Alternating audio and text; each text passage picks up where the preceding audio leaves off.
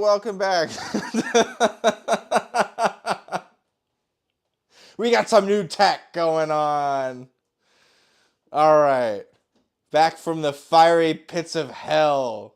Here we are.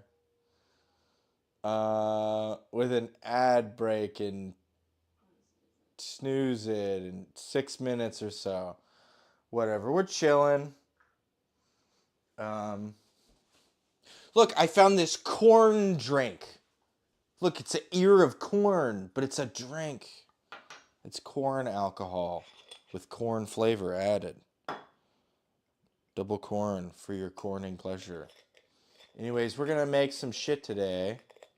I got a couple chickens. I'm going to do one of them tonight. We're going to have one of them for tomorrow. This Lebna zataar chicken is very, zataar, not zataar. I believe it's zataar. We've been soaking some garbanzo beans for hummus. We've got eggplants. We do have eggplants. Yeah, for baba ganoush. We're going to make up some baba ganoush. Going to do some lentils, make like a salad. I would have made tabbouleh, but all the tomatoes at the grocery store are bad. And all of the tomatoes here are not tomatoes yet. Oh! Yeah, we're just going to make a bunch of stuff.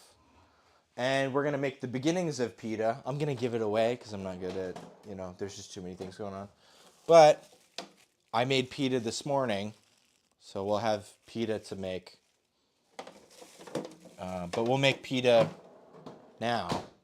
That will be for tomorrow. But first up, I did want to... Here, our little onion flour vase. We'll put this off to the side. With our onion flute, which is still alive. Somehow.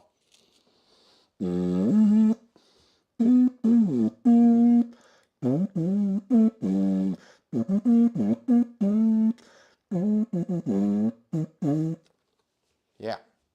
So there's that. But yeah, first things first, I wanted to say that we've got this ginger bug and ginger beer that have been performing. This is my 5th or so attempt at this stuff. That's really good. Oh, and we're going to make our mustard. So see how the brine has become darker? It's because it has taken on acidity from last week. And so it's actually stripping the pigment. But yeah, we've got a bubbly. Maybe not as bubbly as it could be, but it's bubbly. So this is a mango soda. Nice and light. Still a little sweet, so it hasn't fermented all the way. Which just means we need to power up our ginger bug in the gravity chamber. Which means we should make another soda. Let's see, we've got another one of these fucking jars up here. Don't we? We sure do. Right, because this is our bug right here. I just keep the sugar on top because it makes it way easier. Oh, it didn't make the noise. Yeah. I can see that there's like bubbles rising to the top of it. Right, there's CO2 in solution. Not as much as there could be, which is why we're working on it. At least it's alive. Right? Success. Great success. So we will take the wins where we can. What the fuck? I've been running through funnels like a motherfucker. Sorry. It's my day off. Already been drinking because I'm such a good dude.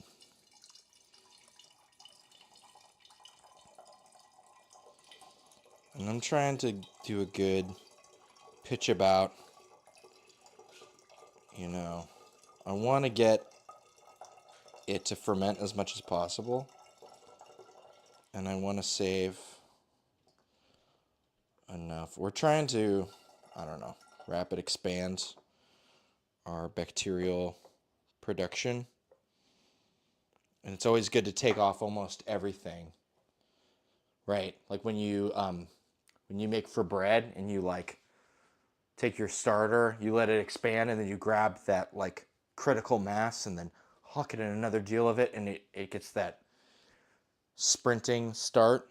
So, and more in here means that it will ferment all the way more likely. So, and let's see, what do we want to do? What kind of flavor? So we've done the mango now and the soursop first. So let's try a guava. Let's make a guava soda. Let's see how this turns out.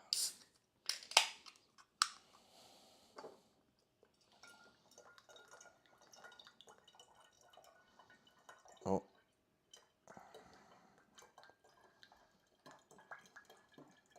It's a little bit of pulp con pulpa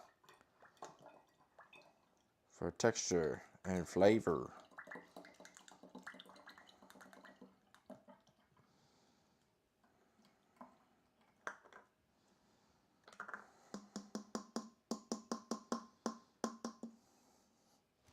All right.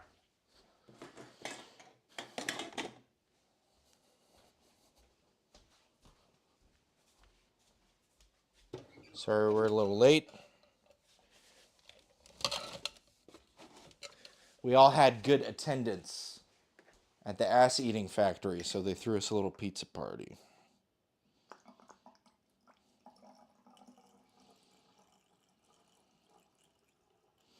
Maybe next time we'll try the coconut water and I'll add some sugar to it to see if it'll ferment that way. God, it smells so fucking good. Guava smells amazing.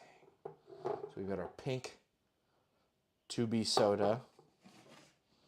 Gonna add a bunch of distilled water to this. You want to try and use distilled water because tap water's got like chlorine in it. It'll kill your ferments. So I normally keep a couple gallons of distilled water on me for more fragile ferments. Let's add like a tablespoon of sugar.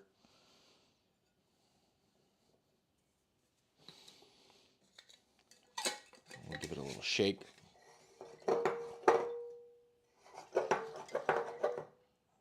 All right. And then I keep them by the rice cooker because the rice cooker is warm when it's on, so it helps it like ferment better. All right. Cool. Howdy. Happy Thursday.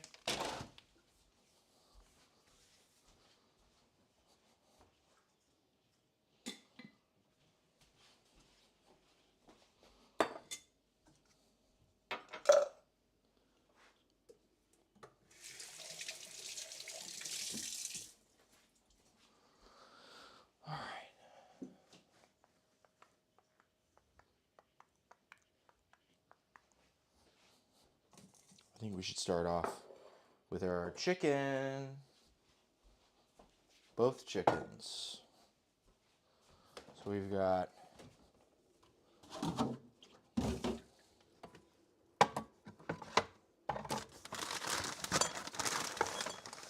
dos pollos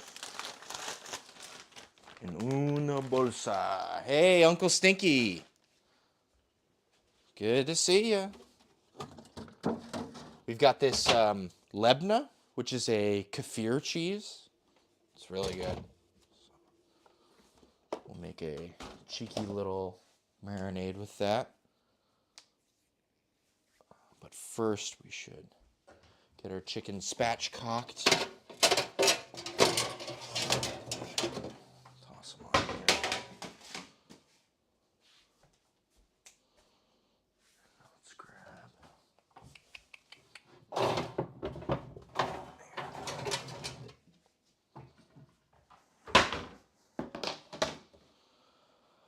Whew. Grab some water.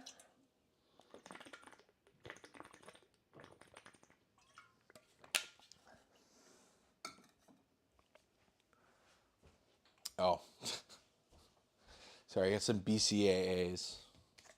Did not quite clean things up as much as I should have. But we do have tahini, which is a required ingredient for a couple of these dips we're going to make here. Just want to make sure I do this in a way that is not so messy. And for chicken stuff, that's saying a lot. Wait. I know I got a bag for chicken bones in here somewhere. Okay. That might be mostly full. I think it's about time we make some chicken stock. That'll be on the docket for next time. In the meantime, I got a couple, because I got to take out the backbones, right? So we want to make sure we have a bag on hand. I like eating Greek food. I don't really know how to cook it, mostly. Well, I don't know exactly how, because, you know, you think of Greek food and then, like, Turkish food and all these things that are, but they're all right next to each other. It's like, right, pierogi is Polish, but pierogi is Russian. And so it's one of those things where they all kind of bleed into each other.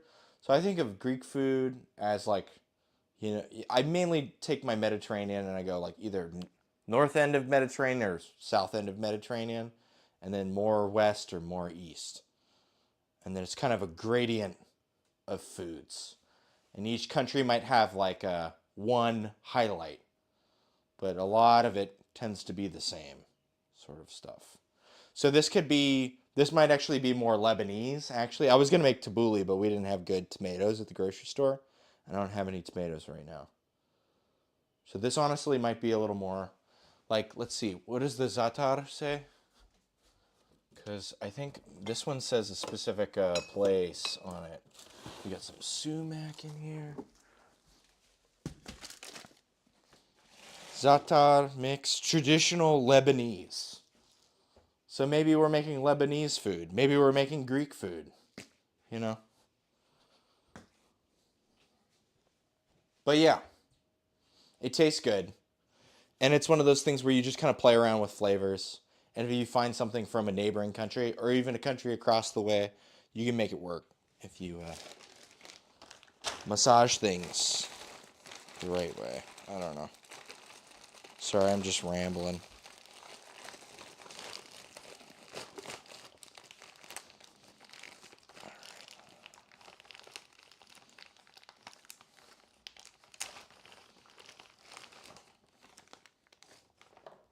Gotcha. So mild flavor profiles from a general area. I'm down with that. Yeah, for sure. Like you just find like a spice blend. Like I'm pretty sure za'atar isn't found in Greek cuisine, but if you threw it in there, I don't think anyone would be mad at you, right? And then if you go to like Palestine, right, they use za'atar on everything. So it's kind of one of those. Yeah, whatever.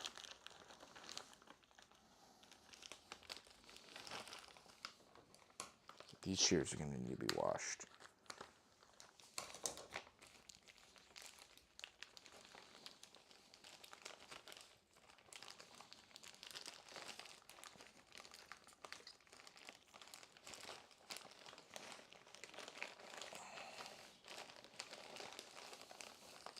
I had to go up front in the grocery store because this wouldn't fit in the little bags in the butcher area.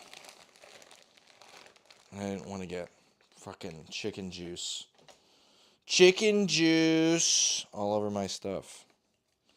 So all these things on the inside, people throw them away, but you can just freeze them. We can make some good ass chicken stock with these. So we got the gizzard, all the inside guys. And then we're going to take these shears and go up the spine. Try to stay closer to the spine if we can help it.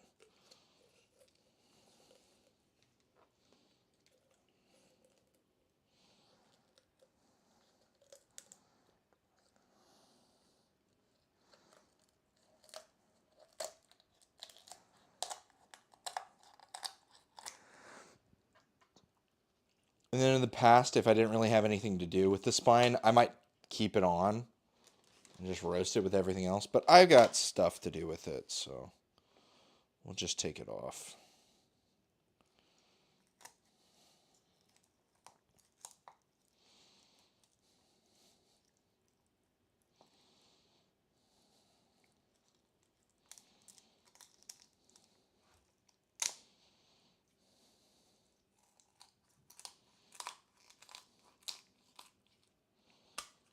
All right. So here's her spine. And then what you do is you flip this shit over. And you just break the sternum. So that way it can sit flat, right? And that's a spatchcocked chicken. With all the extra bits saved for later. We're going to do another one of these. Fuck, this is so messy. Okay. That's why we're doing this part first.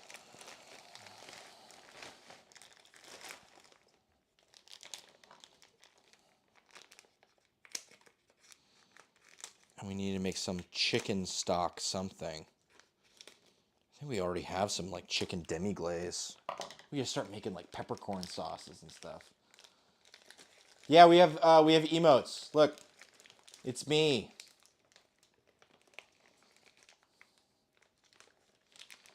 Producer did that. I don't know how to make them work, but feel free to give out the details.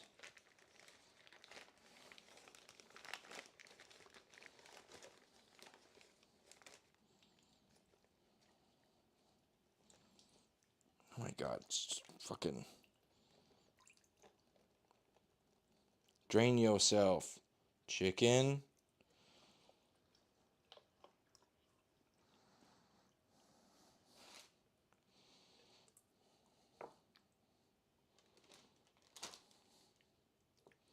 So I think that's like the liver and the heart, things people use.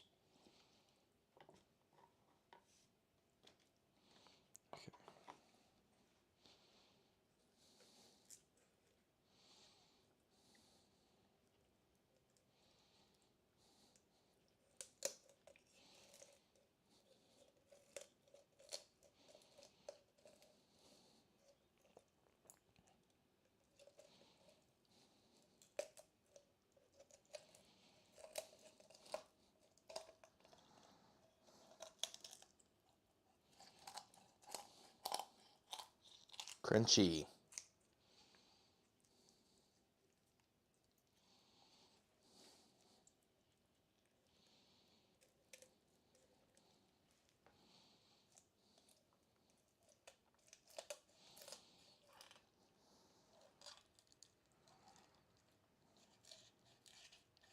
You can also do this with a big heavy knife. Big knife works pretty well too. I just kind of had the shears because of all the bags and stuff. Big knife might actually be more applicable in this application as well. So, no shade on big knife.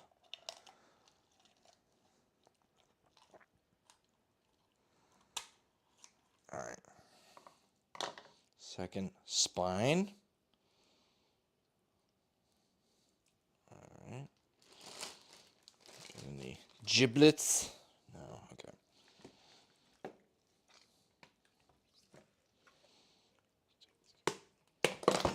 Oh. There we go. That's the kind of popping sort of. All right. Got a little bit of chicken juice on me, but whatever. Okay. Time to clean up this fucking mess.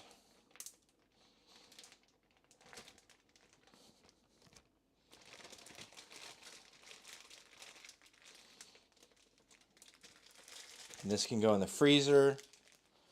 I got a bag of chicken bones in here. So that with that should be able to make a fair amount of good chicken stock. Come time. We'll use it to make like pan sauces or something. I need to do the thing where you put them in little ice cubes. And you put them in a bag. And you got like a bag of little ice cubes to huck your shit in. Yes!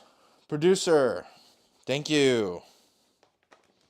God's gift to earth. Producer.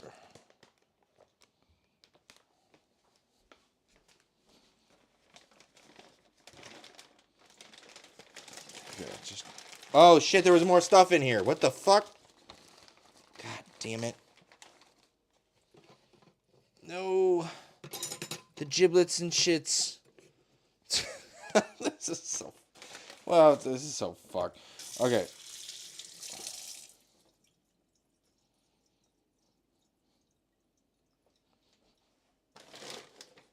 Put that on the bag. I'm going to throw all the shit away and wipe everything up anyway, so...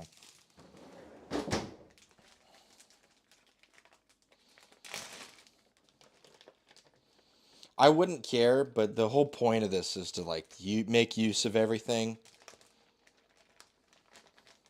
So, trying to set a standard. At this point, it is a little messier than I would like. 1 chicken, good. 2 chickens, maybe a little too much. Okay.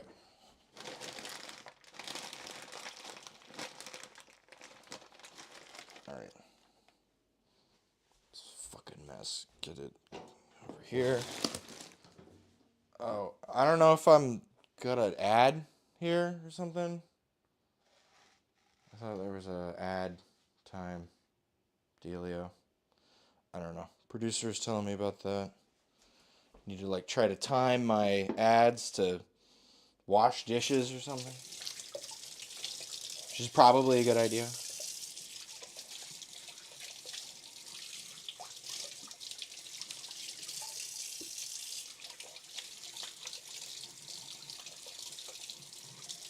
And I definitely didn't clean everything up before we started, so cleaning some things might be good, because I did make pita earlier, so it is a little messy.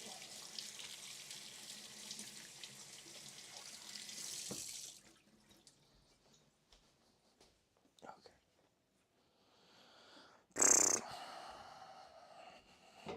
I'm just going to give a quick wipe down.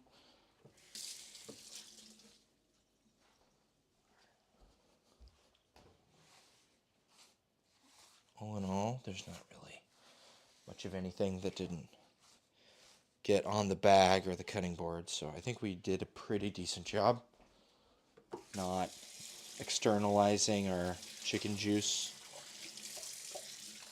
problems.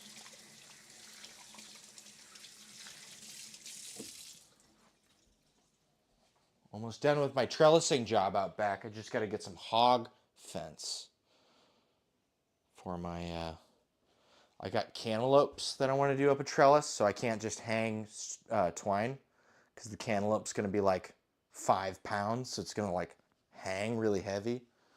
So I got to get some hog fence. All right, let's make a marinade for this shit. For these guys. So each of these was like $5. I wish they could come in a bigger thing. And I feel, oh no, they're $4 a piece. It's a strained yogurt called a kefir cheese. It's very good. So we're gonna do that with like a little bit of parsley and some dill. I know I just got a deal of dill because I had to go to fucking 3 different stores to get it. Okay, and we can, since these are like this, we can bust out the main cutting board and hopefully just operate with this for the rest of the stream. All right.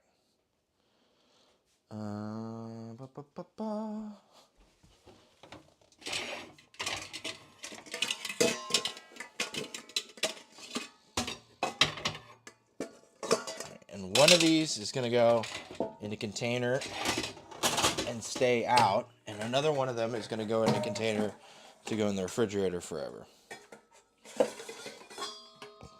So this will be the refrigerator one. And this will be the other one. We'll make the marinade in one, divvy it up, do each of them. All right. Got our rice cooker. We need to get some long grain rice going in that at some point. All right. Anyways, I forget. Do I do like a whole one of these? You know what? I'm the chef. We do the whole thing. Fuck it. We do the whole thing. Come on. Physics.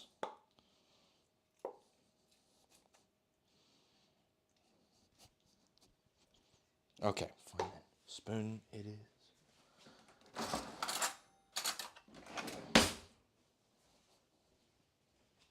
Then after we clear the cooking space, we can start cooking up some of our beans. We got a couple deals of beans. And then we're going to be roasting some eggplant and bell pepper. We're going to do a little lentil salad thing. Should be good. All right. I use like 3/4 of one of these for a chicken, right? Not all of it? Yeah. Okay. Okay. Well, if 3/4, then 1.5 for 2. That's what I thought. I thought using a whole one of them is a bit overkill. Because you can save it. You can put the shit on anything. This tastes amazing. It's like somewhere between yogurt and cream cheese. What? It is really good. Yeah. Would you want some? Producer. Very greedy.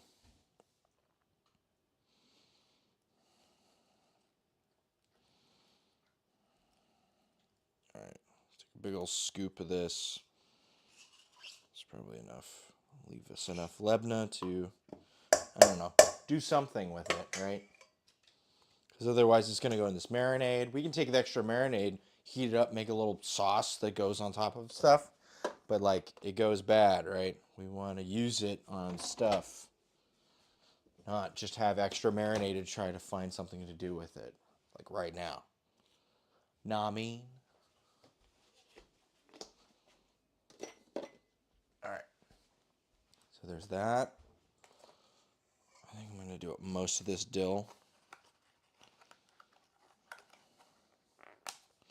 Sorry, this is a by way of producer recipe from this lady. She called it like a marry me chicken, but it's definitely not like a, I don't know.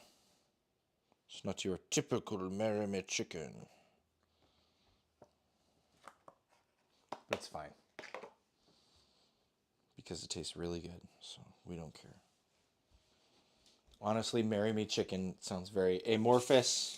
Could be anything, so. And we've made some substitutions. So.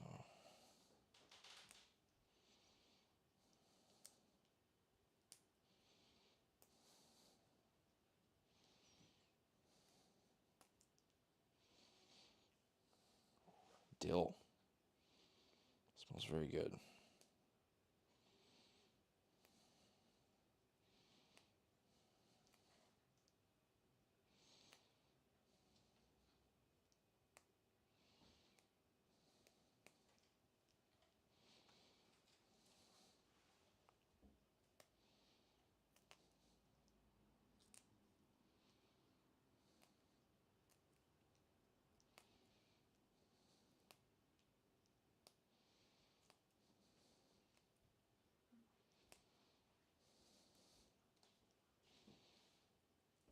How you gonna make a check? Yo, yo. Can you hear me? All right. Producer. Doing producing.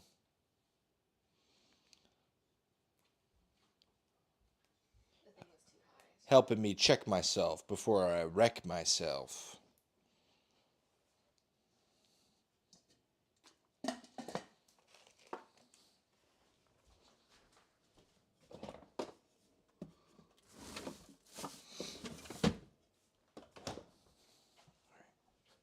Knife, cuchillo.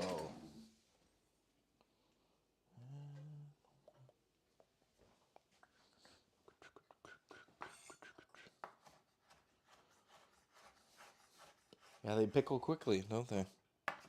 Pickled some onions earlier today, like 5 hours ago.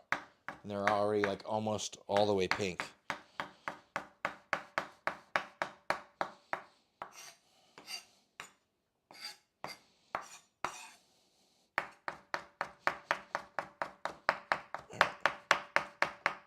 So for this, we like the dill, the za'atar,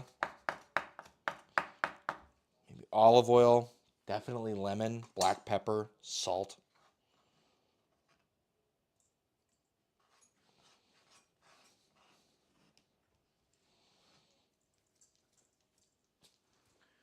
I'm going with some of the za'atar.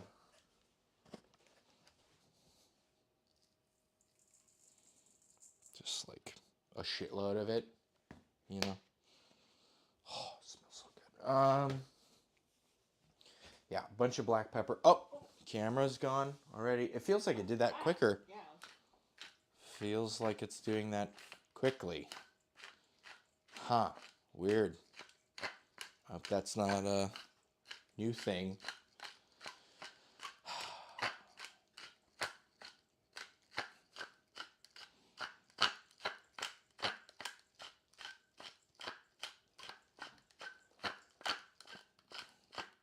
A lot of black pepper.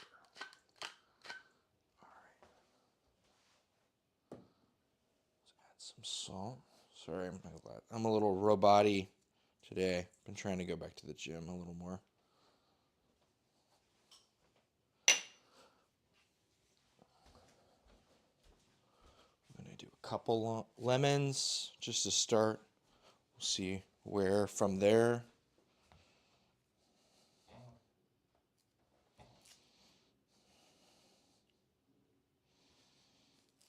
Make sure we got no stickers, because we hate stickers, right? And you know what? I might actually wash off a couple of these and get some zest in there.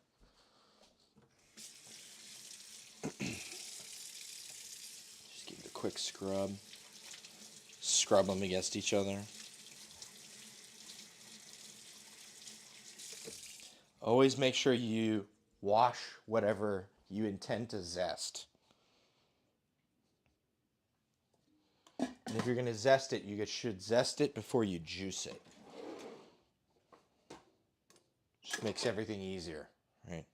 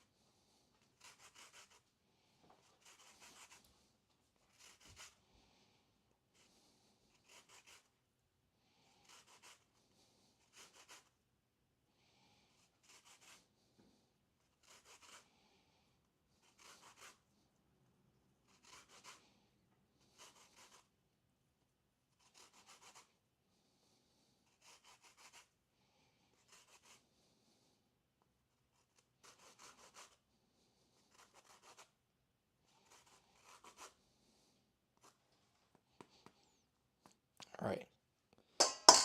Couple lemons worth of zest. We'll bust out our juicer. going to town, at least with these two. Then we'll mix it up, see where we need to go from there. If I'm feeling really cheeky, might add a teeny bit of fish sauce.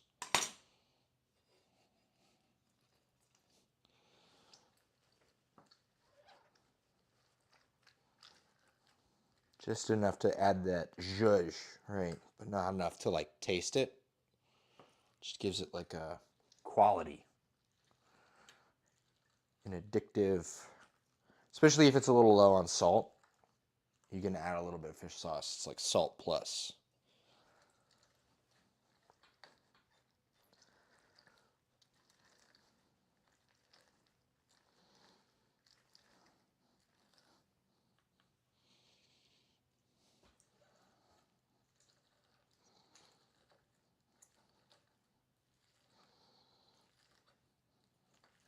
All right, now I'm looking at this. It looks like a lot of juice. So I'm going to use like maybe 2/3 of it before we taste.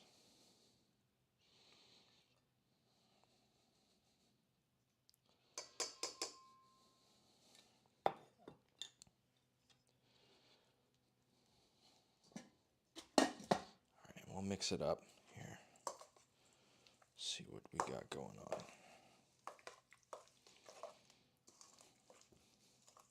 I believe in the original recipe, the lady used dill pickle juice, which got the dill component and the acid, right? Your lemon juice, kind of out of the way.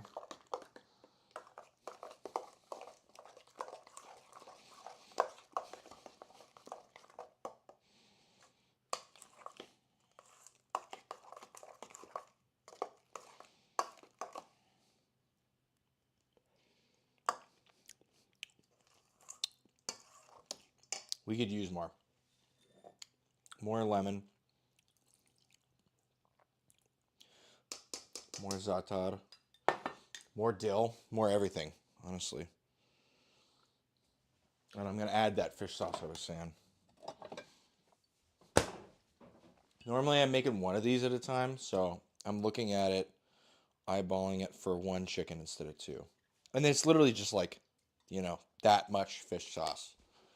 You won't even be able to like pinpoint it in the end result. It just gives this something, right? Definitely more za'atar.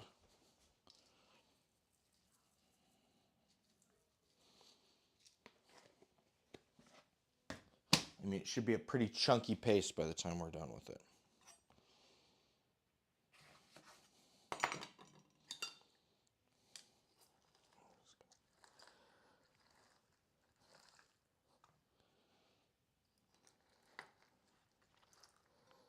We only have 8 lemons. We've got more limes, which might end up being used for other things down the road.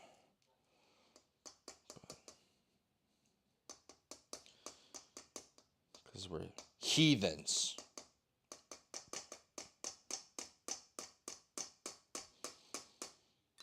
But whatevs.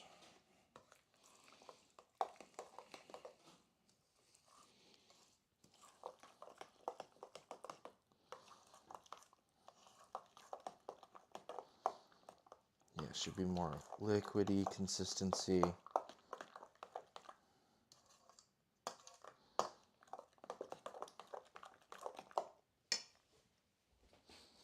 More black pepper.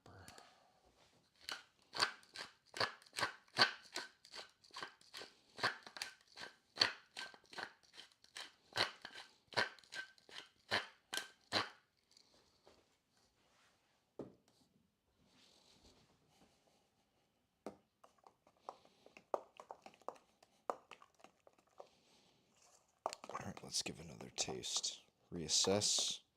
Oh wait, we need more dill. The rest of that dill. Hands down. Dill needs to be more present.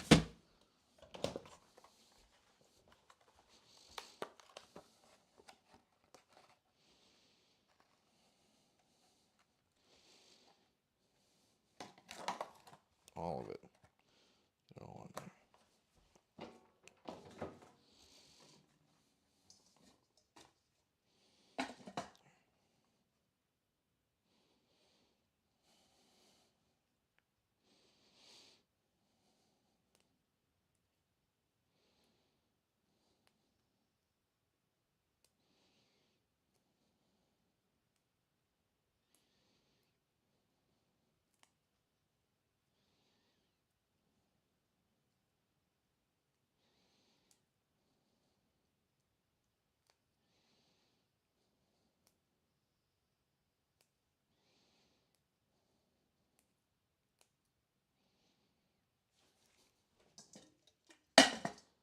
Yo, yo! Howdy, howdy. Just making some marinade for this chicken right now. Trying to dial it in because we're doing a double batch. So, I normally do it by eye. So, trying to get it right.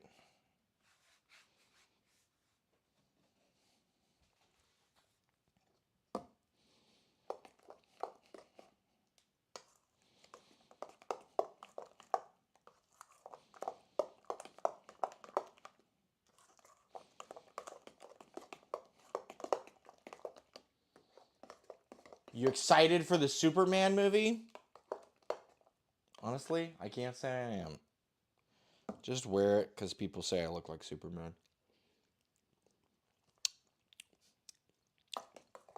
Fuck yeah. You gotta lean on your strengths, man. That is yummy. Very yummy. A little bit more black pepper.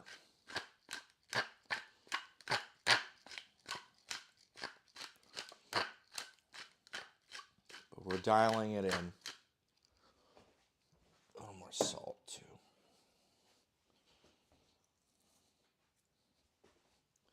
Are you excited for the Superman movie?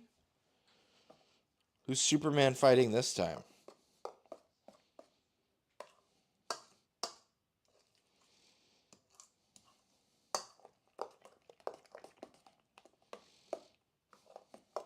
All right.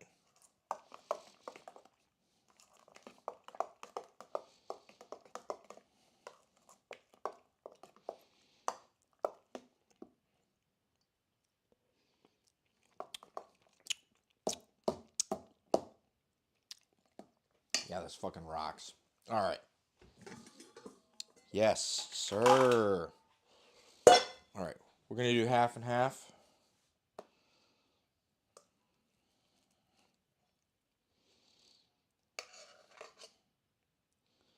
So half in here, half of that, maybe a little more.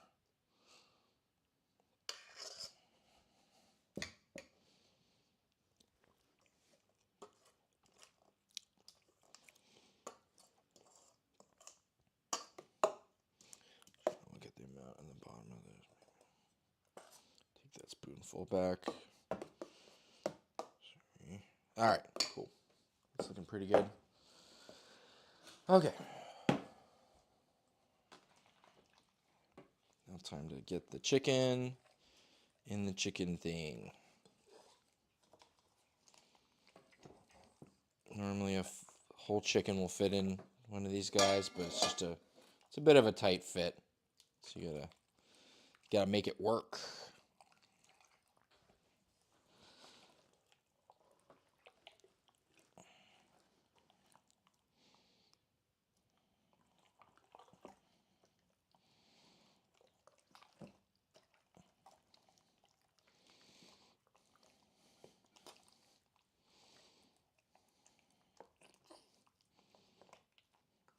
Just trying to make sure every inch gets coated.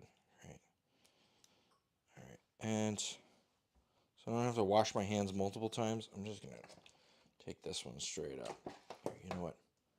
That's chicken juice. Always a bad idea.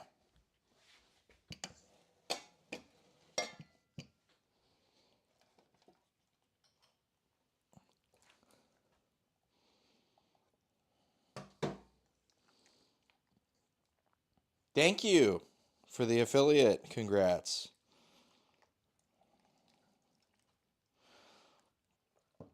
Sorry we cheated out on it, but apparently it also did say that we had streamed 10 times in the last month. So I don't know if it cheated itself out or it lowered the requirements, but just happy to get to the next part. You know what I mean? It always feels like you have to do all this shit just to start. You know what I mean?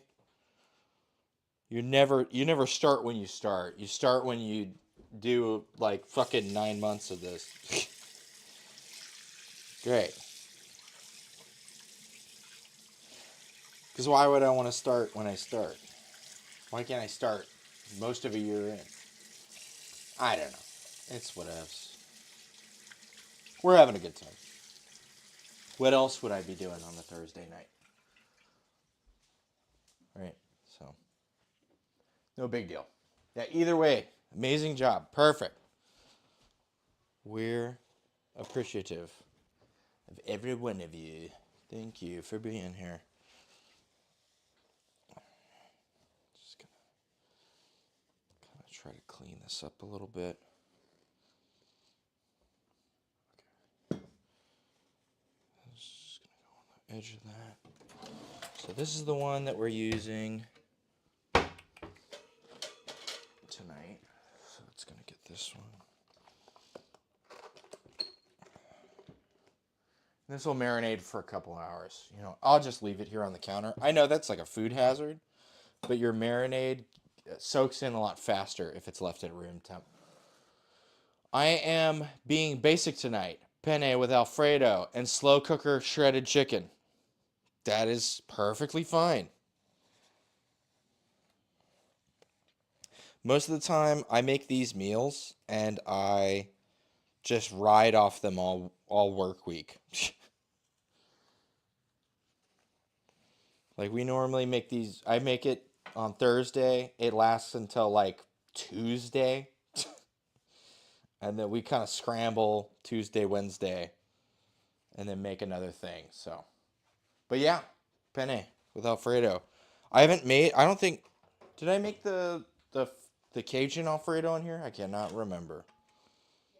I think I did though. Yeah, okay. That's a good one.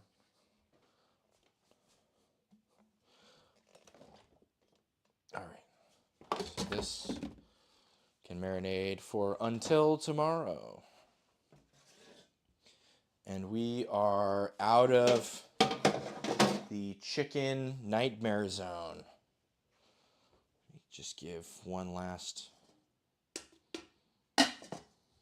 Oh, this isn't the last we've seen of this juicer either. So I'm just going to go over here where the cocktails normally go. It's not the end of the zataar either. I'm going to just wipe some things down.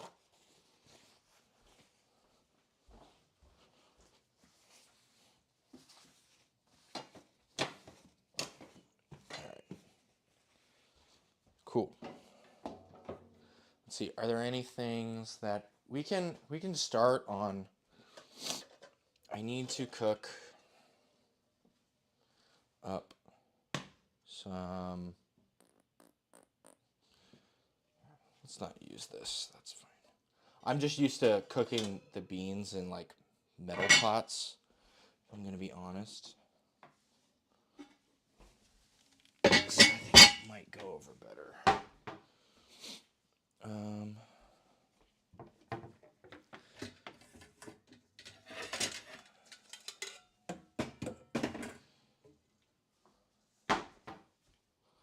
So we got our garbanzos for our hummus.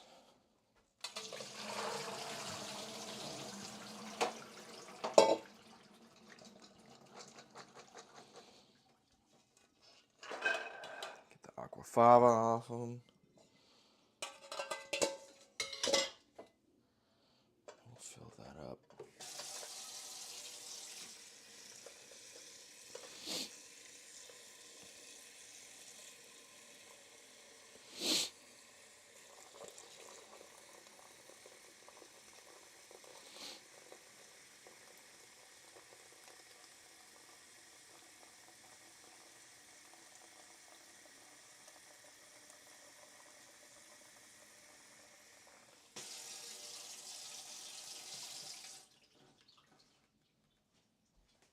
We can get these going over here.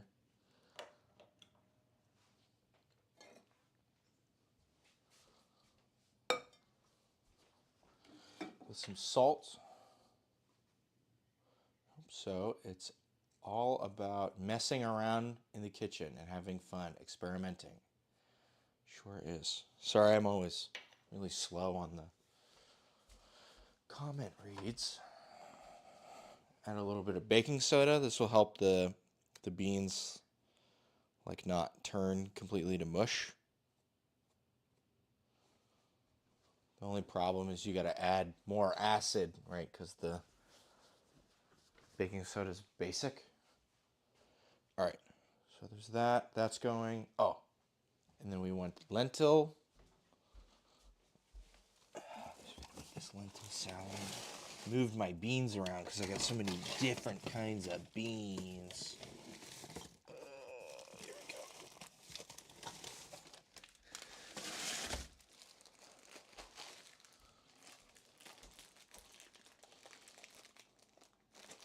Let's just do these lentils. I did a lot of lentils in college, so I'm used to cooking lentils in this thing.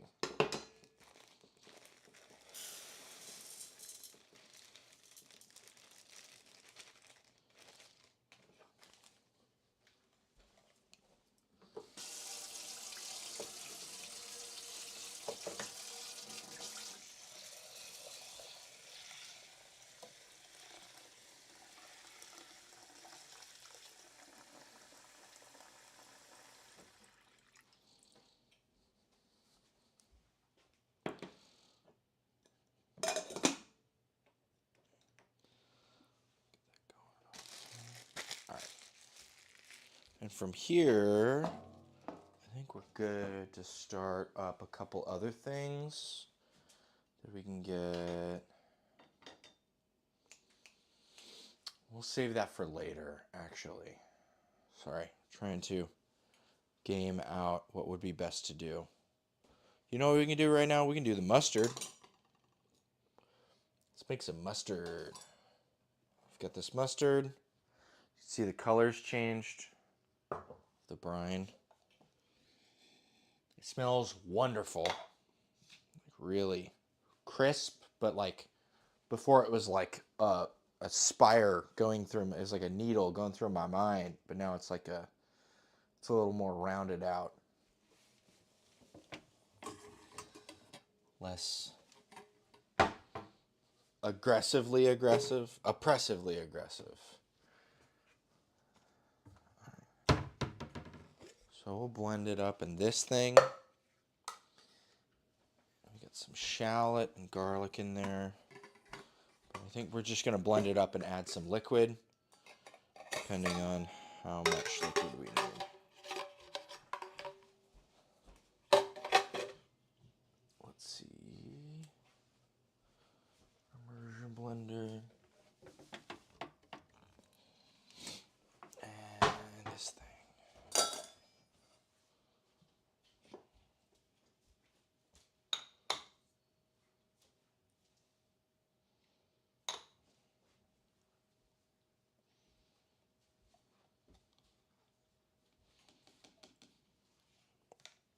And you see there's a lot of bubbles, right? It's fermenting, right?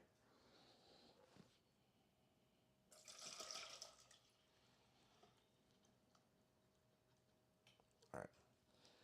This would be a good time to grab a little spatula or something. So that way all our guys get in the thing. Oh shit. Yeah, we're fucking up. Immediately fucking up. Always be fucking up. God damn. Here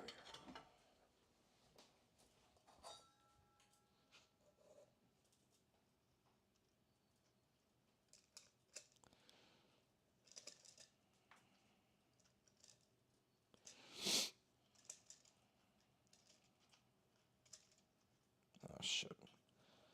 Yep, still messing up.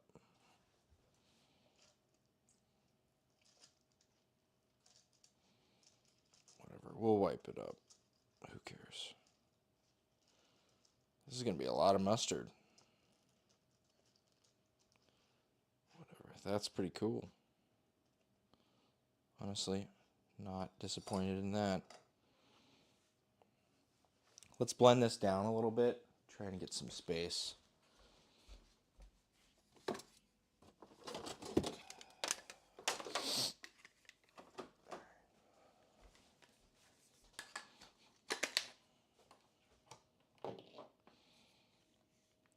plug the business end of this into the wall. Because I'm dumb.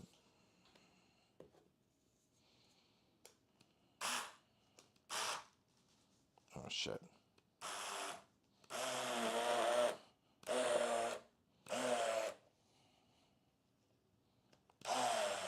Is this a food processor job?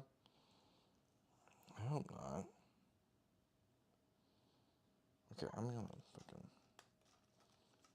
We need a little more headroom. I try to put as much as I could. And I'm learning the error of my ways. Let's get a little bit of liquid back in here. So that way it's got something to play with.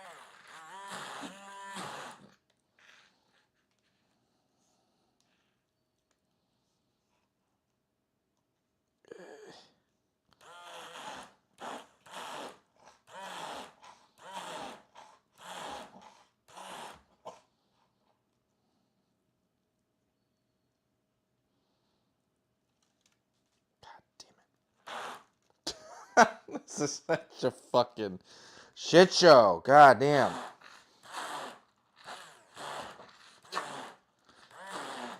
If I was a real mustard maker, I would have done it in a pestle and mortar. With my hands tied behind my back. Blindfolded.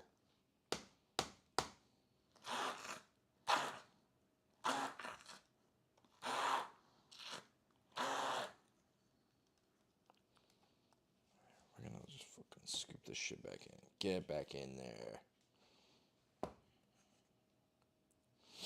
I think we're gonna want more liquid.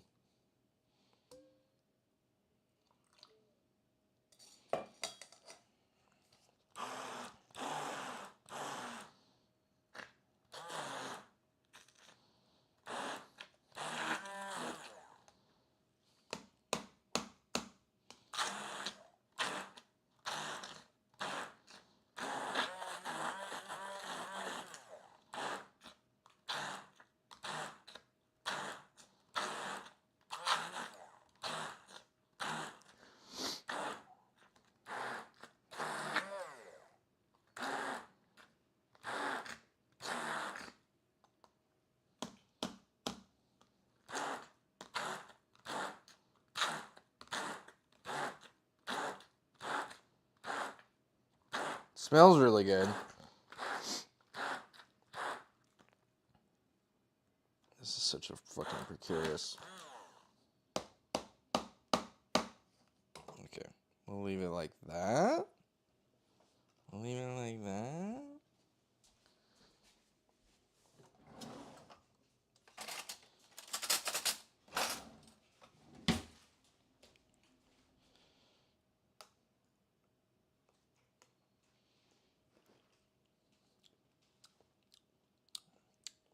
Yeah. Fuck yeah. That's some good mustard.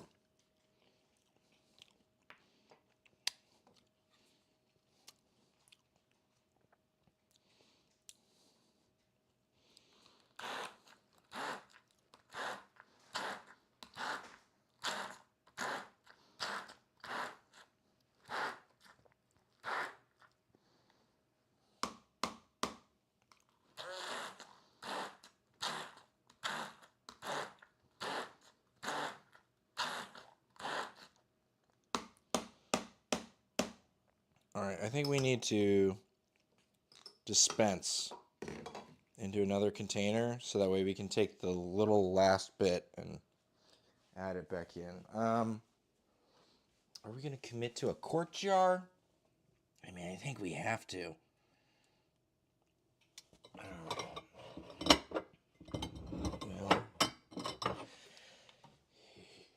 Here we go.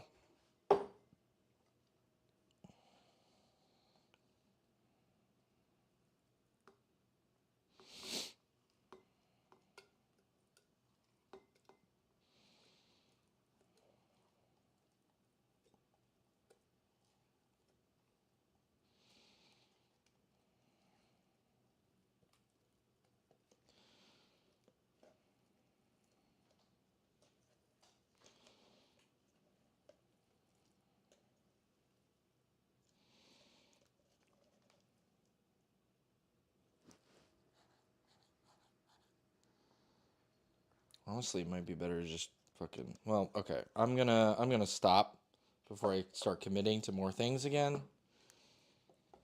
Because I just keep doing that and fucking myself. So.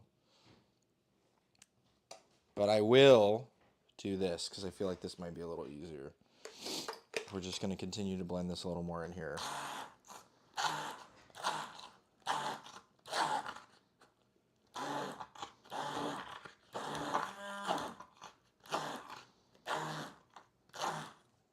All right, lentils are boiling. That's good.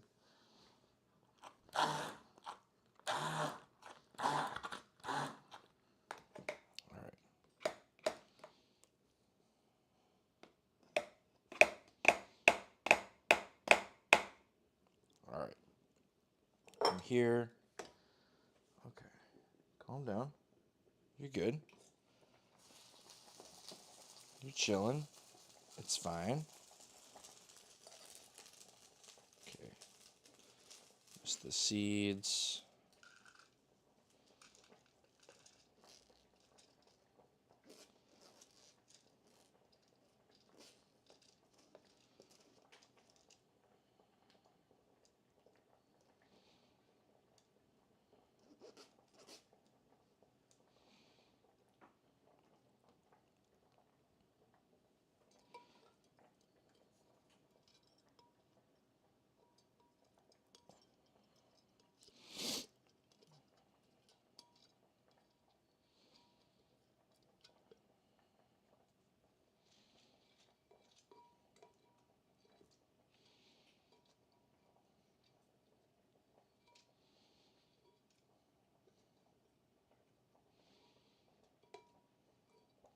All right. There's our seeds. Almost, I'd say 95% of them. Add a little more of this liquid back in.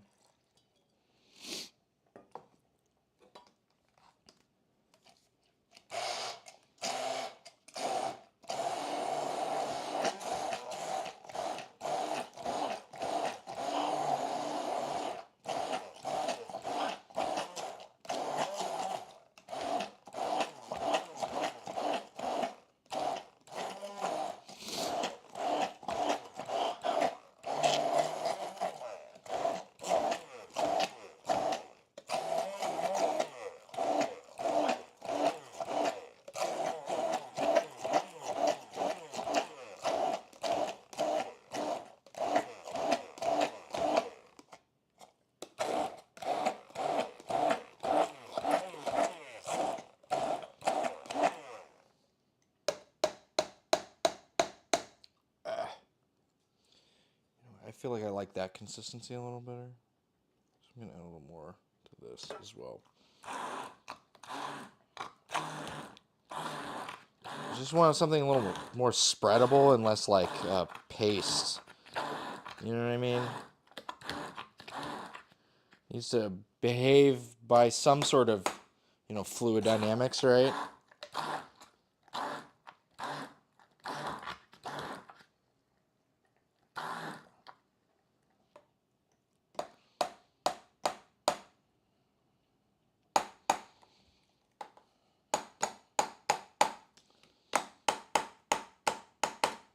All right.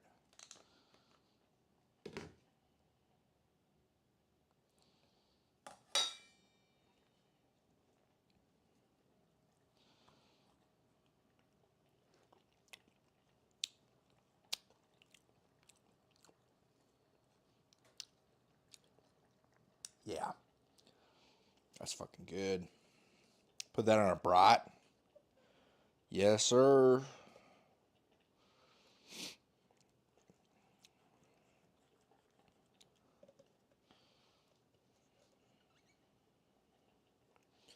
All right. And this isn't going to be the kind of thing where, like, I pull this out and we all take stuff from it. It's going to be like a thing where I'll pull this out and I'll put some of it in a dish, and then you can, like, pull from the dish. You know what I mean? It's too precious. It took like a week to make. So. All right, and that's about to boil over. We don't want that. Let's turn the heat down. Like dramatically. Fuck you, Aquafaba. That's right. Chill, Winston. Alright. Another pile of shit that can go in the sink. Woo! I might have to take 15 and just clean up a bunch of shit here. Speaking of which, this is just covered in liquid. I have a plan. But first,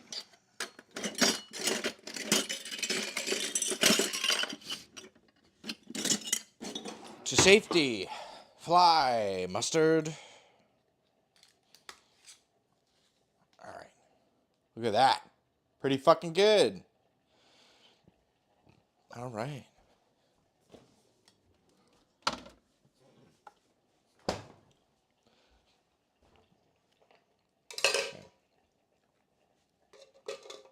This isn't the only time we'll need this tonight, so that'll need to be cleaned as well. I'm just going to go with a food scraper. Trying to get all this shit off the work surface.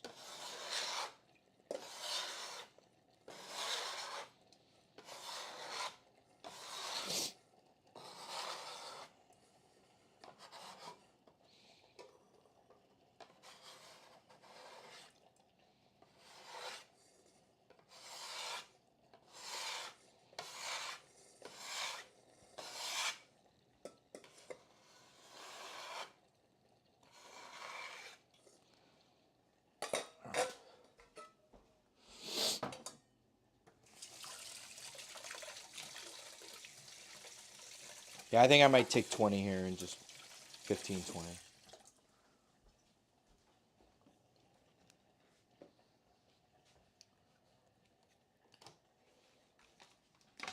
After this, I was going to roast some eggplant and red bell pepper. And we're going to make hummus, baba ganoush, salad. We've got pita in there, and we'll make it before we do the thing.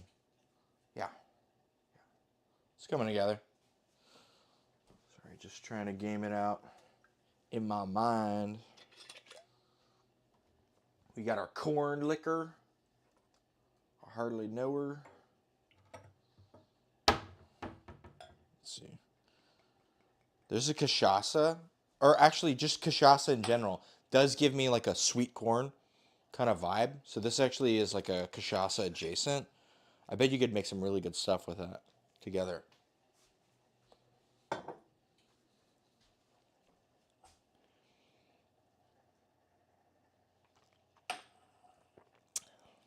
Yeah, really strong cachaça vibes.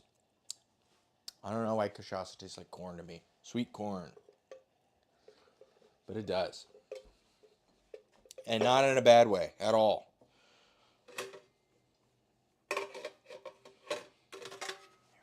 Toss this down there. Alright, I'm just going to clean some shit up here.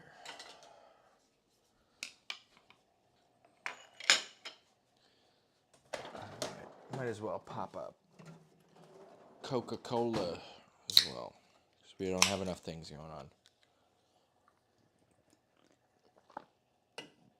Corn Coca-Cola.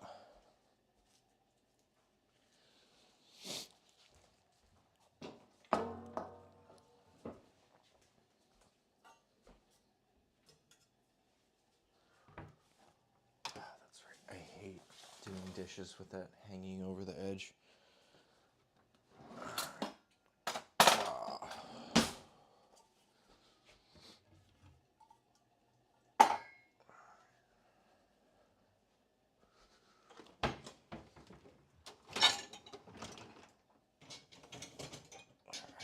Mostly full, not run. Oh, okay, that's fine.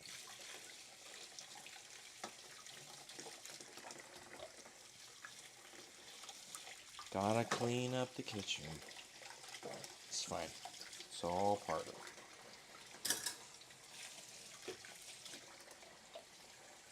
Most of this is just pre-rinsing and hard stuff for the most part.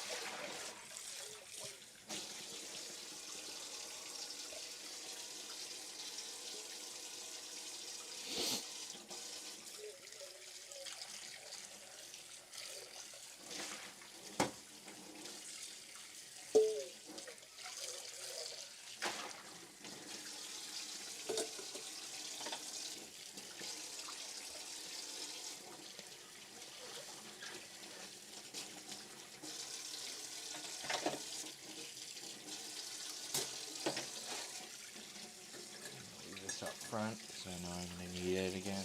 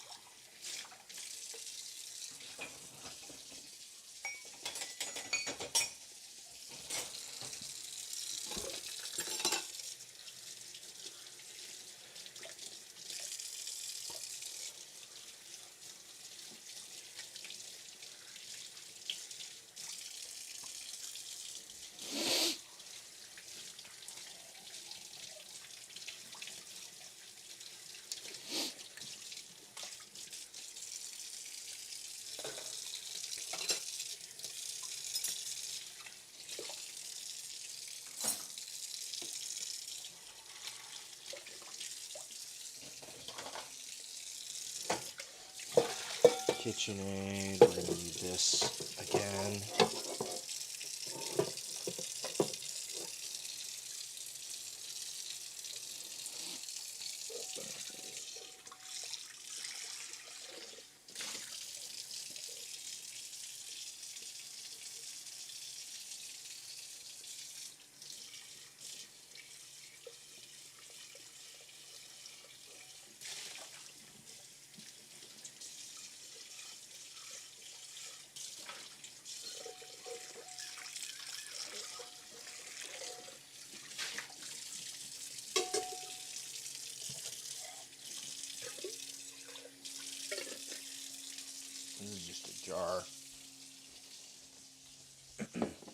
I want to start up doing hydroponics in reusable jars that I like.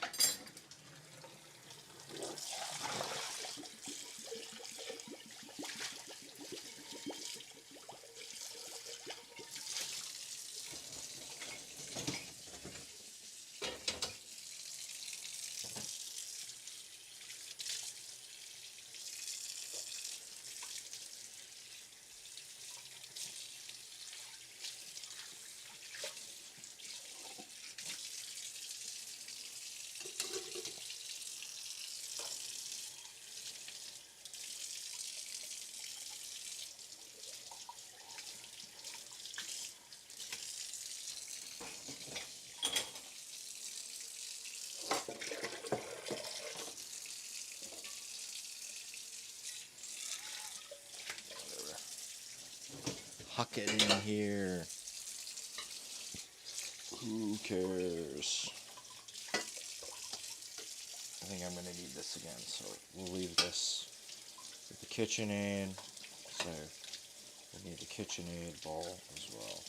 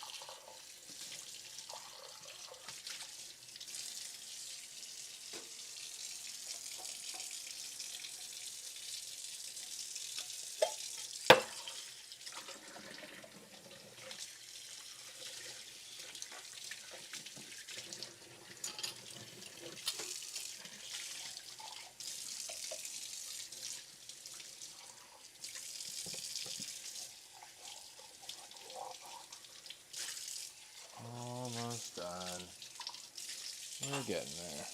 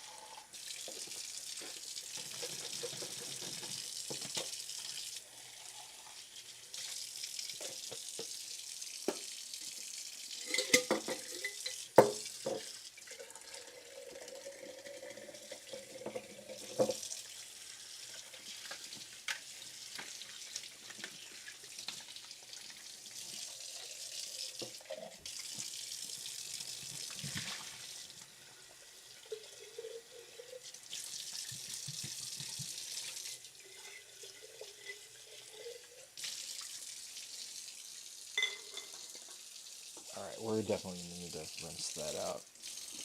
We've gotten some water in it. That's unfortunate. So we'll just hook it in here with the last of the dishes.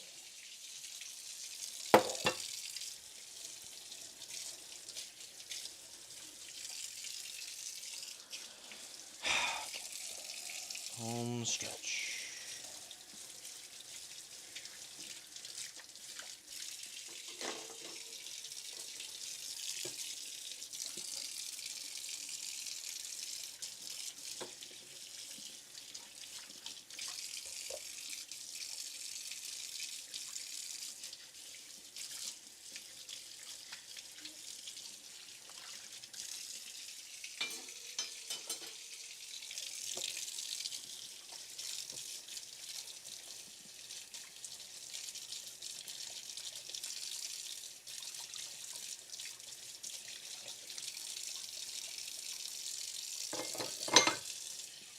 Oh, great. I let the dough harden on it.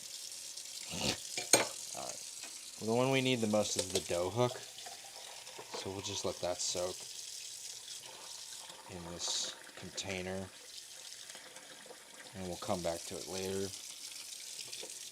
This will just be in a corner and won't be dealt with tonight. That's fine. Another one can go in the dishwasher.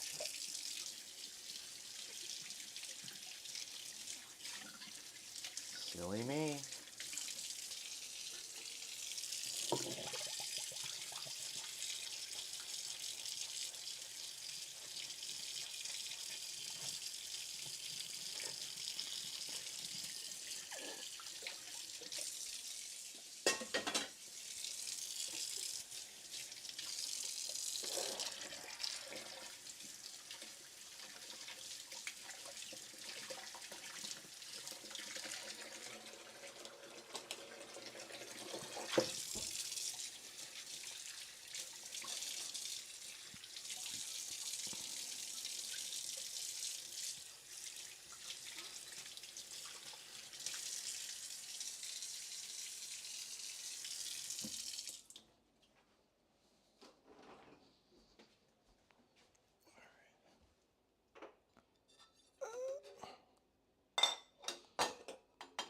Just chill. Chill. Okay. Go back there. Okay. Got just about everything all cleaned up. Thank you for your patience. Just would make everything worse if I were to not do that.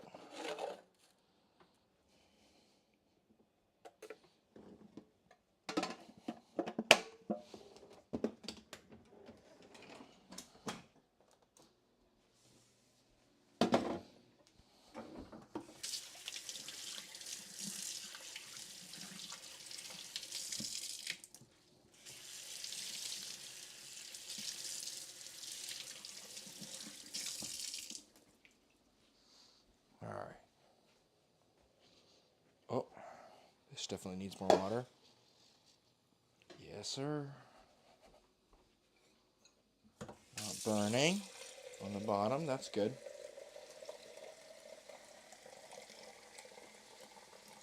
Oh, whoops. I also forgot to turn on the lights outside. So distracted by my pizza party. Alright.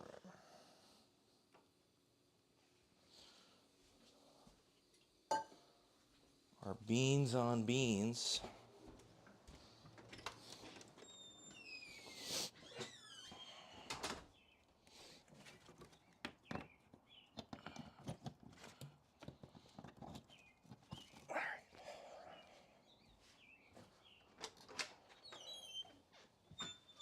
And there's our lights outside. Perfect.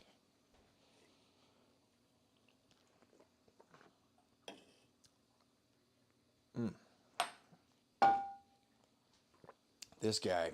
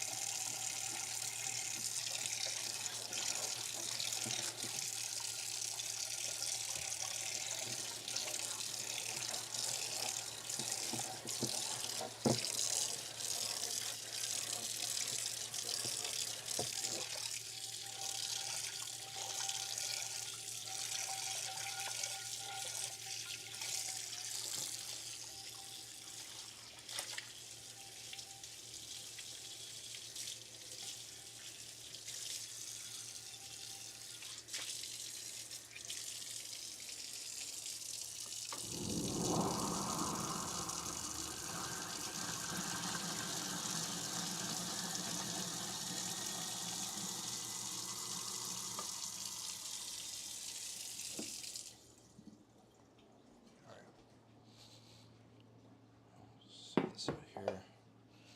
Get it nice and dry. Turn the heat back up on this guy.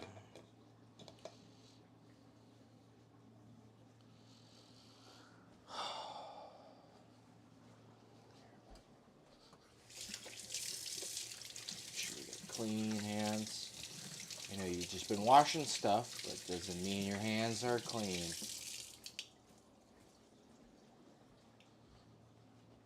Okay. I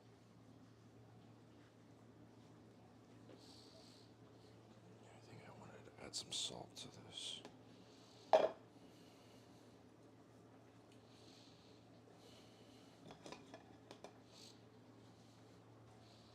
right.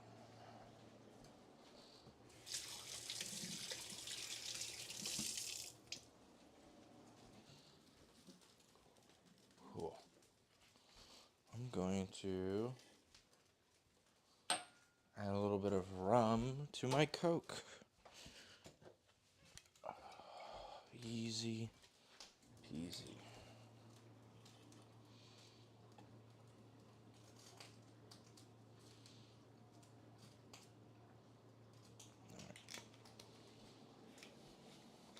Cool. Up next,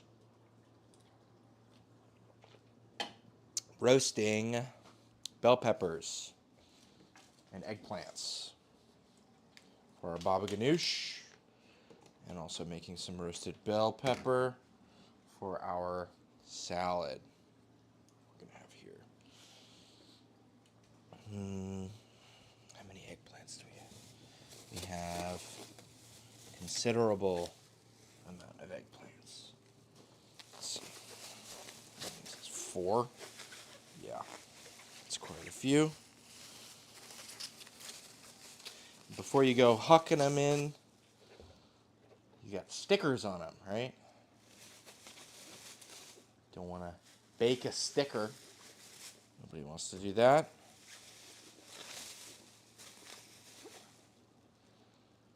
Aubergine de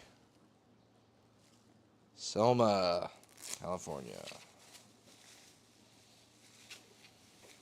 These are nice little guys, though. They're not super bruised. Sometimes you get them and they're all fucked up. They got their shit kicked in.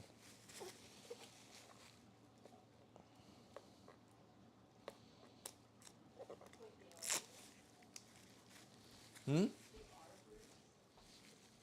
Okay. They are bruised or not bruised? They are not bruised. Sometimes you get them with like big notches on them. They are not bruised. Pretty pristine. Huh?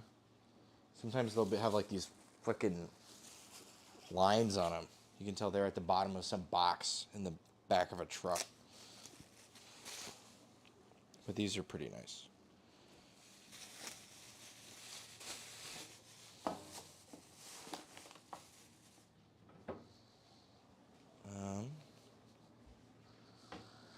Tuck these by. Might split up and look for clues. Is this the next biggest one? I swear to God we had a bigger one than this. That isn't the biggest one. Oh. Haha.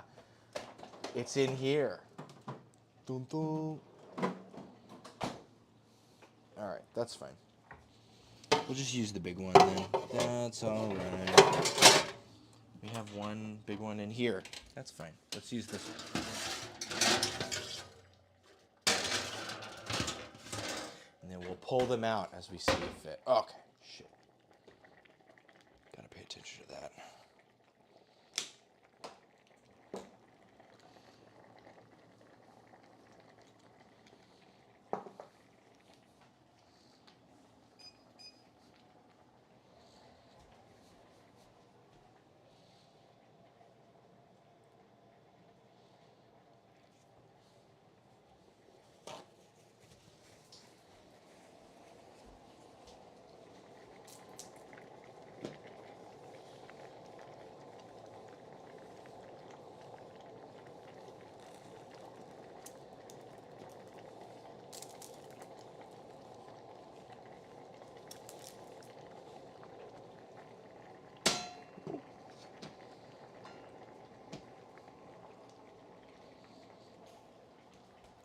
All right, looking good.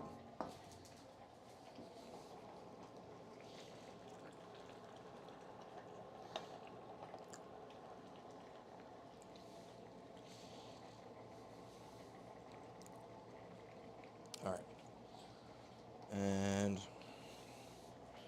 just gonna hook these.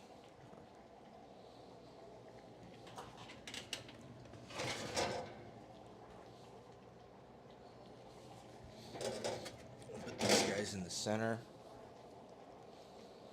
And we'll take a couple of bell peppers, put them around the sides.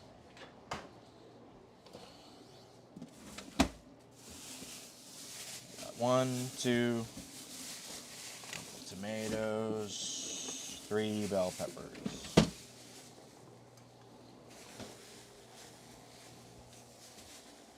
Yo, yo, what's up?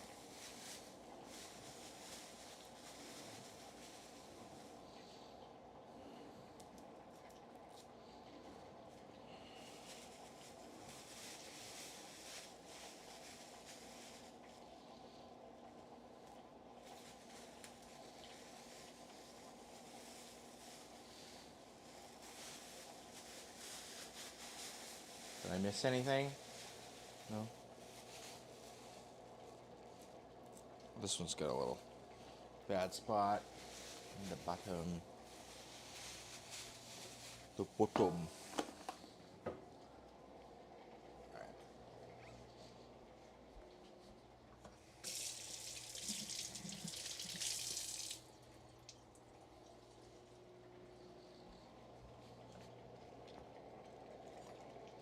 Just gonna cut off this bad spot. Larger than we thought it was. That's fine. Hook these in there. Do we want to just... You know what? Yeah, let's do it that way. Just make the cleanup way easier. core them now. And if you leave them in halves and leave them, you know, skin side up, they basically just steam themselves anyway. So, no problems.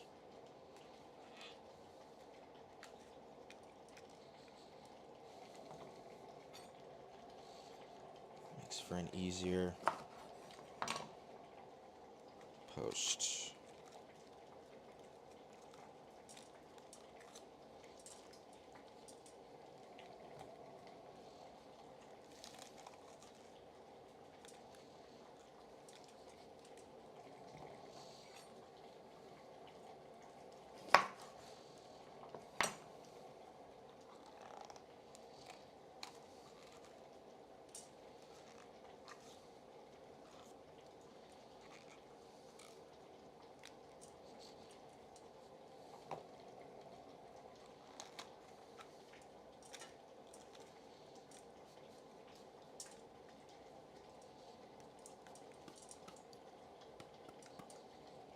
All right. Put these on the sides. Open side down. These will end up getting pulled off first, for sure. And we'll put the ones that are a little smaller out to the sides. Alright, I'll just put that on low broil for a while.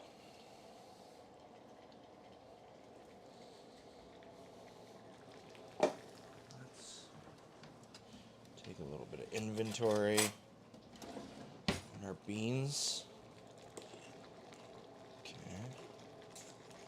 So it wants to start to stick. So we're going to transition soon from the bean phase to the mashed bean phase. You can see they're starting to almost want to come apart, like this guy right here. They're just starting to want to split. Normally, I want them to go to like a bean phase, exactly. Normally, I want them to go to like a refried bean kind of consistency, because I make like dal, right? But for this, we want them to be a little more whole. Actually, I should have added the sodium bicarbonate, the baking soda to this one, probably. But it's fine. We'll leave it where it's at, and they should come out mostly whole. And at worst, or medium worst, they'll just kind of split in two, and worst, they'll just turn into mush. But I think if we treat it the right way, it won't turn to mush. How are we looking at this? Okay, these can just keep going forever. I'm just gonna pull these off the heat though. I'm gonna huck this on top of this one, just to go over in the corner. Give us a little more space. And these can cool off over there.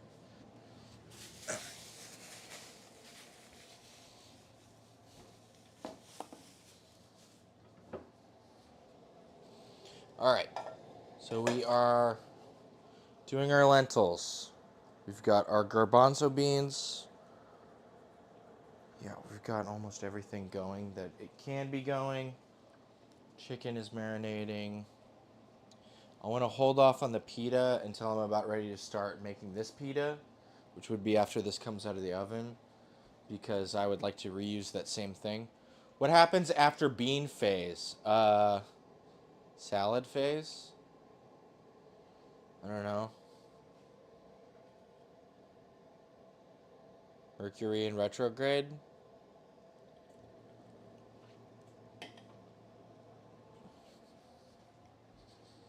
Bean phase, and then has been phase. Oh no.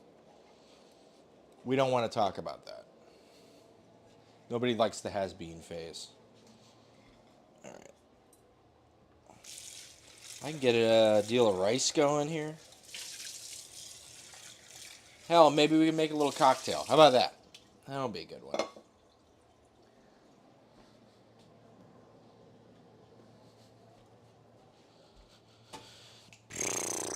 We want long grain. I've got basmati down here. We also got this one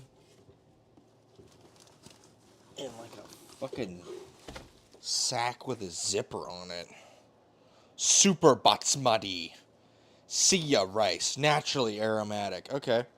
Let's use this. Are you going to drink that pink drink now? Oh no, I just put that in there with a ginger bug. So all of the sugar in that is going to ferment and turn into CO2 over the course of a couple days. And then it will become a soda, a sugar-free soda. So I did this with mango juice. And it didn't quite ferment all the way. We're trying to get the ginger bug, really strong. So we need to use it and work it. That's this guy. So, not now. Probably be ready in about 3 or 4 days. Okay. Basmati. Super basmati. It's got like a fucking mattress guy on it. Yeah, it is splendid. They're really nice. What's up? It's got a mattress thing on it. Don't tear this off or the government's gonna come and find you. All right. Long grain white. I think that is the appropriate. Gotta use the dumb fucking non-cup cup that comes with the rice cooker, or it won't work because it's not exactly a cup. Here, we'll do it in front of people. Oh, it's in a bag. Oh shit! Fuck. There's a second bag inside the fucking pillowcase. Okay.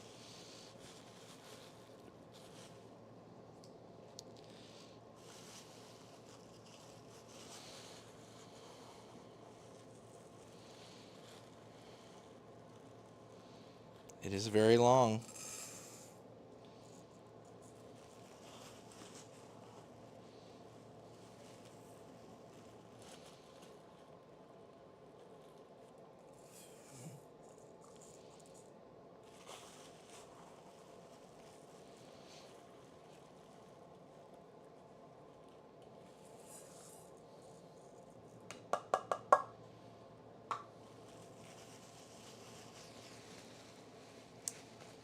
Does producer want a drink?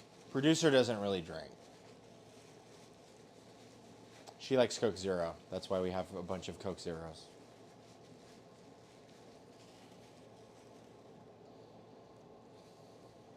It's alright though. She's chilling.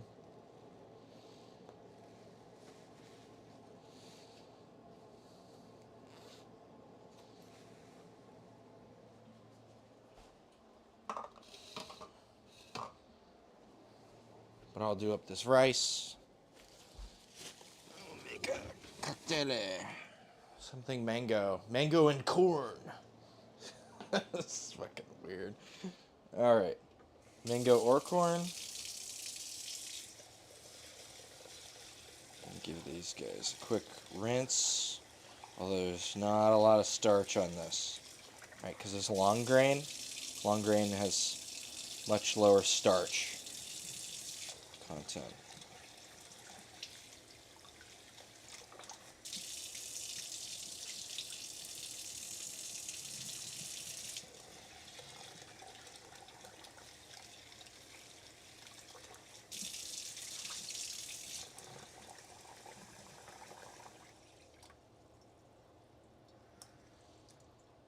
Do we have ghee?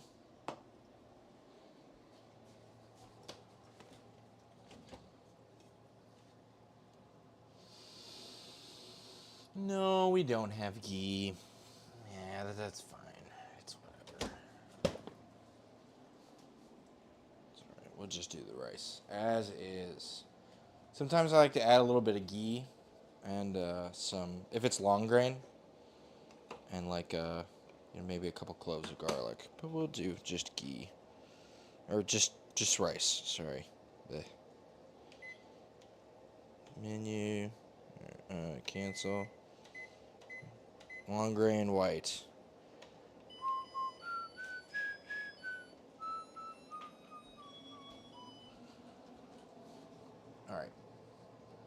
Cocktail.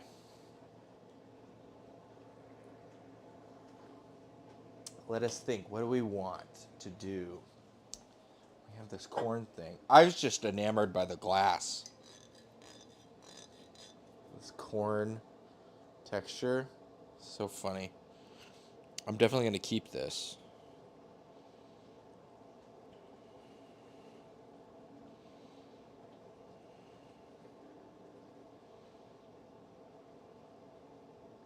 So this is a nixta. It uses nixtamalized corn.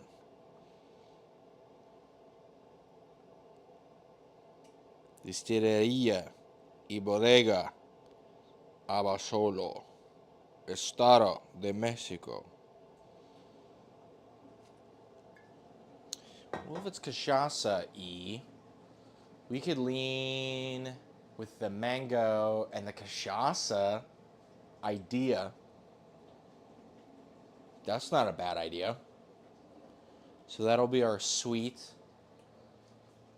And we could just use straight up Appleton. Hard to go wrong with Appleton. Mango soda. Mango soda.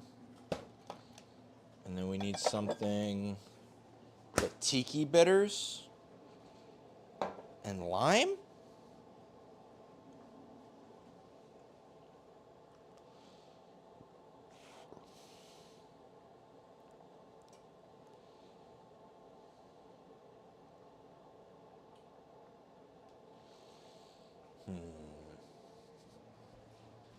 Tiki bitters.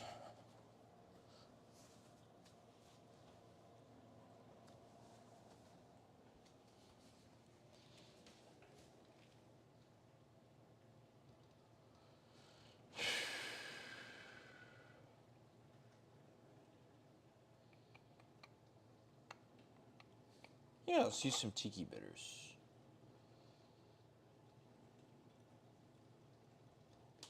You know, I feel like I'm trying to overcomplicate it. Right? We've got something bitter, we've got a good base spirit, we've got something sweet, and we'll add some lime. Sounds pretty good to me. We'll build it in a shaker and we'll add it to a highball and then add the mango and give it a twist. Yeah, that's a good idea.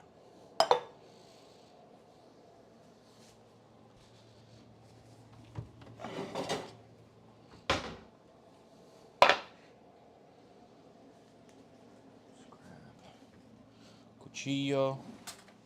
I'm just gonna throw this off to the side. We need it because it ends up getting in the way.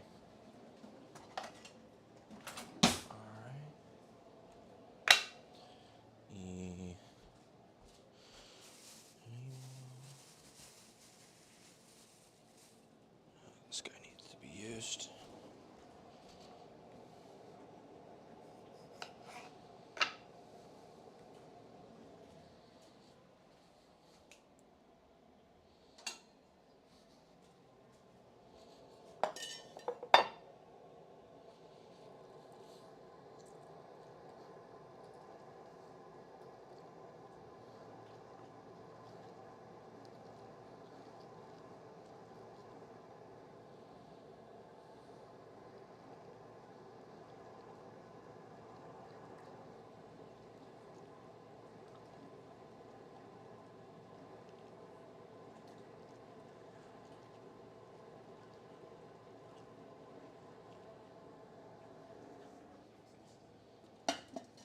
All right.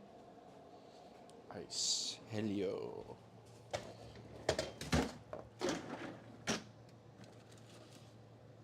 Get this big guy.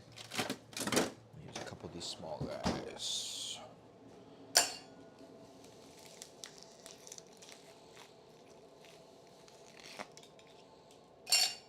Let's use two. Should be plenty.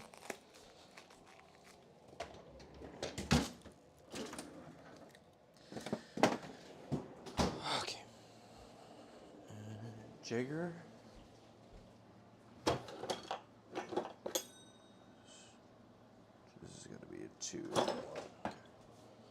Let's add a good 1.5 ounces of our Appleton Estate.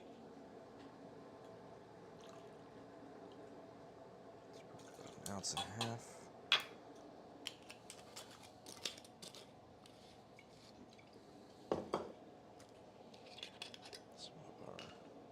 I'm gonna add about 1 ounce of our elote.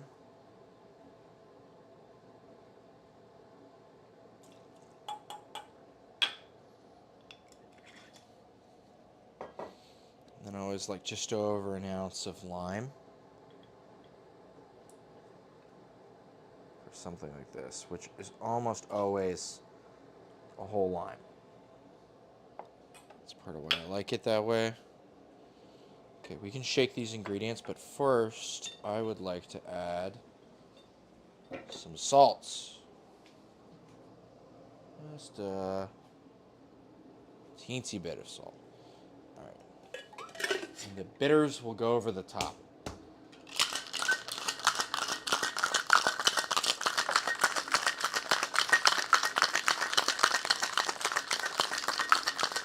So you can see the bubbles starting to form, right? It's fermenting.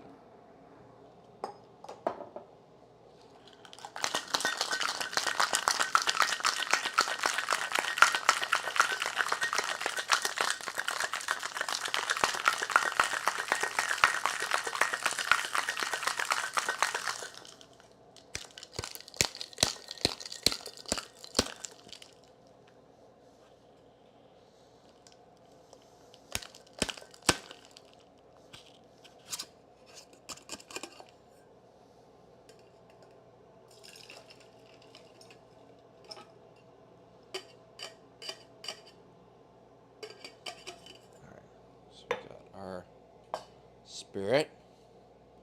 Lift it up with some soda.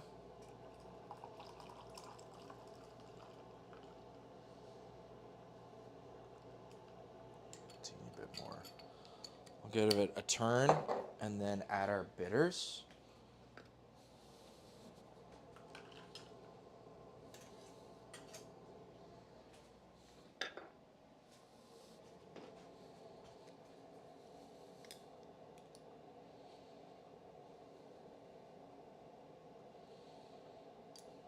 I'm actually going to add a little more.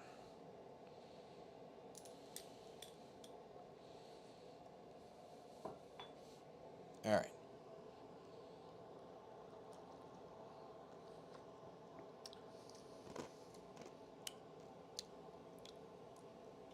Mango comes through. The tiki nose, the lime. I get the rum, and then that kind of cachaça corn note.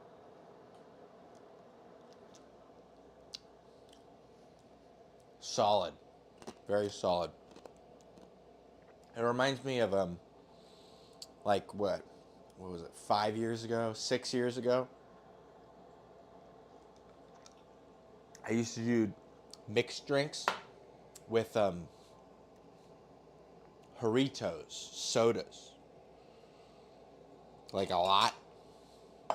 Reminds me of one of those, but a little less saccharine. It feels very, I don't know, earned. Is earned the right word? Natural, graceful, solid. I don't know, something about it. It's got this nice spicy backbone to it, too, from the ginger in it, the ginger quality. Yeah.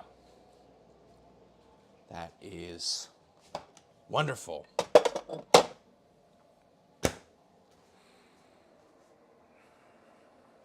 God damn. All right. Let's see. Where are we at? Okay. Okay, I can't turn the broil on to high because that is a recipe for disaster. Nobody wants that. Well, maybe some people want it, but I don't want it. Let's grab one of these.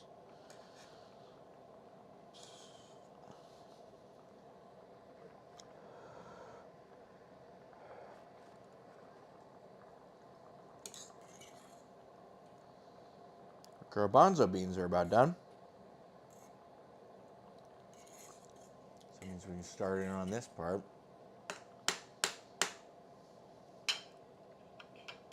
Which is why we kept our strainer. And cleared out the sink. Time to start straining some beans. Okay.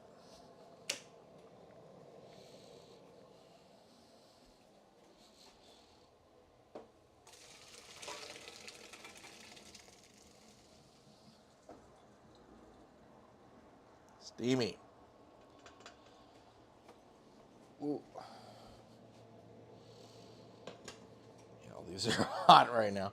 Whatever, we'll put it over here. I think that's the least hot of the three of them. Oh, man.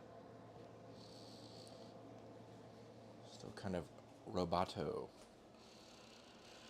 Not rubato, which means free, right? Play it rubato. Like a piece of music. Roboto. Zataar. Yeah, we're just chilling.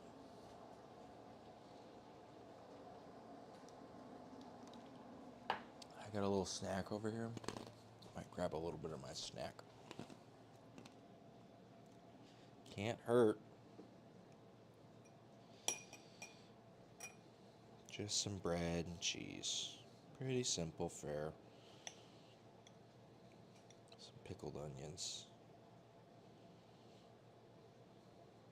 We had some salami. We ate it all.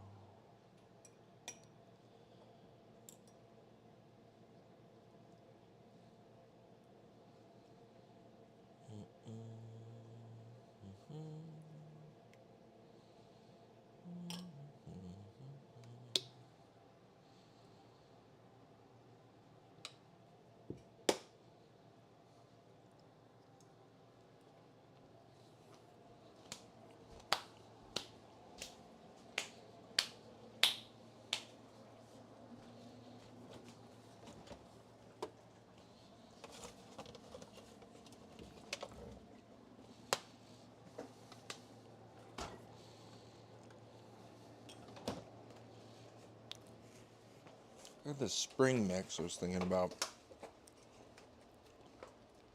doing this salad up with.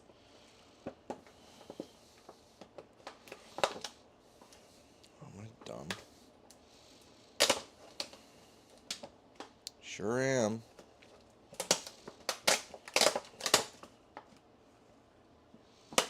Yeah. Oh no, some of it's bad. Yeah, this is kind of old. Oh yeah, it's pretty wilty. Well, that was a nice idea. That's all right. I shouldn't have bought it aimlessly without intent to distribute. We'll huck this out back here. Put it in the compost tomorrow.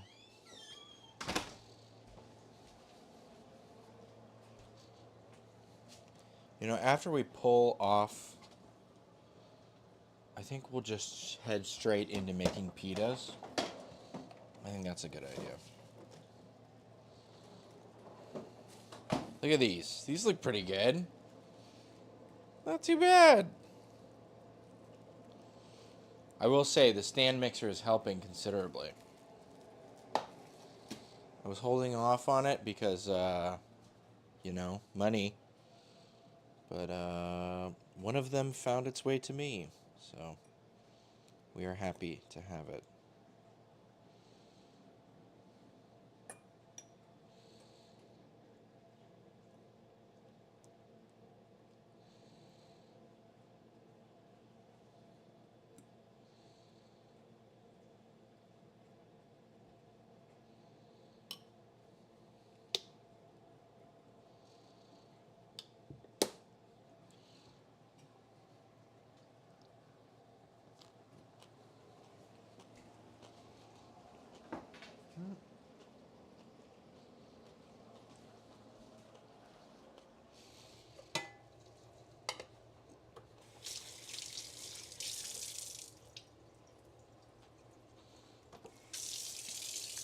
guess we can run cold water through it, cool it off.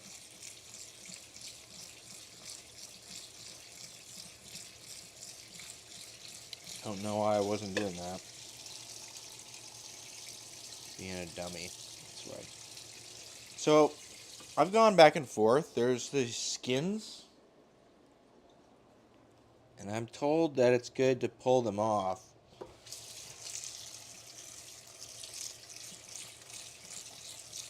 Because it makes for a more smooth hummus. But, I don't know. That's a lot of work. So, I'm always kind of hesitant. I've done it. I've gone back and forth on it. Sometimes I do it. Sometimes I don't really feel like doing it. So, is this one of those times? Either of the times. I don't know. Alright, this is officially not hot on the thing anymore, so we'll do that.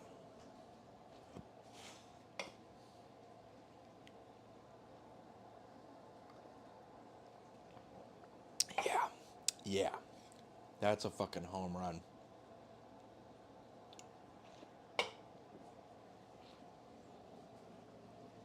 Alright. Let's bust out our food processor.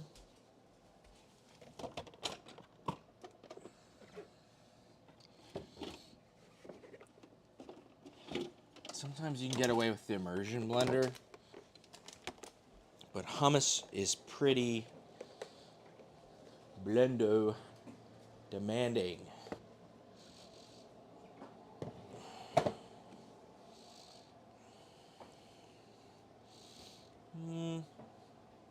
I don't want to set this up. We're going to set up over here and move things over. I think that's the best way. Can we pull it off, though? I think we can. I can't remember if I've used it over here. We can't. Okay.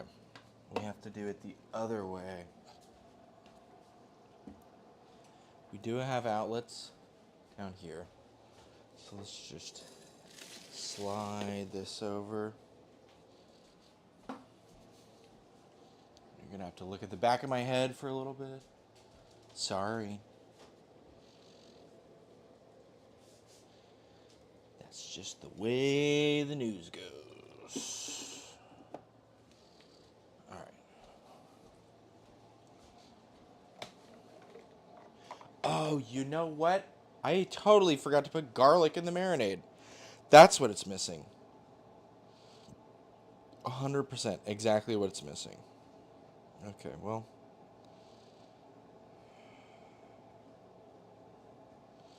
Maybe I'll put that in there here. I'll peel up some garlic for this, and I'll peel some extra and just put it in there and mix it around. Mix it in. Okay, this is an exercise in futility. I just know it. Let me grab a little fucking disgusting skin bowl. Trying to grab the skins and fucking skins in. Am I gonna be too like obsessive over it? But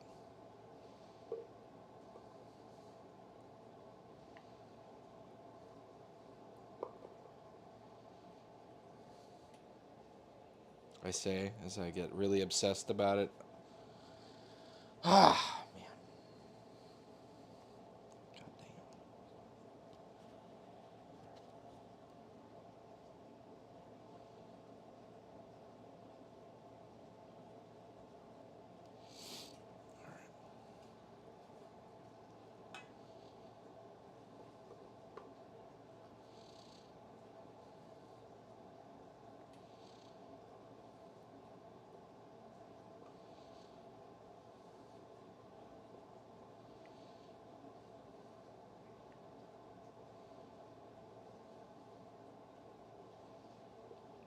get like most of it though. Just kind of picking them out.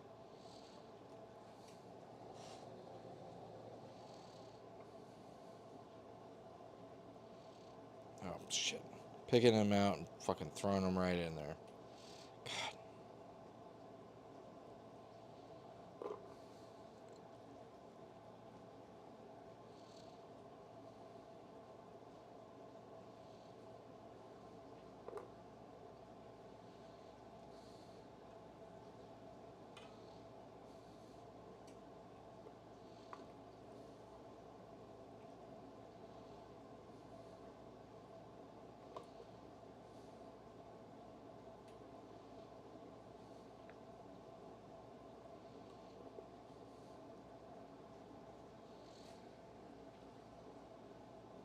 I guess this is bean phase.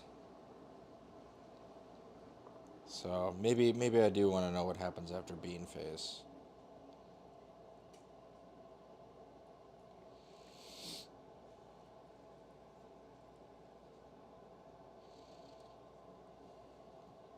There are quite a few skins. Oh, oops. Camera. I got it. Ta-da. And we're back. Bop.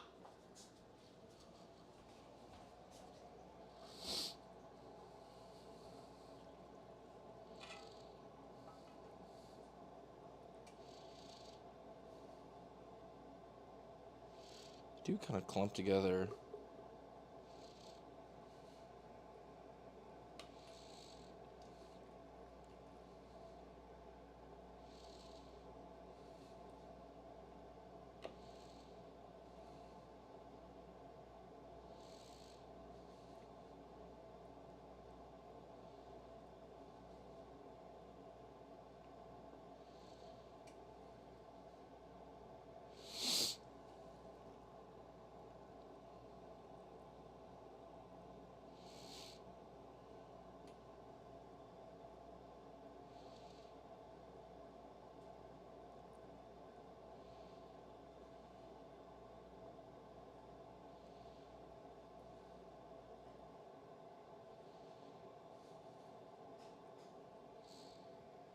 I can't speak for everyone, but I'm really digging bean phase. All right.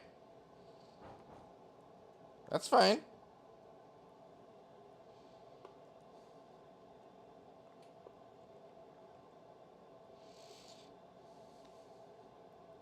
I just can't remember if this made a big difference or not. Sometimes I feel like an idiot when I just spend like an hour doing something repetitive and dumb. But that's what bean phase is all about. Just doing it anyway. Fuck it. We're doing it live. Bean phase live.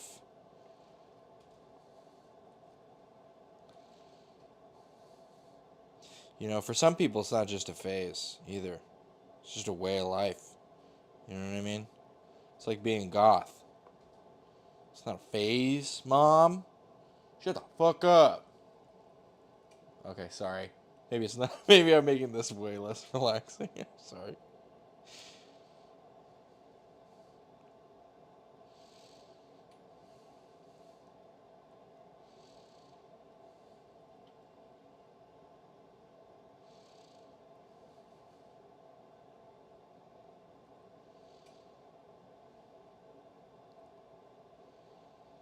Just trying to get a stream deck off of Facebook Marketplace. Everyone's so fucking flaky. I was gonna get my buddy a fucking espresso machine.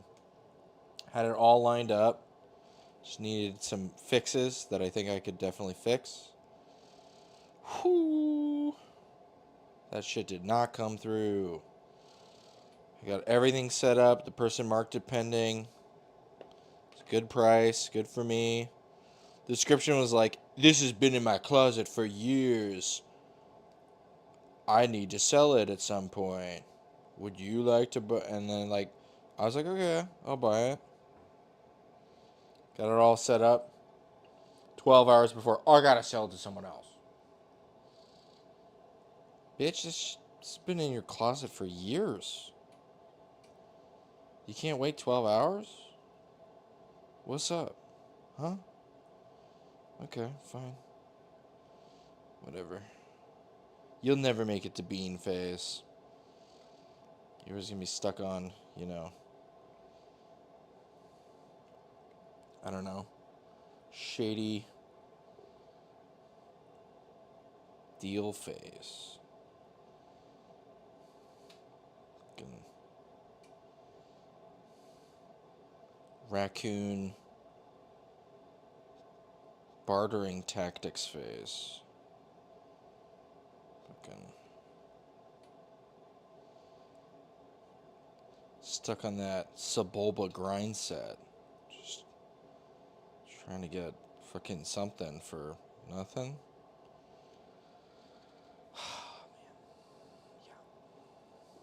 That's whatevs. Not a part of my world. I've lost out on way better things on Facebook Marketplace, so I'm not even mad. I was mad about those other things. I was really mad. Really, really mad. You like write something that you like kind of regret that you sent to another person, but then you think back on it and you're like, no, fuck this lady. Whatever. I don't even care. Well, I do care, but I care less now. Just some lady selling her dead husband's instruments. And just like, I would love to be able to take care of this instrument for the rest of my life. But instead, you're going to like hawk it to someone who's definitely going to like try to flip it. It's just not. It's not going nowhere. You'd expect it to. So, whatever. It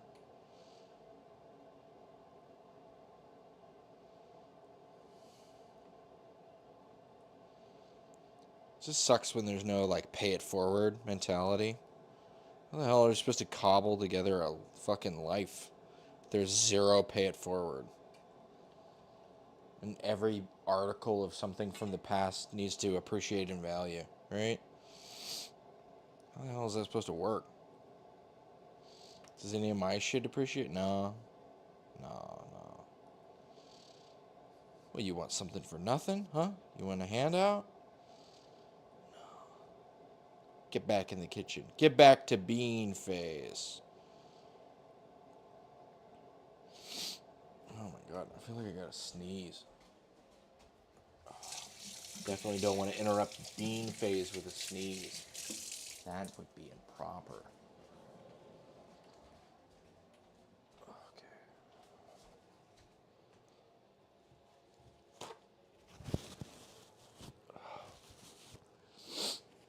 All right.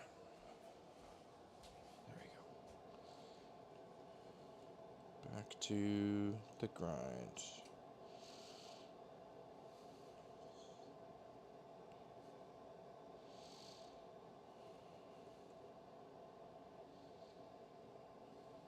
Death Stranding 2, more like bean phasing 2, yeah.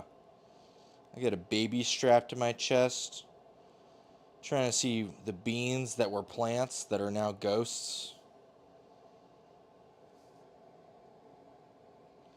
The beans that are phasing in and out of existence.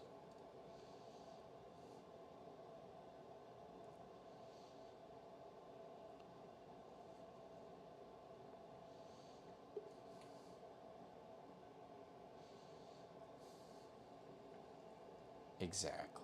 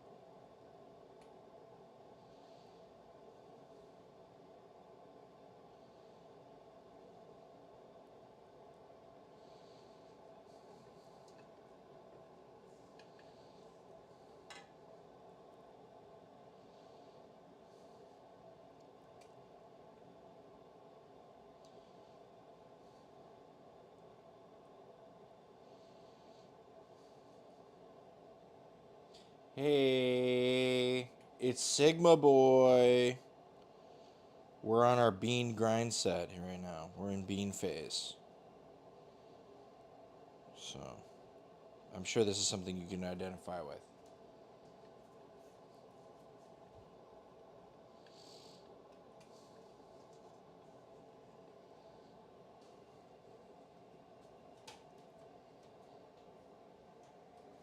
I'm going to use my force powers.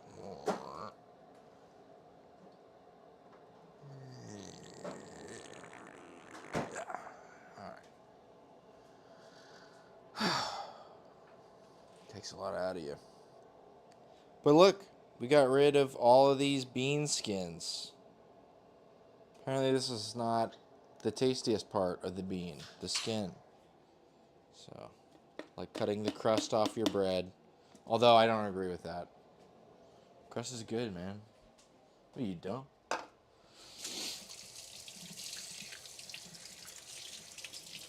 If the crust isn't good, then the bread isn't good. Alright. Let's see what we're looking at. Ooh. That's pretty good. That's looking pretty decent. Alright. At least for the bell peppers. We are going to... We're going to use the 2 liter that we hucked in the fucking thing. Okay. God damn it. It always gets to this point where, like, I have no room anywhere for anything. All right. We're going to cram them all in this 1 liter one. The bell peppers.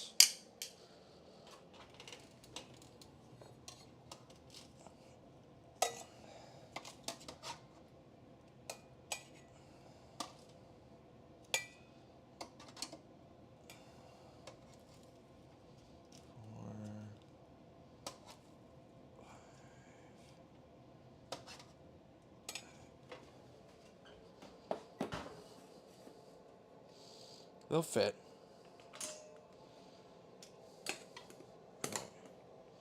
We're going to let this steam for a while.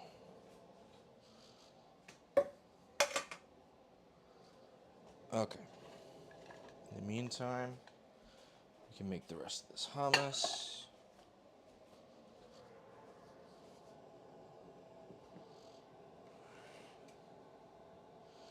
Whew. Bean face. Taking a lot out of me.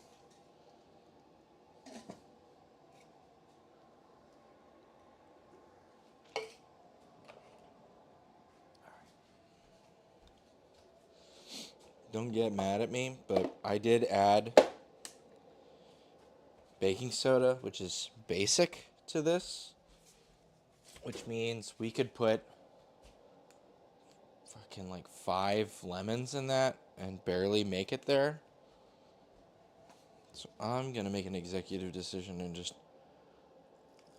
add a splash of vinegar, and hopefully that evens things out without causing us to use all of our lemons on one thing.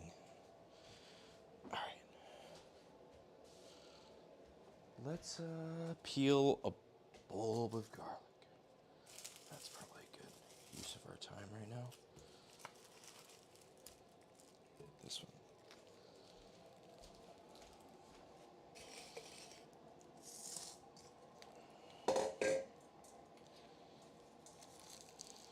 Rice does smell good. It is aromatic. Maybe it is super. What the fuck was that? Oh, it's our... it's our fucking this thing. It built up so much steam and fucking... It popped. That's funny.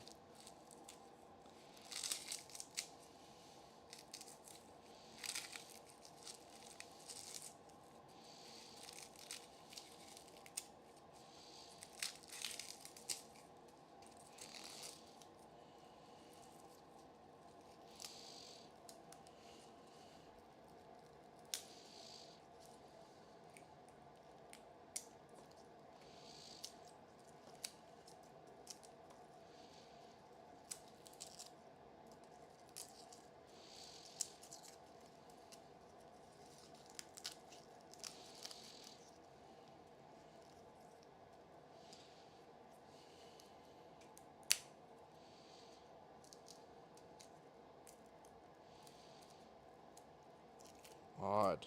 The bottoms didn't come off on any of these cloves. So like this bottom bit.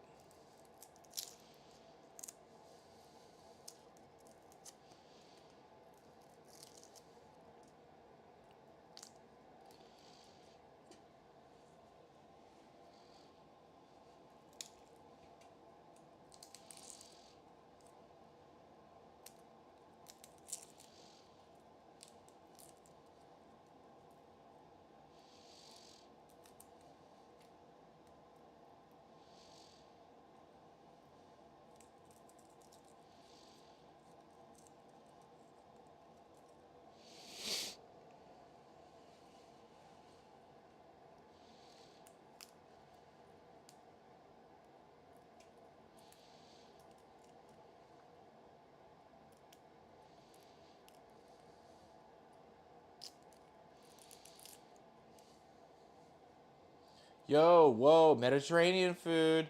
My fave is Greek or Spanish food. Well,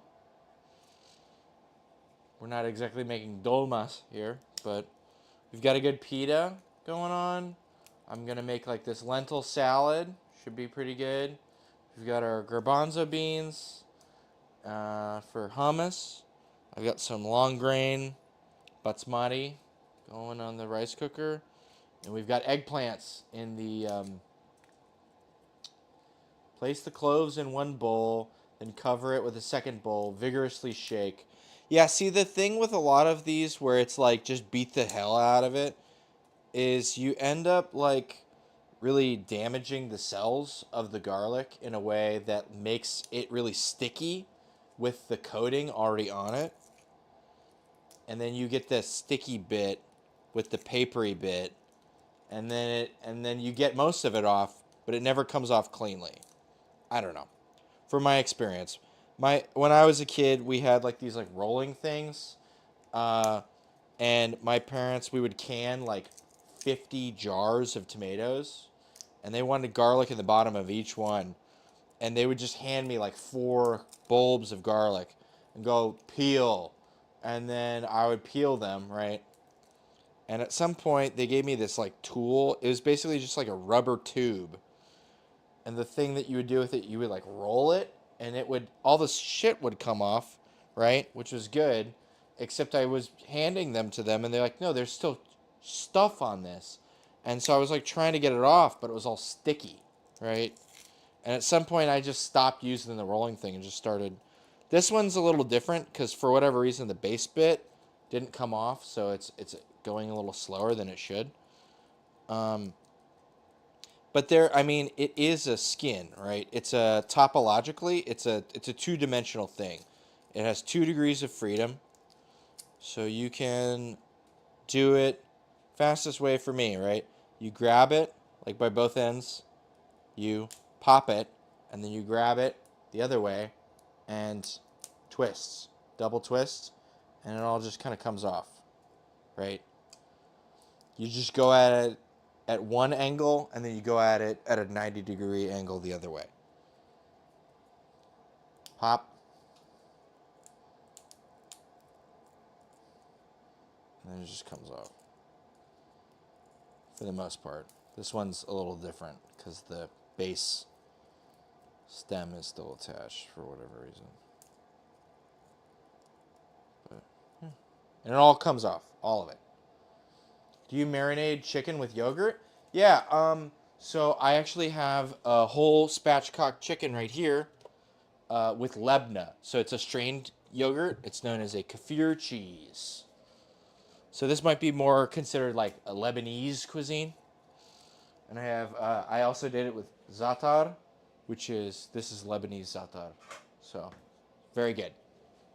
Yeah. Have you heard of lebna or zataar? I'm sorry, I'm adding extra zataar. It's fun. It's tasty.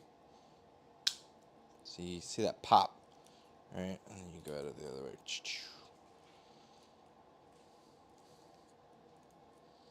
I think I had Lebanese food once, but I cannot remember the name. Well, that spice blend, the za'atar, is like, imagine Italian seasoning, but with cumin and sumac and sesame seeds. It's like that. Yeah. It's really popular on the Eastern Mediterranean, like, Lebanon, Syria, Palestine. It only in chicken or all kind of meat. Oh, they put that on their like pita bread, right? So I've got pitas going right here that I started up this morning that we'll do. But yeah, they do it on. It's like a catch-all seasoning that they put on a lot of stuff. Oh, thanks for the follow. Always appreciated. We just got affiliate last week, so, and every week we're trying to YW. Am I dumb? You're welcome. Yes, I am dumb. Sorry, I've been drinking. I made this interesting carbonated cocktail with some homemade soda I made. So, been drinking, sweating in this hot room. Whatever. But yeah, every week we try to make different real food, trying to flex the cooking muscles and do crazy different things. Last week we did, what did we do last week? I don't even remember. Something for, oh, I did ceviche, like real deal Lima ceviche with a chicharron mixto. So I did fried fish, and I found some chili pastes from the Latin food store that were from Peru, and I made a bunch of sauces and things. Peruvian style. With the sweet potato and the conchitas and onion and ají. I would have used my own ají, but they're not ready yet. They're still growing in the backyard. But we've got a lot. Ají amarillo and ají limo. So I'm not sure where you hail from. But yeah, Peruvian food is amazing. Yeah, so we spent some time in South America and a lot of time in Peru. So we try to make Peru. Ají de gallina. Okay. Yeah.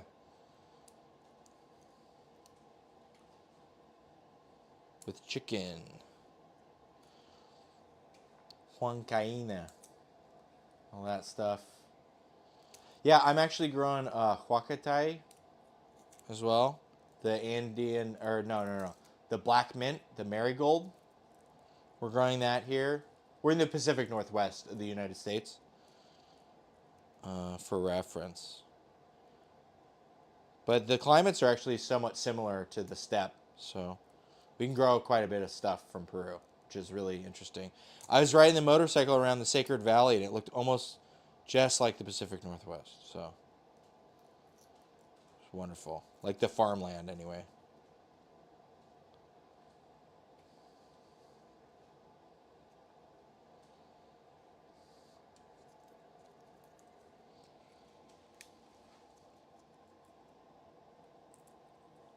Yeah, I want to get another motorcycle.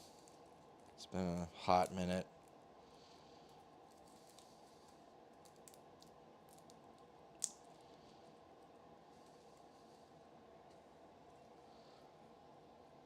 I'd get a dual sport, like a KLR 650. Kawasaki. Big single cylinder thumper. That's what I like. Very durable. Take it up some logging roads and go look for mushrooms on a weekend or something. Yeah, the Ninja. Yeah. I've seen guys ride those. They look fun. Alright, we're going to add just a handful to our... There you go, that should be enough. We're going to add this much to our marinade. Yeah. It's fine. We like garlic here.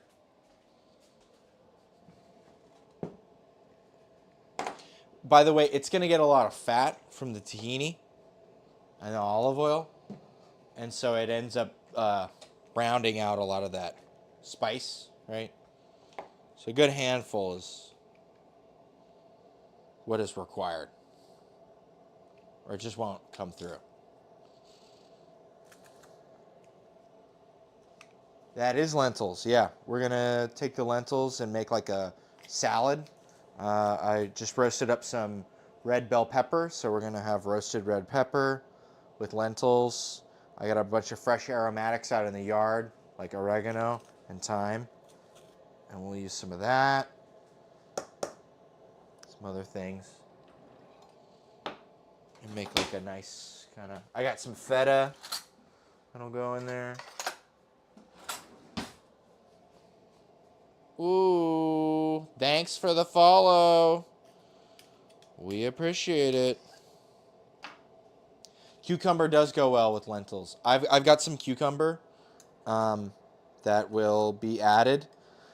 I wanted to make tabbouleh, but the tomatoes at the store were not good enough. So I just decided to kind of play around with the flavors without committing to tabbouleh, because the tabbouleh needs better tomatoes. All right, we're just going to mix this in, because that's not... I feel like I'm smelling the eggplant. Might be time to flip that. All right, just trying to get this garlicky.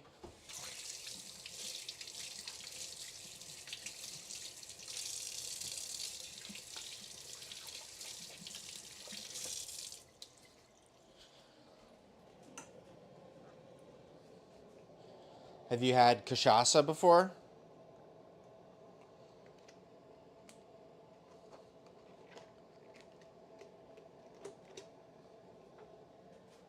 I got this corn liqueur, and it reminds me a lot of cachaça. Yeah.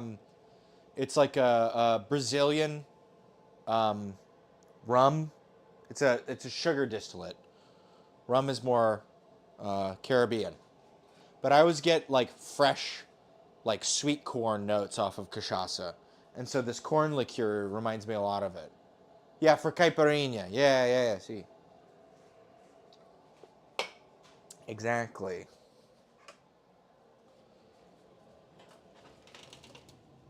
Okay, we're gonna flip these. They're getting very close. If these were the long eggplants, they would have definitely been done by now, but because they are the big fat round ones, they need a lot of time.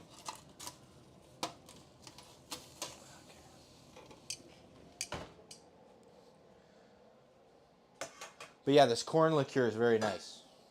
It's fun. And this bottle is fucking crazy. Look at this bottle. What would be my last meal? I don't know. It'd probably be whatever I was fucking around with last and really wanted to try right now. I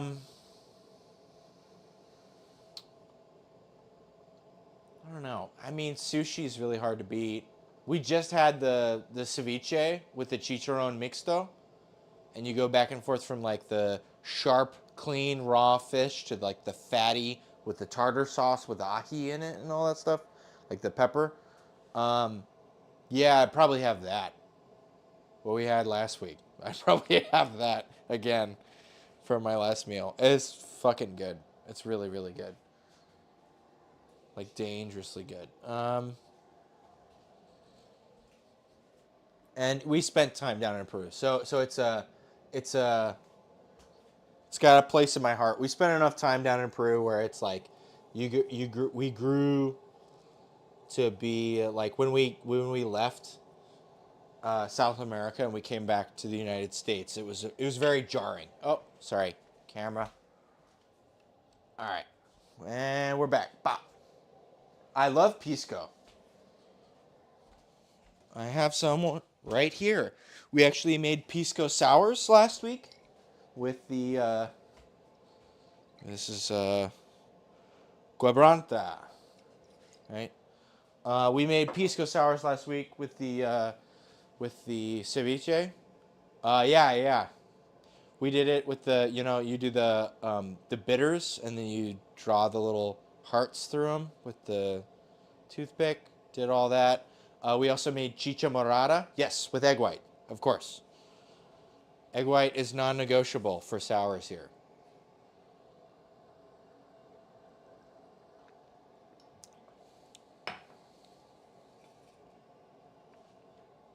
We try to make real food. That's the top goal here. The main goal. Try to make real food. And we made that purple corn drink, chicha morada. I know chicha has different connotations in other countries, down in South America and everywhere else. But the chicha, the corn drink doesn't have, at least in Peru, it doesn't have any alcohol in it. I tried asking, there was a guy at the Latin food store, and I was trying to ask him about it, and he thought I wanted to make alcohol. He's from Colombia. But no. Just the corn drink. We added the pisco to it, though. It was real fucking good.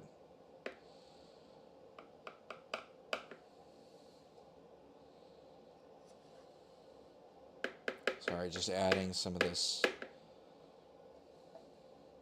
You need to add quite a bit. We got our salt. We've got our garbanzos, tahini. I think mostly what we need now is just some olive oil. Yes, cuy. I had cuy in Peru.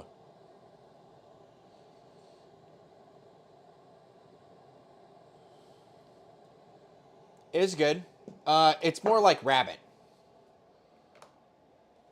right? The chicken thing, right? Because things that taste like chicken, it's because chicken is a relatively low-fat meat, and fat is flavor. So when people say something tastes like chicken, it's because it tastes like low-fat meat, right?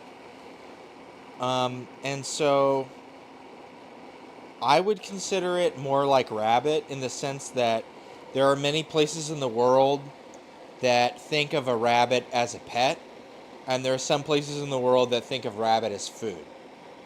And guinea pig is the same, but everywhere in the world people think of chicken as food.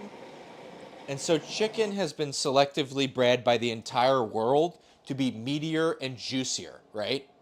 Whereas rabbit has not. There's a bit more of this like meat to bone kind of thing. It's a little bony. I wish there was a little more meat on it. And guinea pig gave me the same sort of vibe. I bet if rabbit and guinea pig were considered food across the world, they would have been selectively bred to be meatier. And then it would be much more like chicken. But they aren't. So they aren't. I don't know. Just something. I want to add a little bit of black pepper to this. Oh, and we need to add like a shitload of lemon to it. What the fuck am I doing? All right, we've got 5 lemons. I'm just going to huck 3 into this immediately.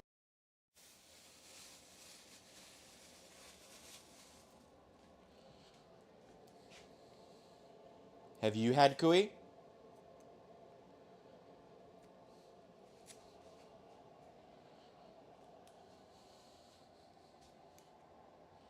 Never. Would you want to? It was good. It was a bit morbid because they cook it whole, but you had rabbit in Spain. Okay, cool.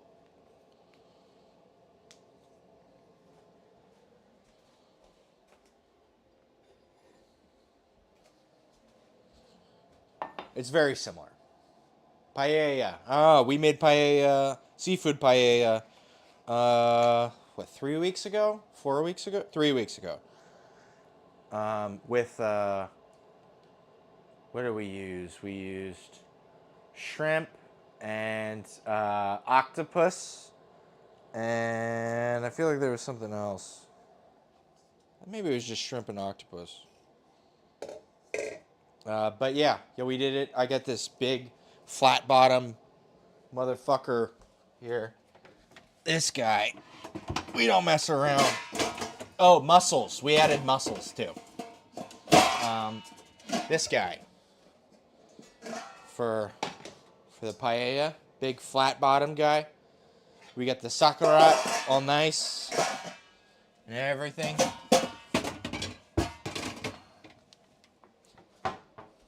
So, yeah. Real food. Every time. If we can help it.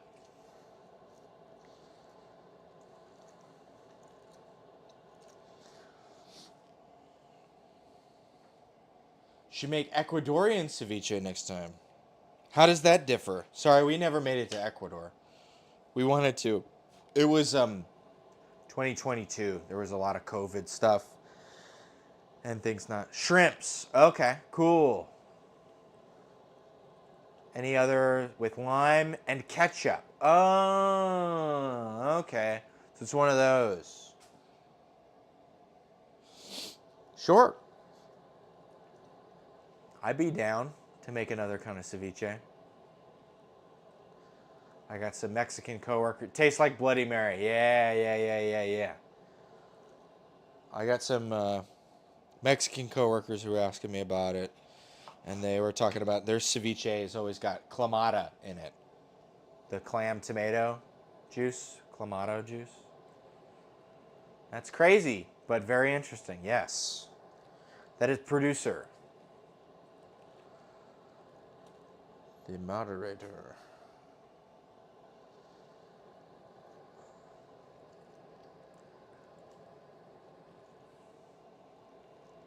Alright. And then we want our strainer. Okay. Get our juice going in here.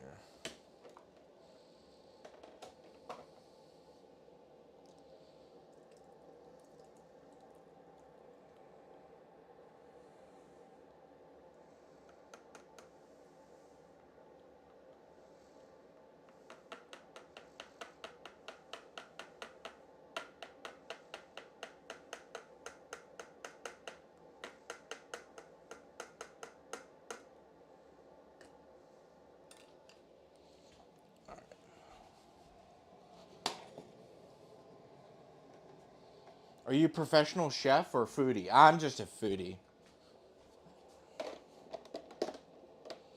Been making food for a long time, since I was a little kid, so. And this is what I do on my weekends anyway, so.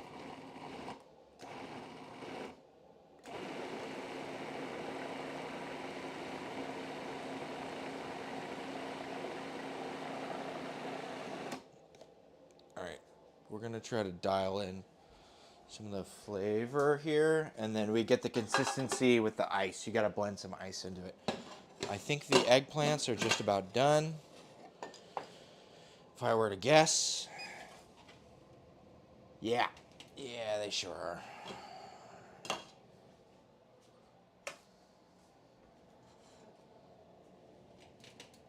I think doing food stuff would be cool, like professionally, but it doesn't really pay the bills, you know what I mean? So, we just do it for fun. Maybe if this thing could take off. But it's like, it's one of those things where, like, I've had plenty of people tell me, like, oh, you should have a restaurant. It's like, restaurants don't make it money. You should work 24/7 to barely, maybe being a private chef, that'd be cool. I've been seeing some shorts from a guy who's a private chef for some people in, like, Beverly Hills. And all his stuff is good. I always, like, learn stuff from his videos. It's really cool. I like fermenting stuff, I will say. So I might, if I were to do anything food related, it might be like making like wine or beer or, I don't know, mead or liquor.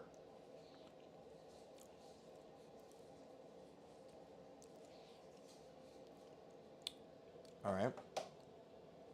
More olive oil. More tahini. Ooh. Another follow. Thank you. Always appreciated.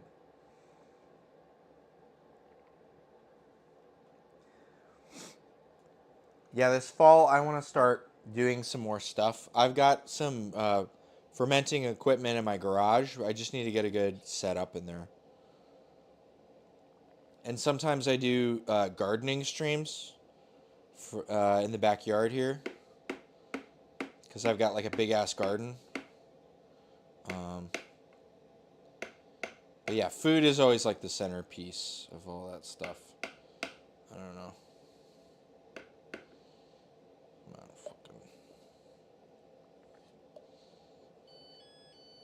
Alright, there's our rice.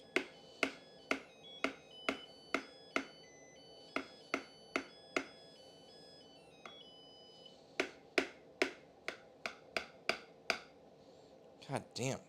Fucking the bottom of this. Uber. I'm gonna add a little bit of cracked pepper. And more salt.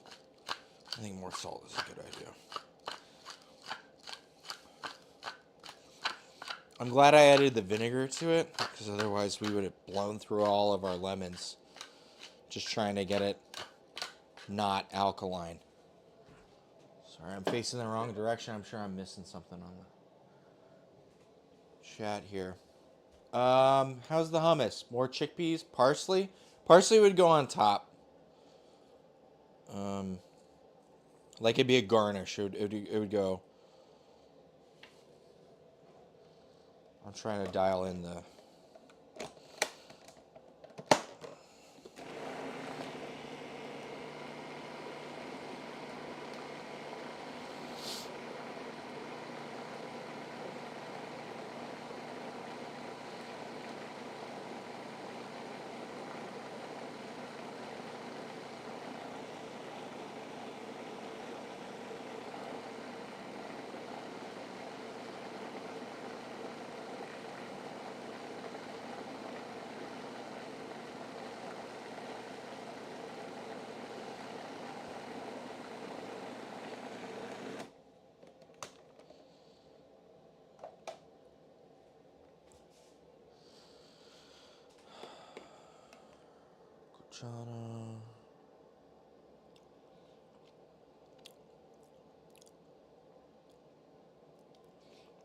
It always needs a lot more oil than you think.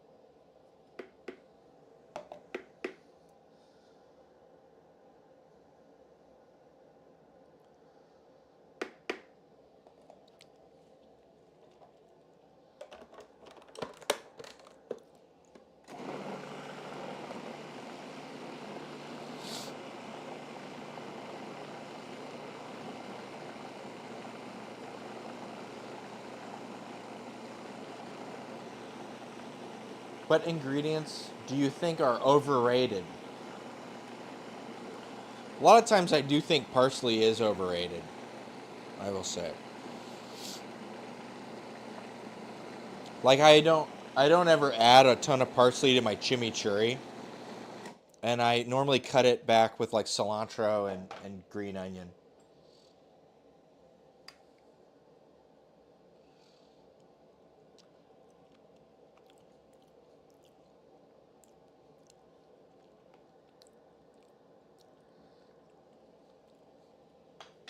That's pretty good. Oh yeah, Himalayan pink salt. For sure. It's one of those things where people eat with their eyes, so they fixate on that more than like what it actually tastes like. Okay, you got to blend ice into it, I believe. to get the consistency where you want it.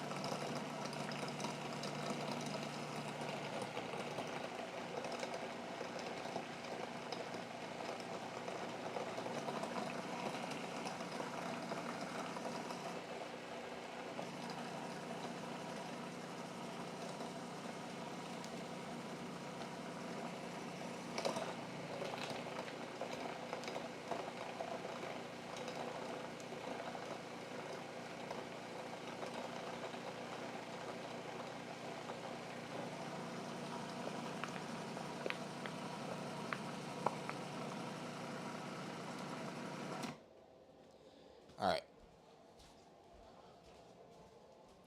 Yeah, Himalayan pink salt. What else is there? I mean, I'm really apprehensive towards meme food. So things that are, there's so much, like, and I understand, right? I'm playing into it right now. Everybody's watching this, they're not actually consuming this. But food that is meant to only be consumed with the eyes is something that is like, I abhor. It was really good.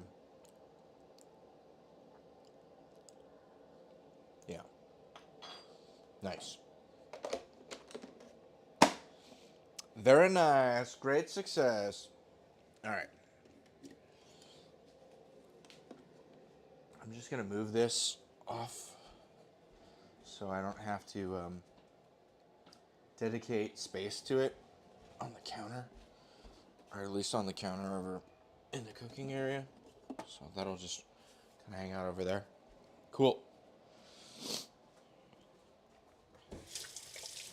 We were going to do, since this is done, we were going to do our pita. Truffle oil.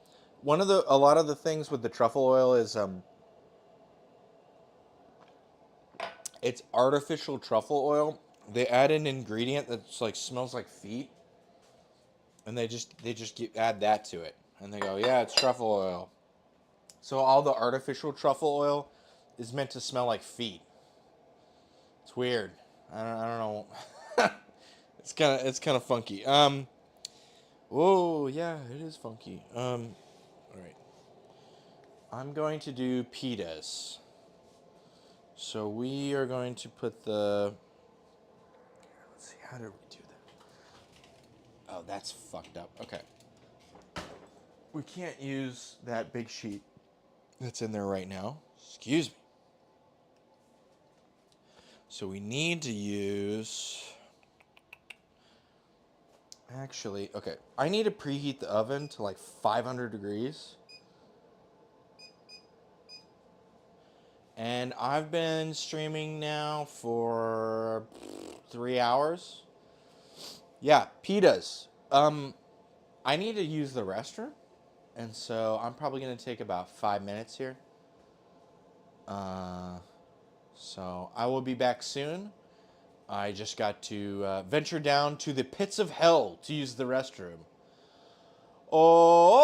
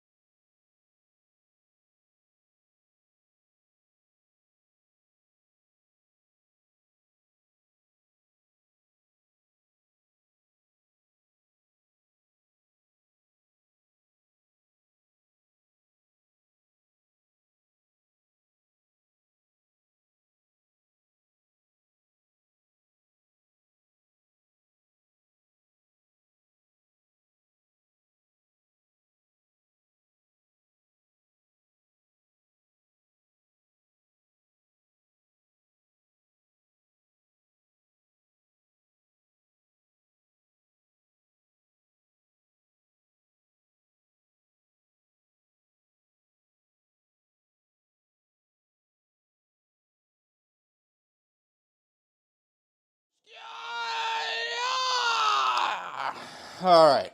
Whew.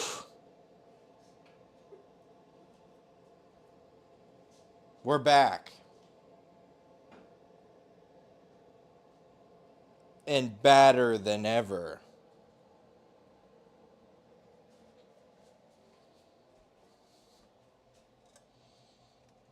We got this KitchenAid.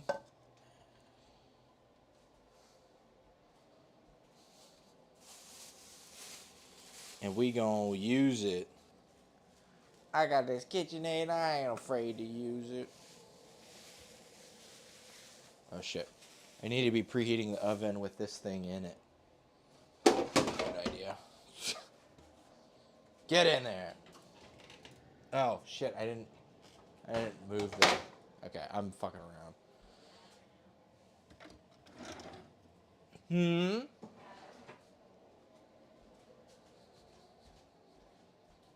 What?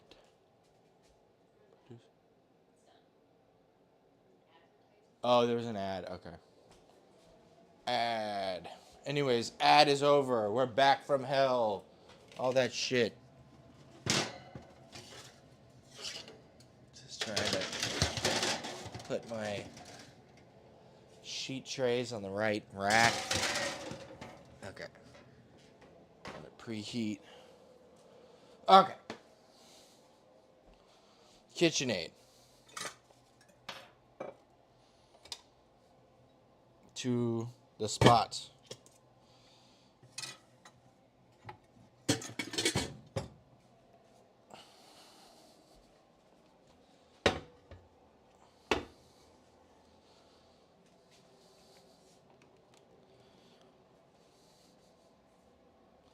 Okay. And then we need this guy and our scale. We'll just weigh out all our shit. Get it going.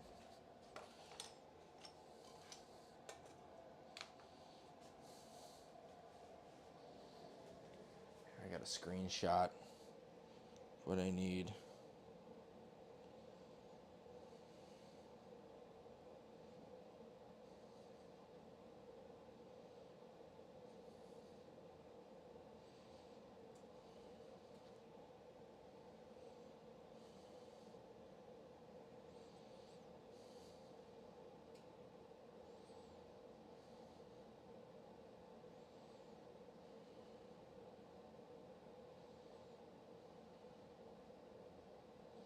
I swear to God, it's just.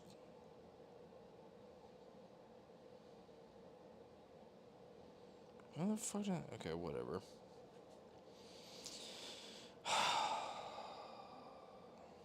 Brian Lagerstrom, Pita.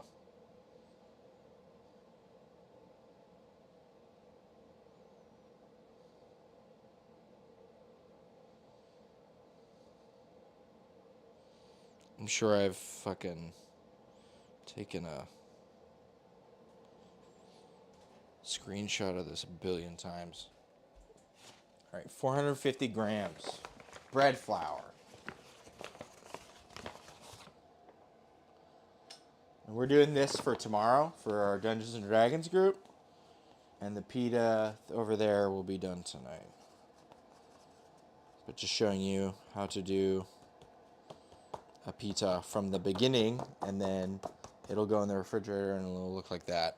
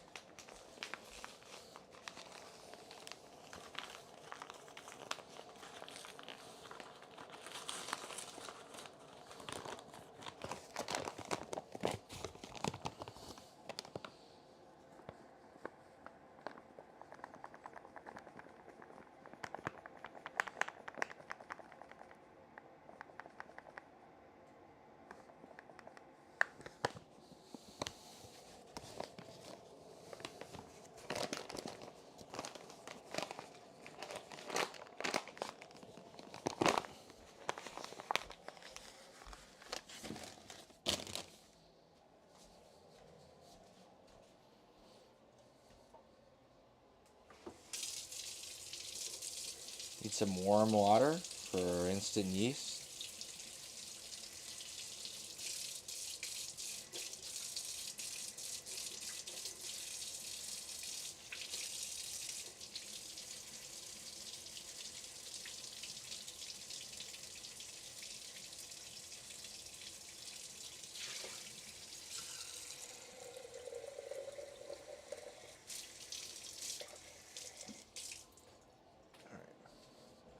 It's 265.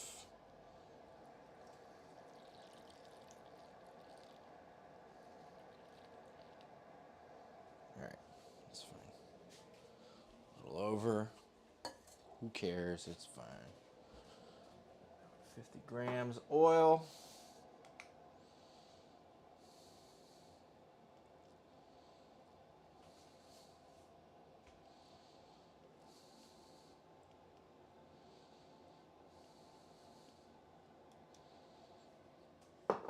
All right. And then how much of the other things? We've got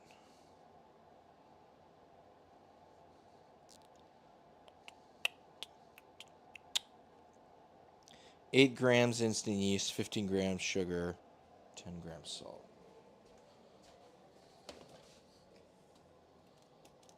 Instant yeast, 8 gram.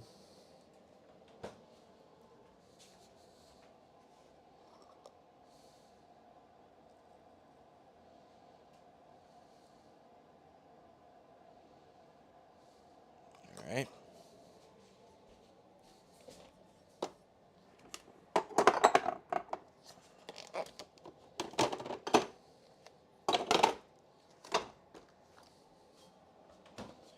Sugar, 15 gram.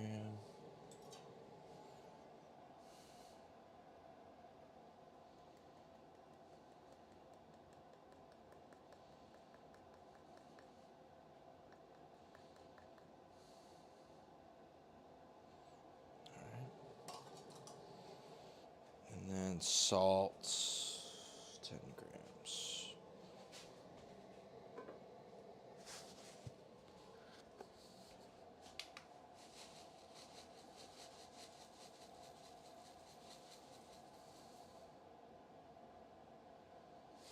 Perfect.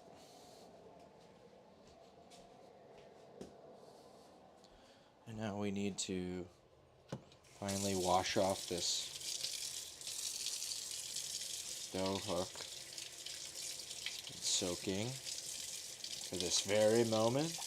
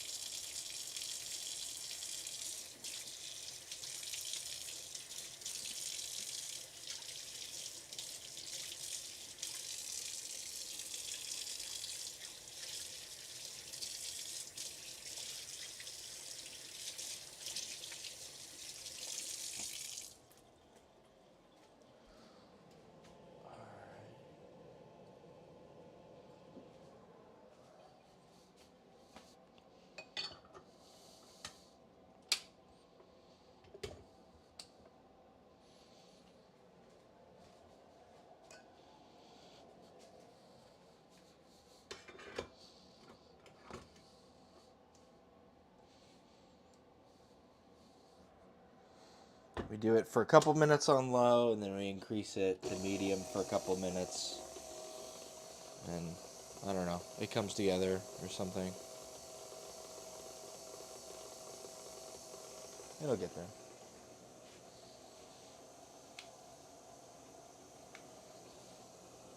And we're getting here for this. Bread flour is away, but we can use all-purpose to dust this guy. This is basically going to be a baking area for a little while here. We're done with this in this capacity. And we'll return over here. This to clear out this area.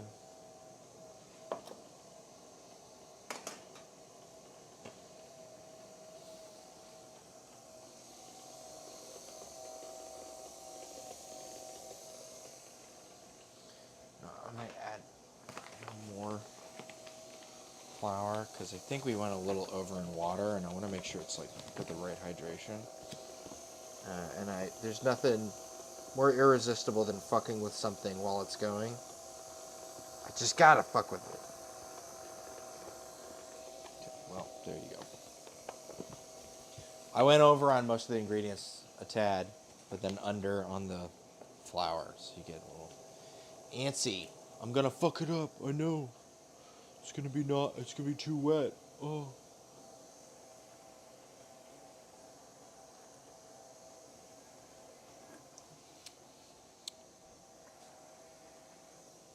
Alright. Rum and Coke. Slammed.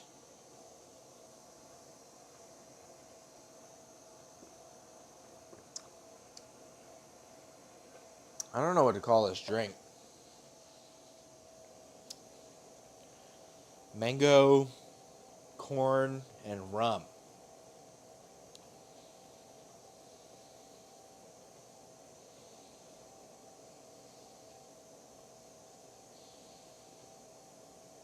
I don't know. We'll come up with something. Tastes really good. I'm gonna turn it off here for a sec and just scrape it down. It's always a good idea. Scrape down your shit. Especially when you added flour on top of everything.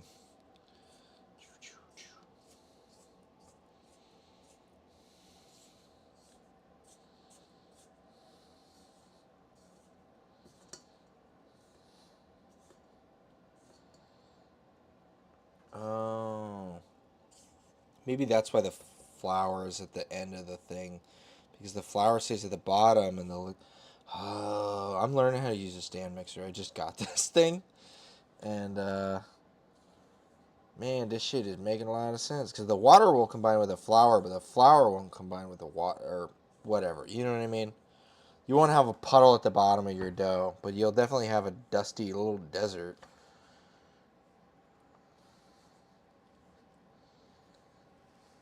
Okay, I've been just measuring the flour first because I'm dumb. I'm not used to robots doing shit for me. Go, robot. Go, robot. Go, robot. Go. Just leave that open. I think it's picking it up a little better. Alright, cool.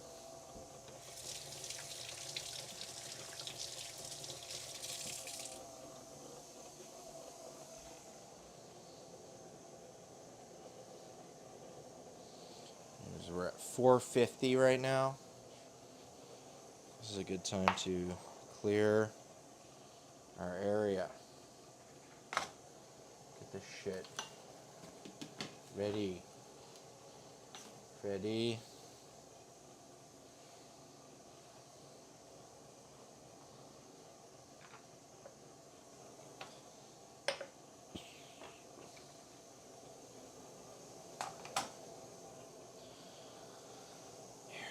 We just need this.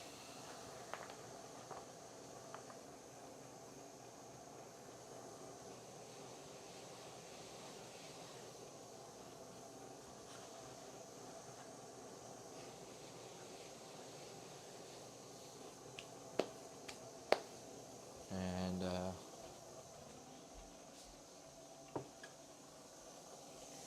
one of these guys.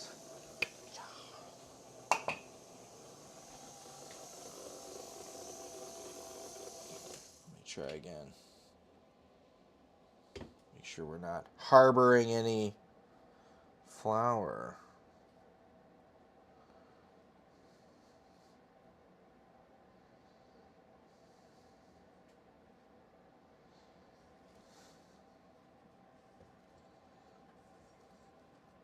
No, it looks like it's there. Okay, cool. Cool. All right. Lesson learned. Flour lasts. It also said to turn it up to medium or something. So that way the KitchenAid can bounce itself onto the ground. and break itself, so you have to buy another one. It's part of the instructions.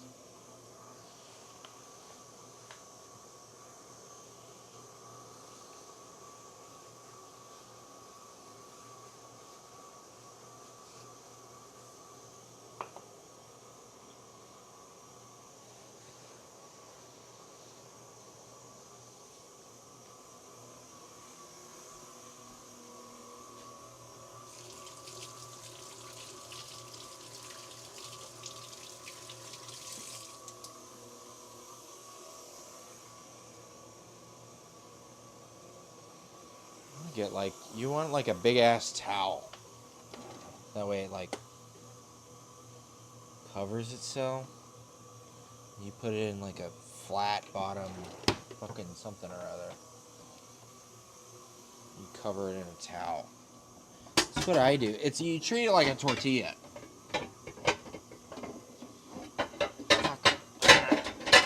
God damn it. Nobody knows how to stack shit.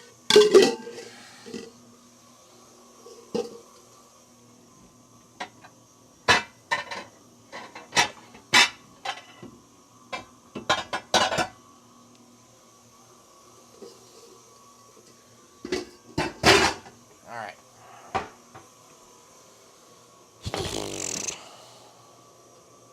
You put this over the top of it so it says steamy.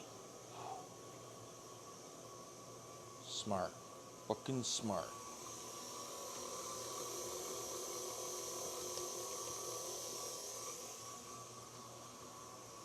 Alright. Let's grab one of these guys.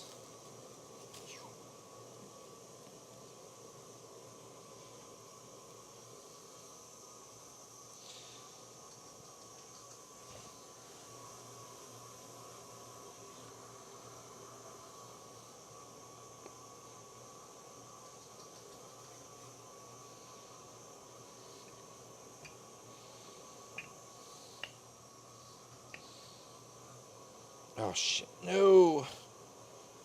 No.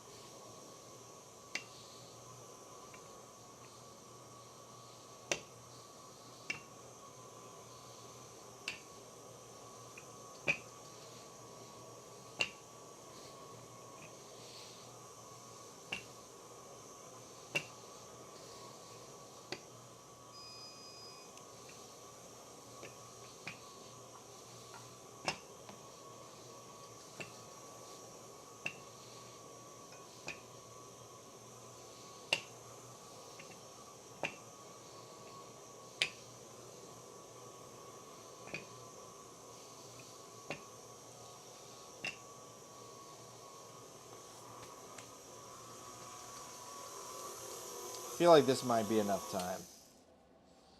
So we'll just let that sit for a little bit here. Okay, and oven mitt. Maybe a couple. Always a good idea in this instance. And we're basically going to be doing this the whole time until we're done with these.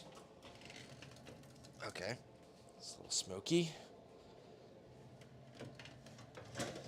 The last thing, that's fine though. Grab this and just poke it up.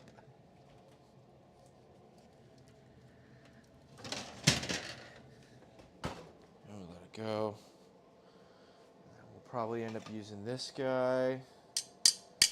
Maybe this one, it's a little flatter, so it won't indent so much. We'll probably use both of them.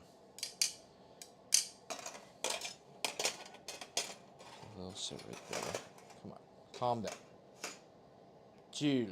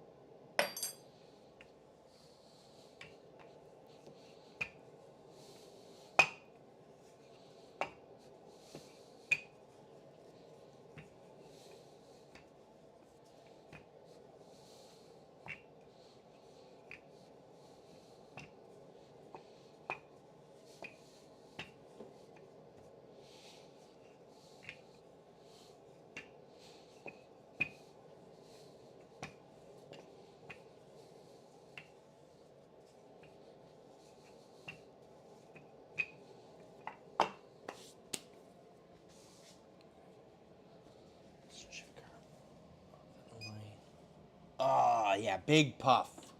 Fuck yeah, big puff. I know it sounds like not enough time, but it's definitely... You want to get these guys going. You want to get a good puff. You want to give them a flip. Let them puff up again. And that's it. Too much time, they get really, they get chewy. They get tough. It's already starting to get, orange on the other side. Oh, hey, what's up? It's going. We're making pitas right now.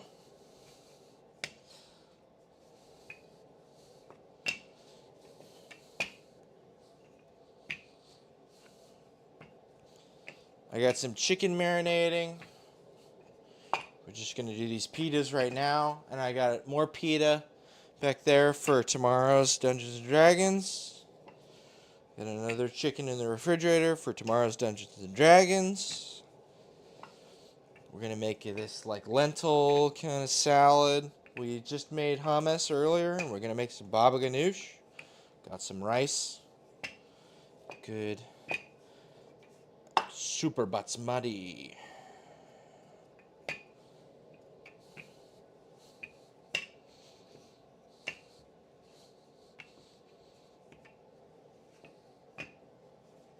You love the new stickers? Yeah.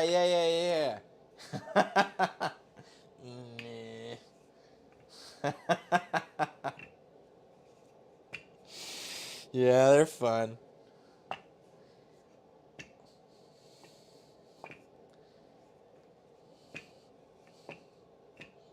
That's why we do the photo ops.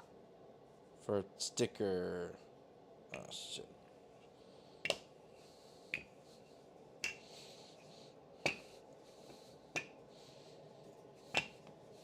Okay.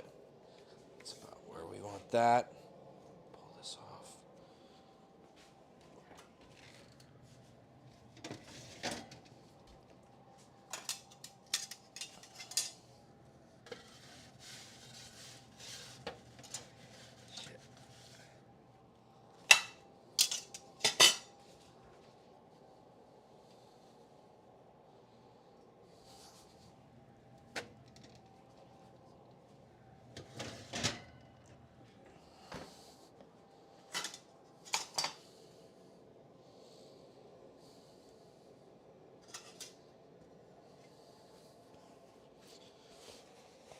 Alright. One pita down. 5 more to go.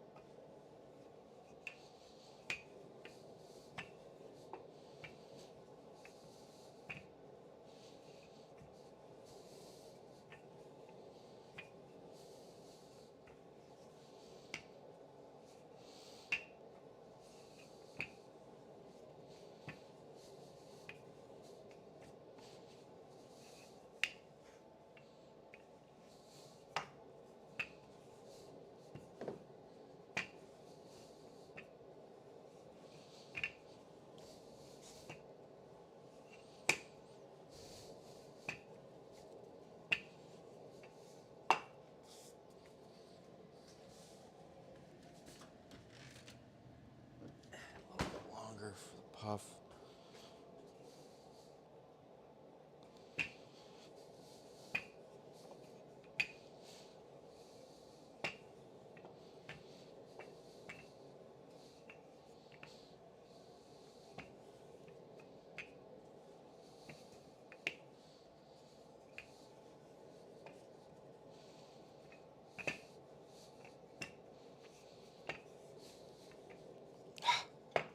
Always do that. Fucking fold it over on itself. Get dumbass. It's 'cause it's not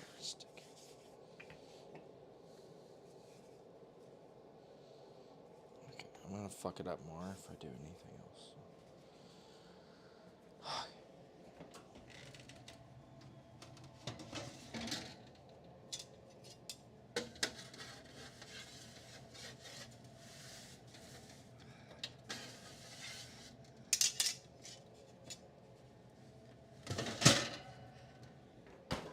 Flipped. Let's see how this pita's doing. It's pretty nice. See where it hardens, right? It wants to crackle. We want it kind of like soft and pillowy on both sides.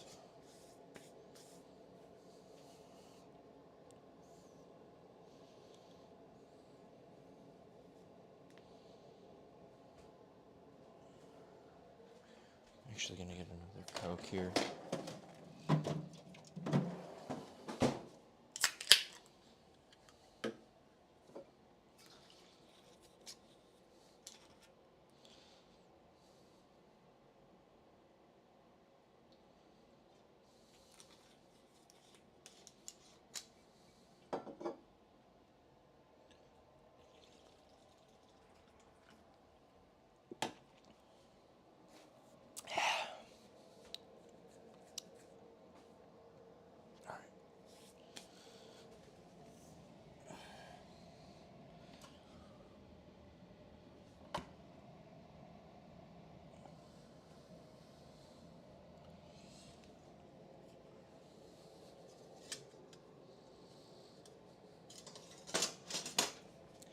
My experience with pita is less time is just always better. Like, you'd rather have it underdone, whatever the fuck that means.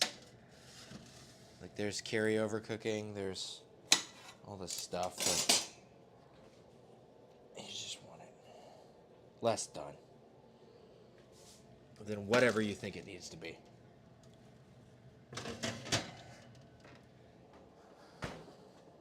Sometimes I like to think of it as like what kind of characteristics I want out of it, as like when I want cheese, right? And I'm looking at like mozzarella or whatever, right? You don't want aged mozzarella. Mozzarella is like fresh. You just made it right there and you remelt it, you know. You want it as, it's a baby cheese, right? You want it as supple and soft as possible, right? And then the opposite end, right? Like Parmesan, you would want it as aged as possible, right? The qualities that you're looking for, you want to accentuate them the most, right? A pita is light and fluffy, so I wouldn't want to overcook it. I would always want to err on the side of undercooking it. I don't know, just something to try to think of. Try to understand the nature of what you're making. Oh, hydrate. Yeah, I see that. All right. I'm not sure if it came across on the thing, but I see a hydrate. So I'm going to do that.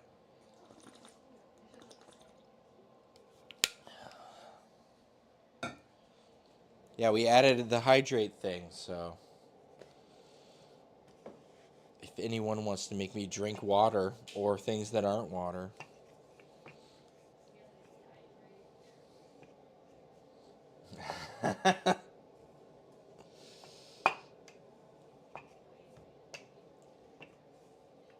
Yeah, channel button. I'm gonna spam that. Okay, great. Then I'm gonna have to take more bathroom breaks. We got a sick transition.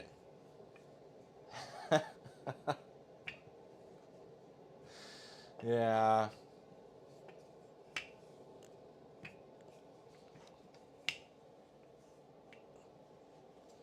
Make sure to tune in when I have to go to the bathroom next, if I have to, this stream, because we've got an awesome new transition. You're gonna love it. It's gonna be fucking great. All right. Time to flip. Come on, buddy.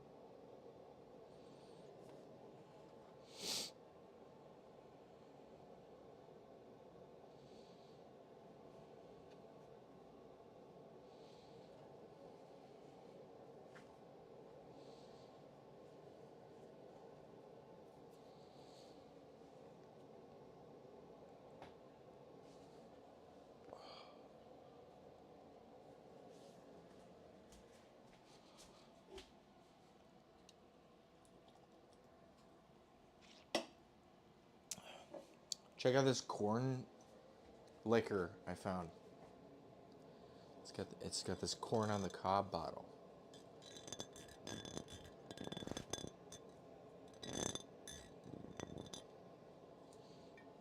So fun. I'm gonna have to make something and put it in it.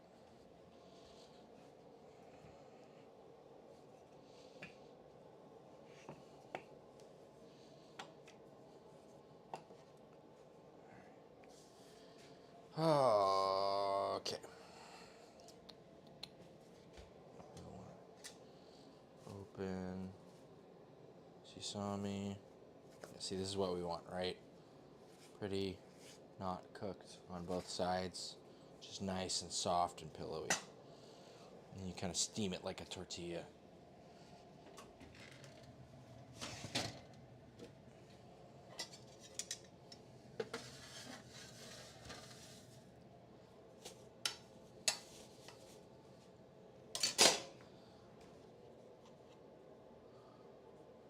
I'm gonna lurk for a bit. Rush through my schoolwork. Yeah, go for it. That's all right. We're gonna be here for a little while longer, for sure.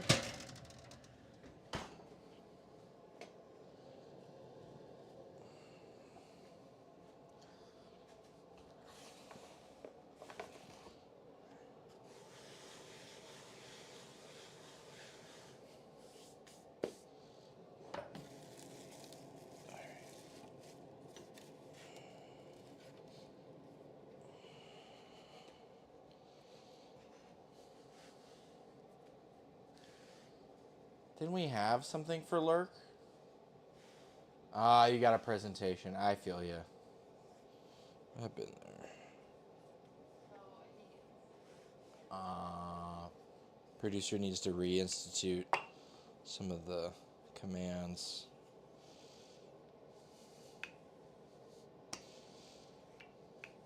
It's all right. You will lurk in spirit. That's the whole idea.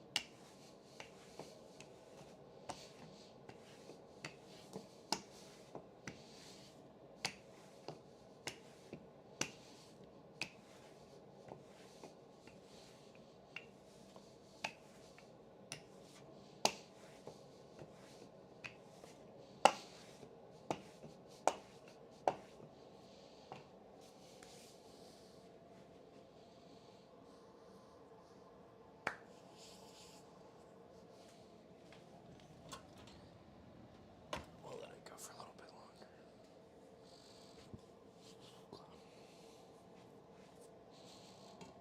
And then we get to peel these, make some baba ganoush, make our salad while our chicken is in the oven, which is going to be about an hour.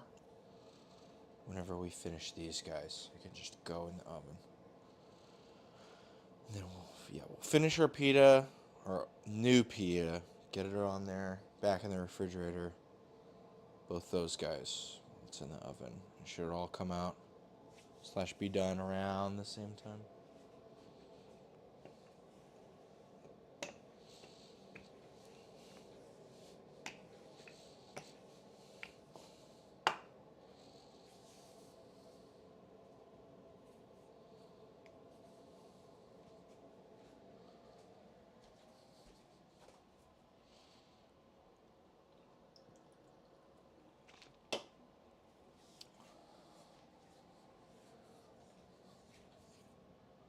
How many lemons do we?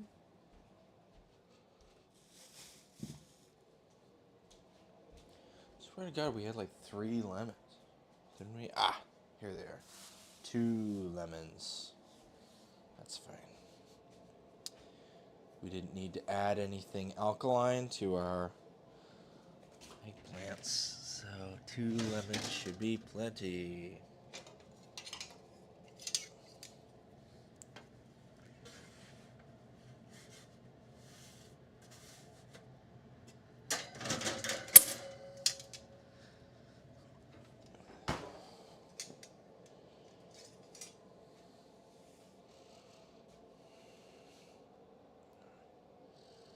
You know what, we'll just leave that because we're going to use the same thing. This can go with the tahini we're going to end up using anyway. I guess I could spend this time, grab our other bulb of garlic. Get started on that. Let's go over here.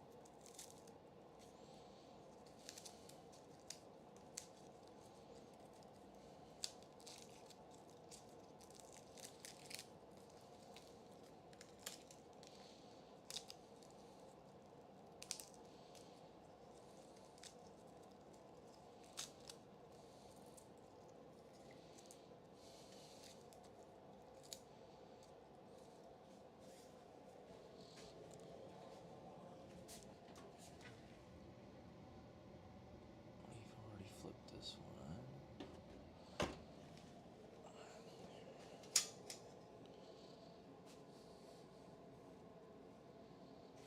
Yeah, it can sit for a little bit longer. See, when it's a little underdone, you start to get these these kind of spots. Right, we want it to be all the way through. Kind of this has like a spot like that. I feel like those are spots where it doesn't fully get cooked as much as we'd like. So give it another. It's one of those where like you either air too long and it's like brown, or you air too short and it's not as cooked as you'd like. We'd rather be on this side of the bend though. Too long is worse, for sure.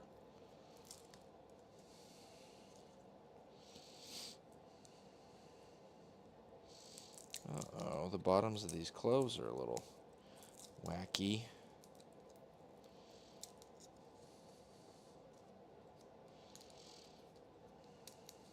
Wonky, even.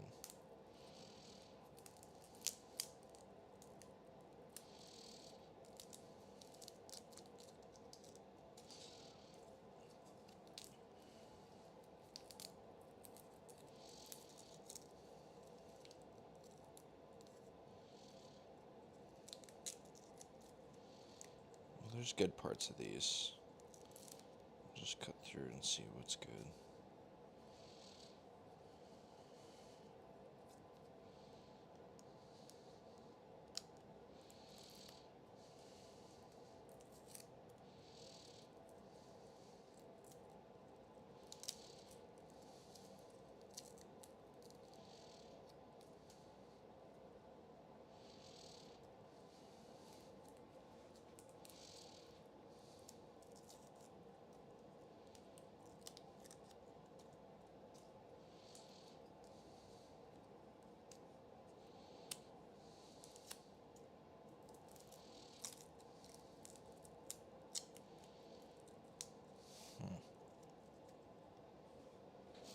Alright, this should almost certainly be done.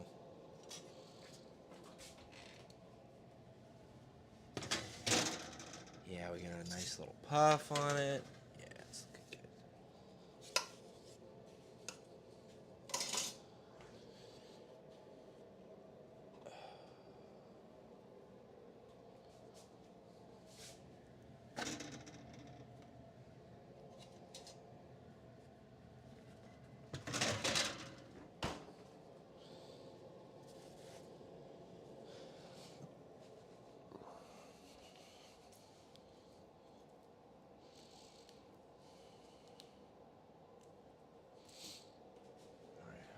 looking on this thing? Did it have the pull? Yeah, it's got the pull test. All good. So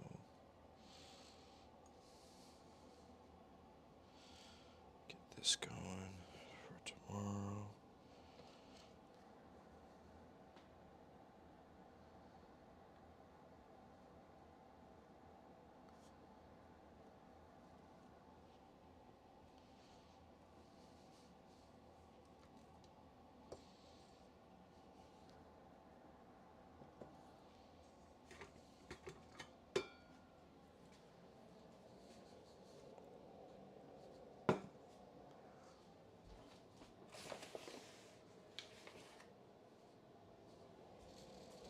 This definitely doesn't need the rolling pin.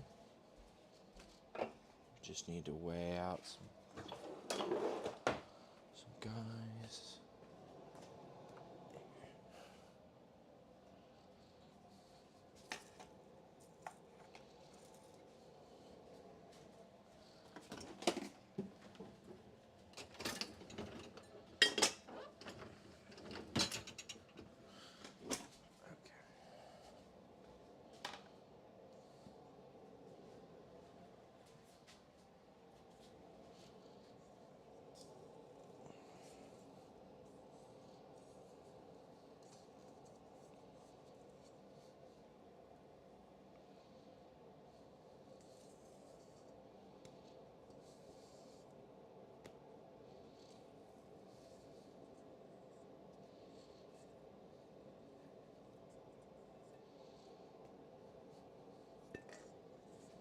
All right.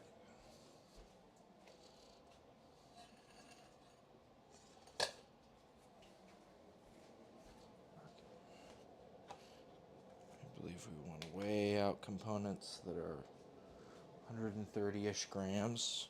I think we can go a little over because some of this went a little over anyway. So. Okay, calm down. Huh? Yeah, how do you like it now that you're covered in flour? Huh? How about that? Okay. But we can flip this guy in here.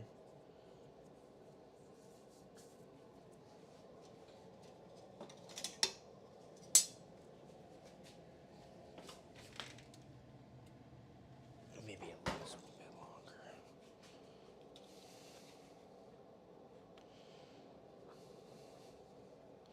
What's this way? 160 grams.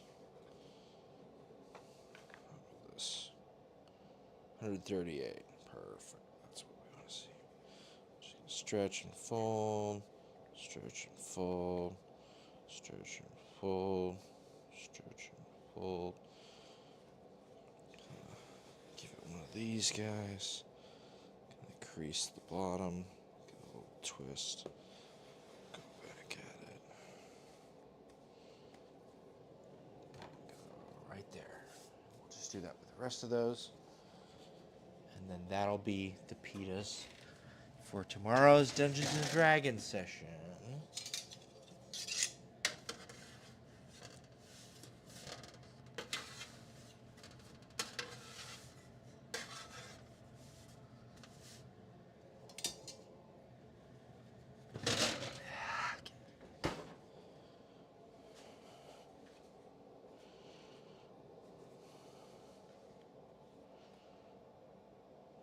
$13.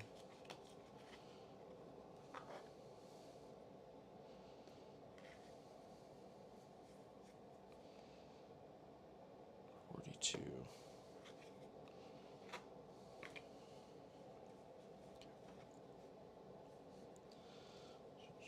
Fold. Stretch and fold. Stretch and fold.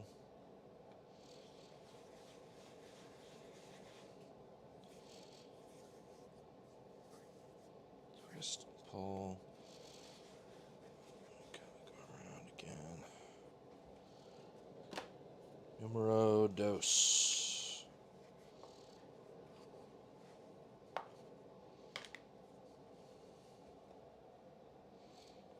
22.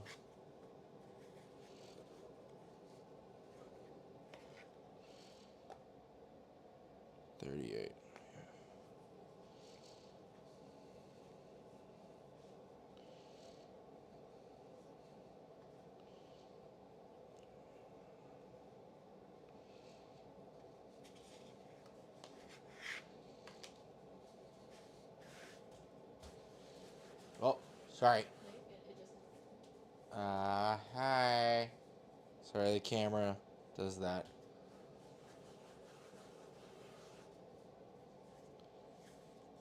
We were lied to about the camera that we purchased. So it times out every 45 minutes or so. So producer tries her best to get it. And if she doesn't get it, then I miss it. Alright. Okay. Are we flipping this guy? Did we already flip it? I can't even remember. I feel like I see a thing in it. Yeah, there's already a thing in it.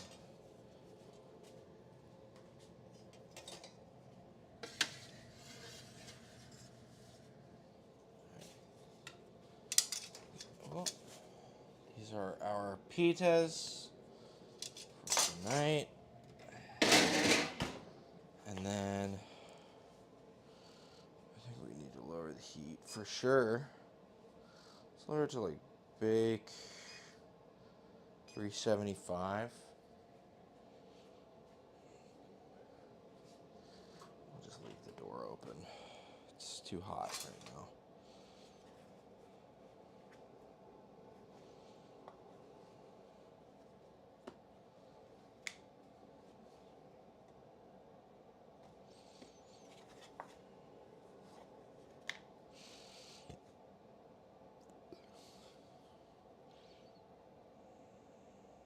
$31.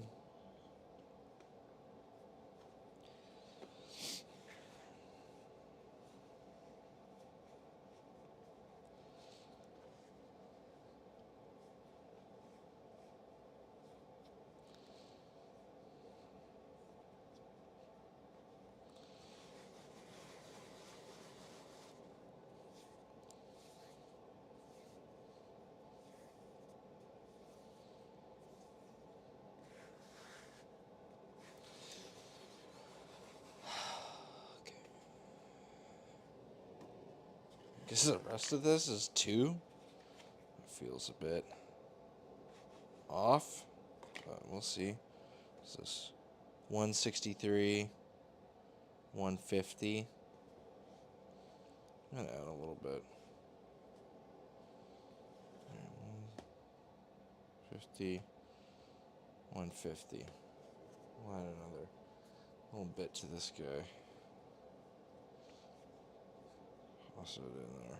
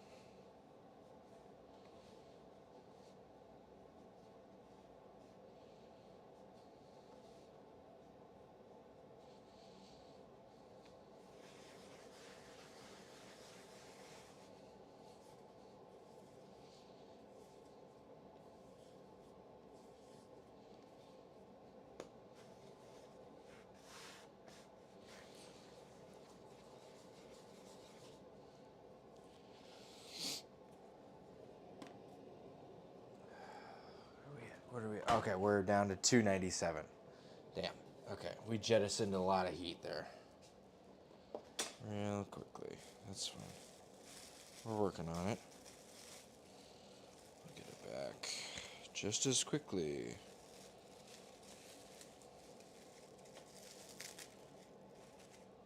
Alright.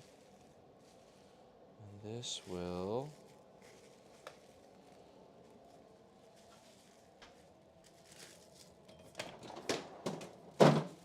go and tuck this into here.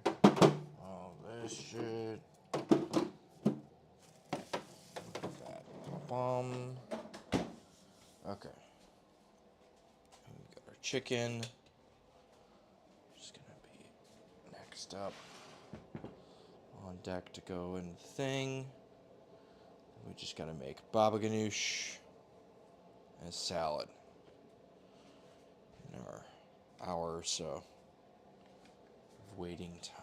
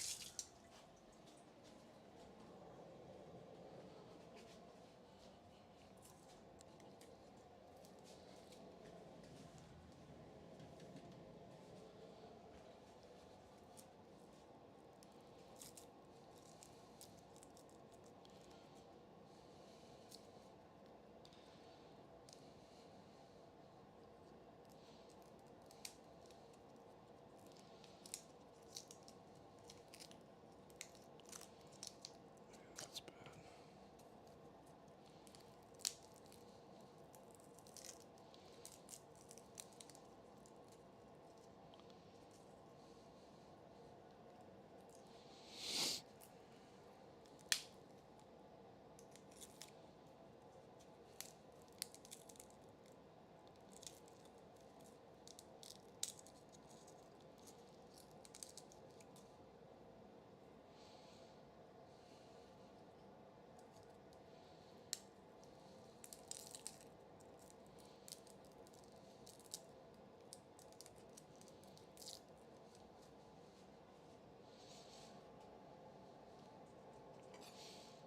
We're gonna be a little extra particular about our garlic from this bulb. 'Cause, this bulb is a bit wonky, but it's the only bulb we have, so.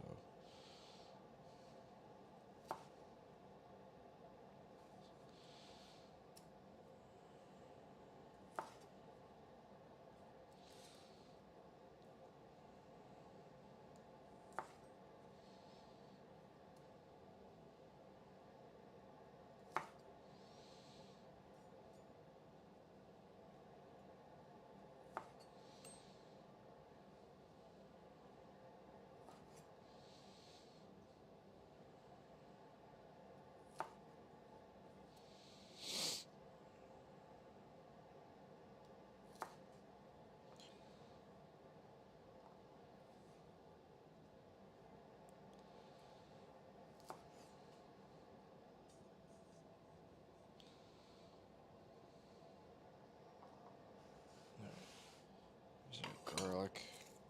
Because we have maybe a little bit of odds and ends in there. Let me see. Anything else? There's some little bits.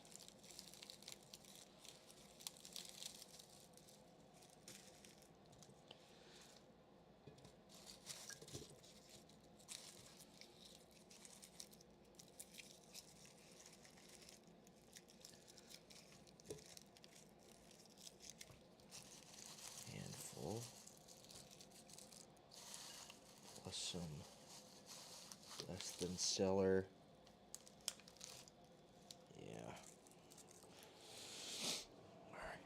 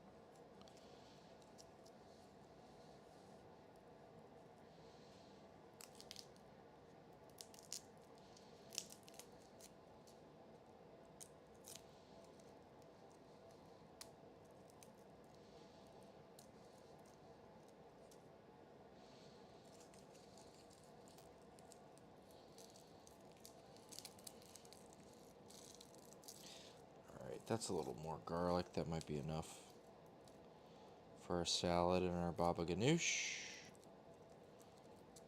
Let's start off with the baba ganoush.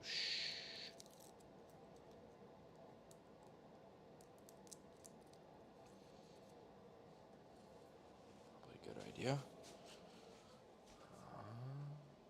Is it this one? It is this one. Okay.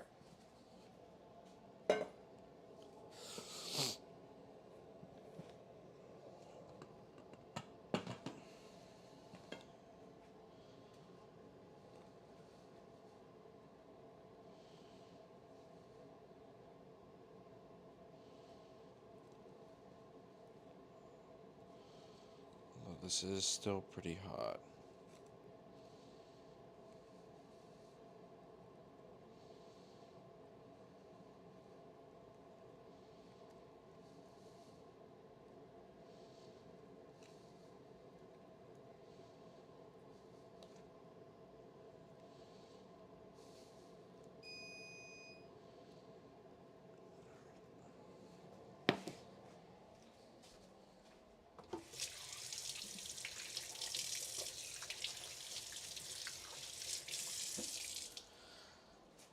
Okay. Pull this out. I'm gonna just grab this spatchcock chicken and just fucking hurl it onto this thing.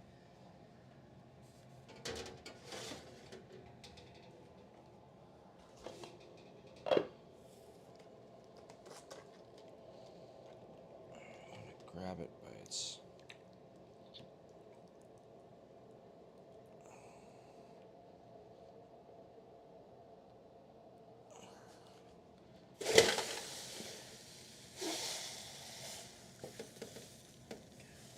Position. I gotta wash my hands really quick.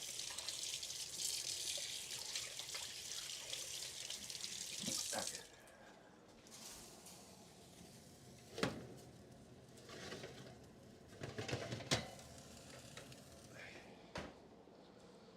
All right, that's going. Hopefully well.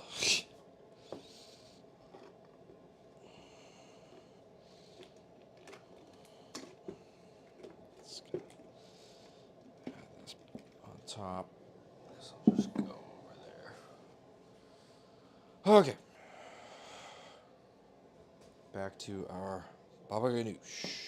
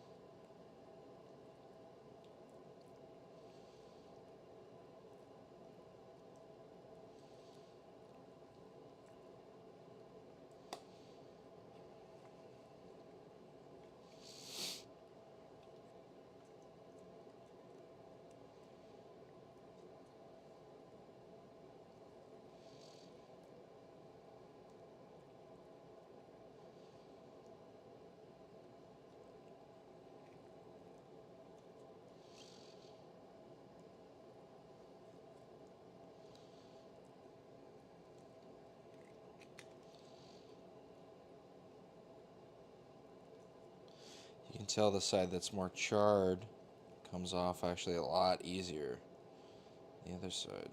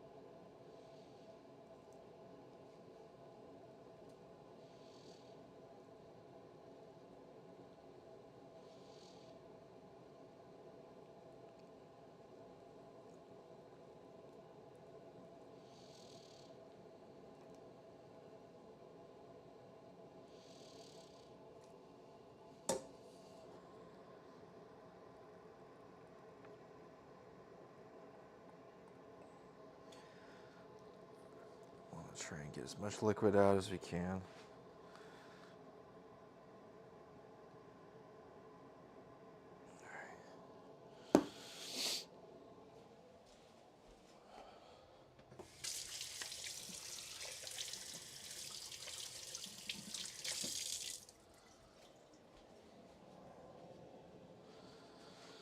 All right, from here, we want to add, just like another handful of garlic. We want to add some salt.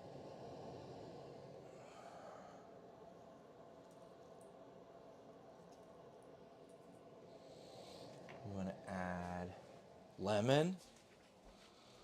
Start with 1 lemon,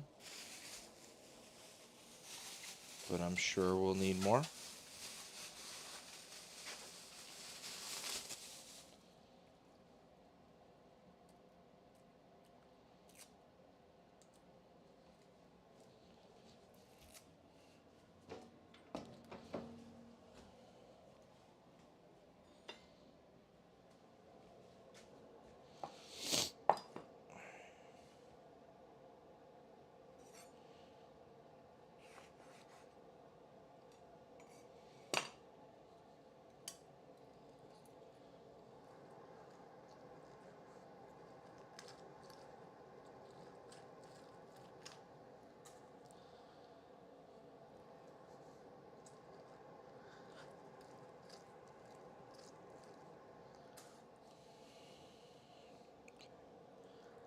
Lemon, 1 lemon.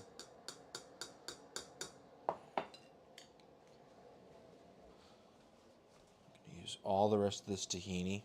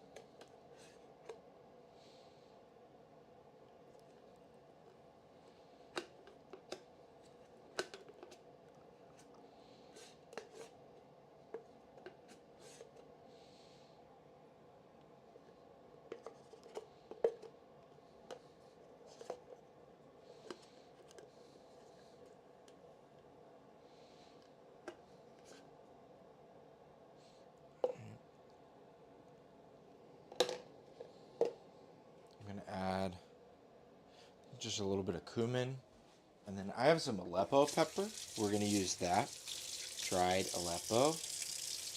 Which you can also use paprika or smoked paprika. I might actually use a little bit of smoked paprika so it'll add a little more smokiness, which is nice. But I think traditionally it's supposed to be Aleppo. A little bit of smoked paprika. Add some of that. And then we'll also add some of our Aleppo pepper. Where the fuck is it? It's in like a container. Here.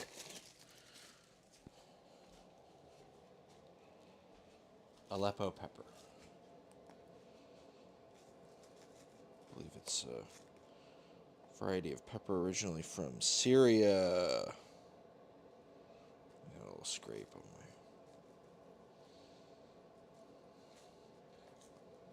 But it's not spicy. It's like mostly like a paprika. It's very similar. I'm gonna add just a little bit of cumin. All right. Let's grab our blender. This is when you can get away with immersion blending.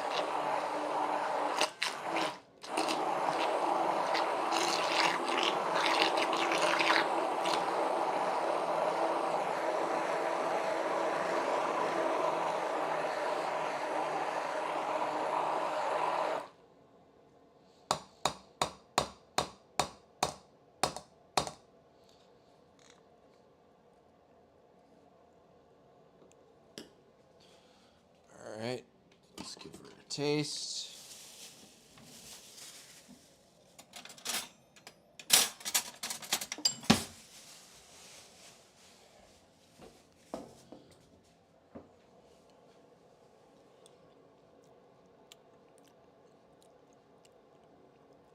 Needs olive oil and more salt. Olive oil, more salt.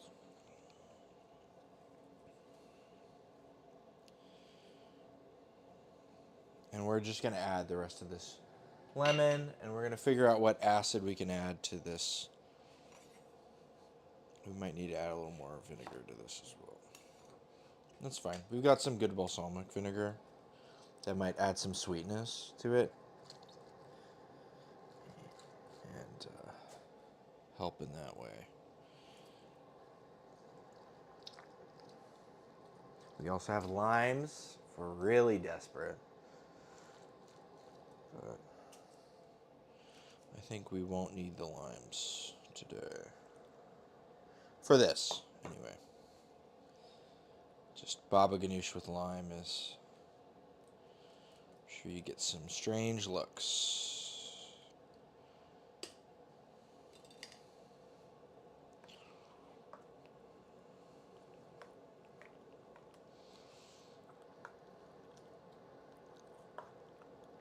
I add more salt or not? I didn't add more salt.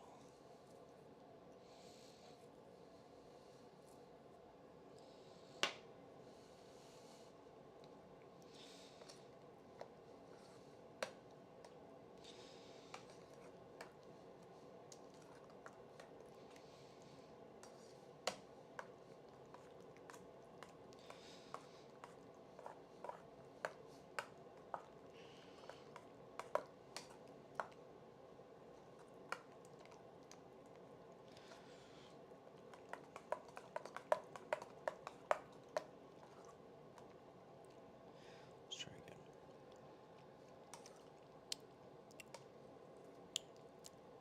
Much better, but it still needs something.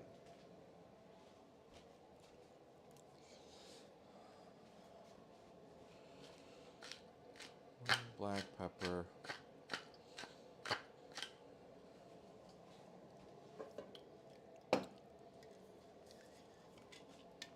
Balsamic to sweeten it out.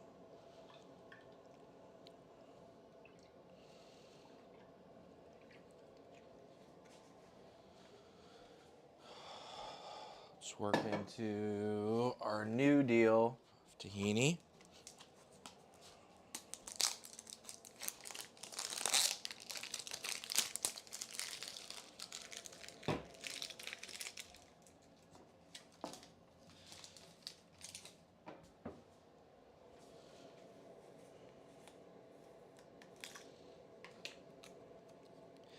This is a lesson.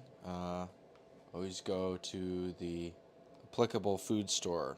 Check the prices there. I believe that was $8 or $9, and this was $10. Way better deal. So.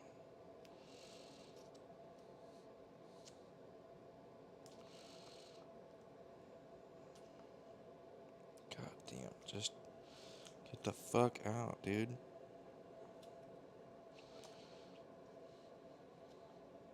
How the hell am I supposed to expect it to be? Oh my god, this is like rock climbing strength. You need like the tips of your fingers.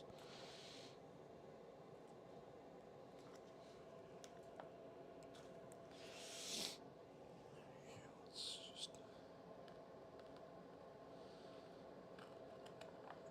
gonna cut it around the edge.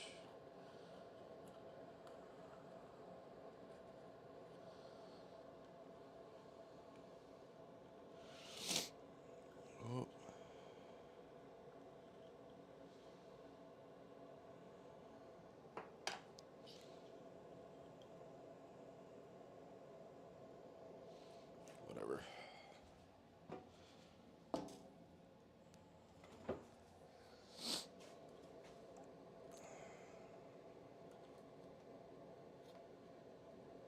Okay, whatever.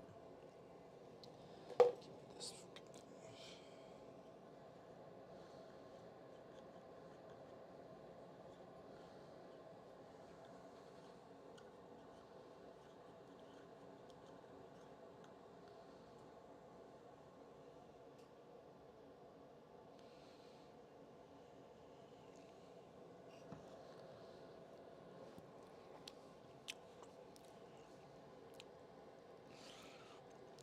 A little bit of acid from our balsamic and some sweetness. Adding more of that tahini. You need to add quite a bit of it to hummus and to baba ganoush. It's one of the things they don't tell you. And then you feel like you're like, oh, my palate it just doesn't get it. No, they add a shitload of it to everything.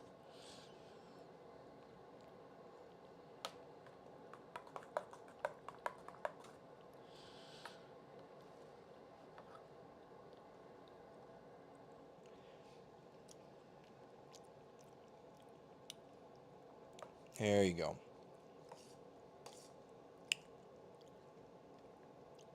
I may even add a little more balsamic.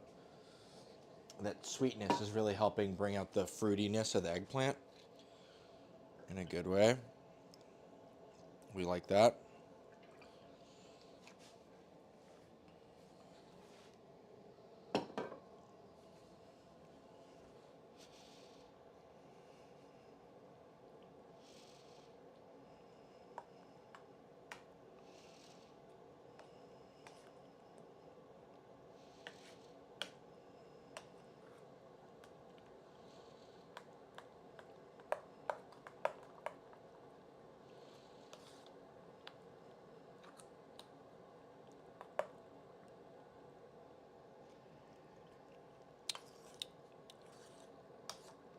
Yeah, that's pretty dialed in.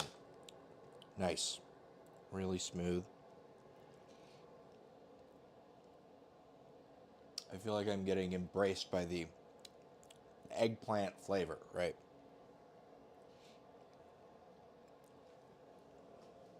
I feel like that's something that's kind of missed with some of these. Like, you always think of hummus as chickpea. You always think of baba ganoush as eggplant. And it's not that it's like just predominantly eggplant or chickpea. It's that like that's the flavor profile you're trying to embrace. So when you add acid, you're trying to bring out that quality of the eggplant. When you're trying to add, the sweetness, you're trying to bring out the sweetness of the eggplant. And it's not an indictment on your recipe or your abilities if you add a lot of something that isn't eggplant or chickpea, right? It just means that you're trying to hone in on that flavor profile and embrace it. And that's fine. Totally fine. All right. All that's left is this fucking lentil salad. Just gonna drain liquid out of this. It's got a nice little spout. Any liquid, really? Doesn't seem like there's a lot.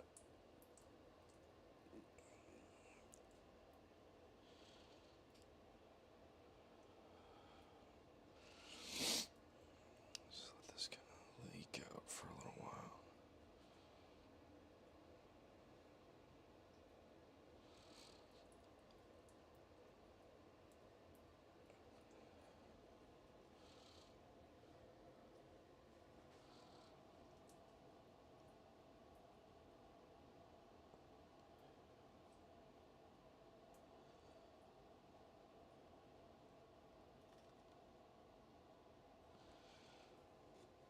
All right. So we've got our lentils. Just gonna go in here now.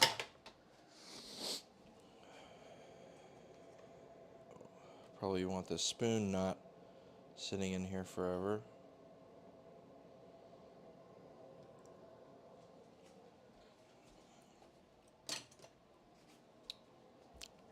tahini is really good. Highly recommend.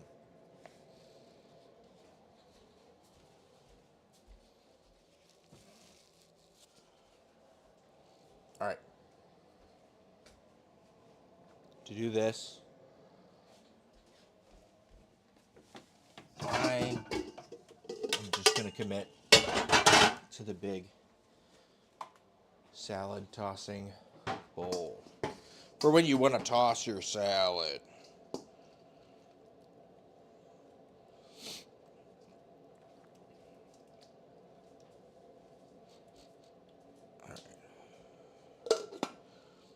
So there's a little bit of mushy lentils on the bottom, but there's still a bunch that are like pretty, you know.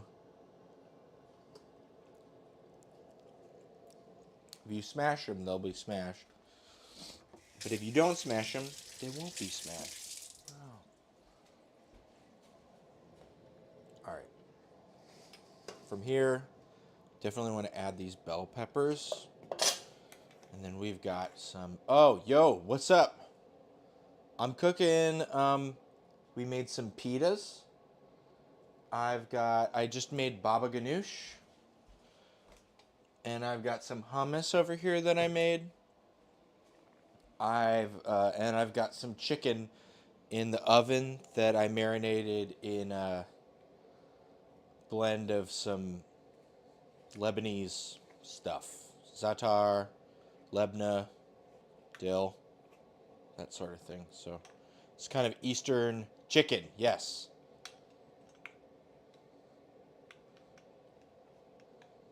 So we're doing like kind of Eastern Mediterranean cuisine.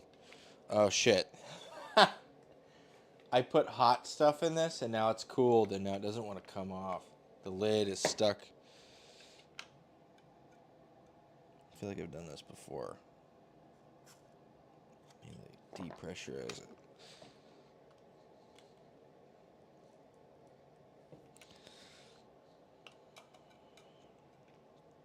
Temperature seal's too good. There we go.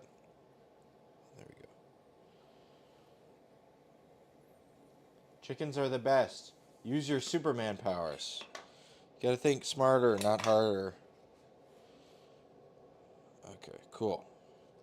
So we've got some roasted red pepper here that we're going to try and peel mostly.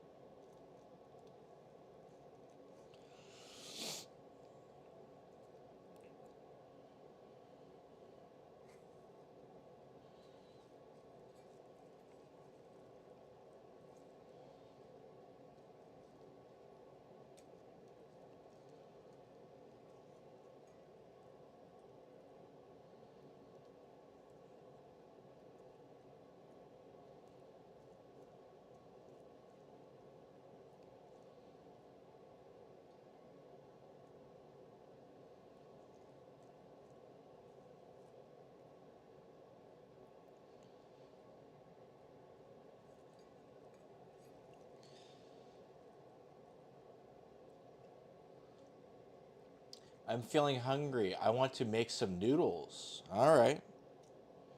Yeah, noodles are always good.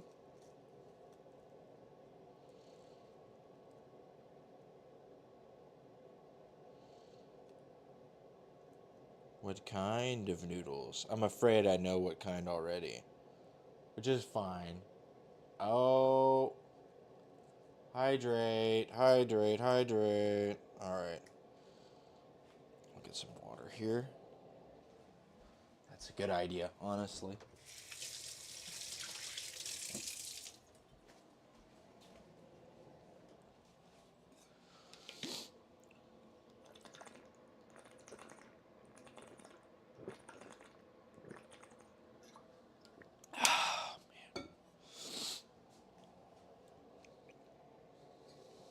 All right. Working our way through. Working our way downtown. Working with me.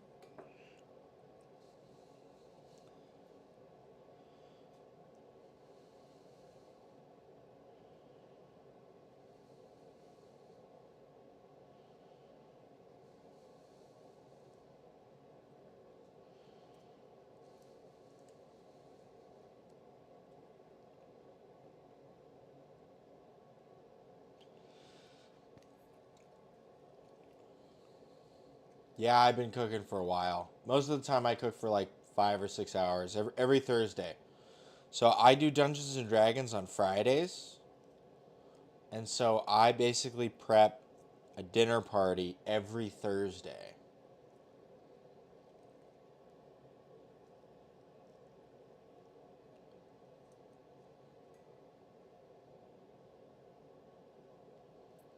So if you ever want to learn anything about cooking food, different kinds of cuisines, come back any old Thursday evening. We should be here. Unless something happened. But it's fine. It's all good. We're still new. I just got affiliate not too long ago, so. But I've been doing streams since September of last year.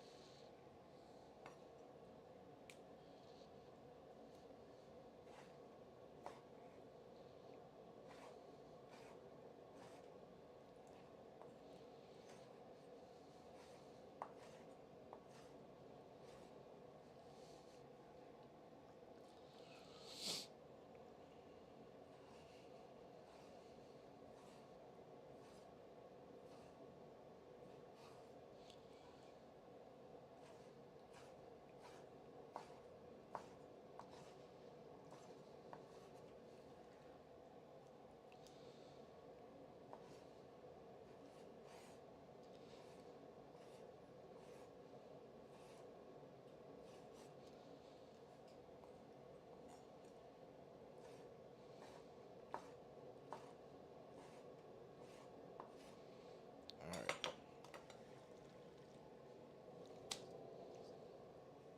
Add these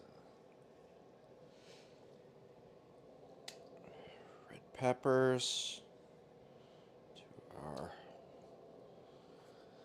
emerging salad.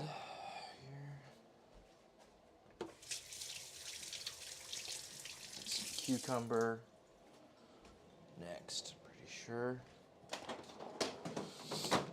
Oh, okay. Here we've got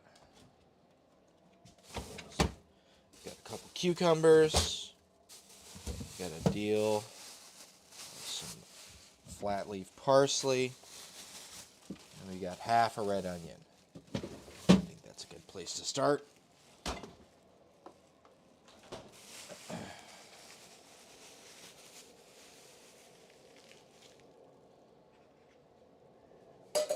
out some space. Since all these things are used already.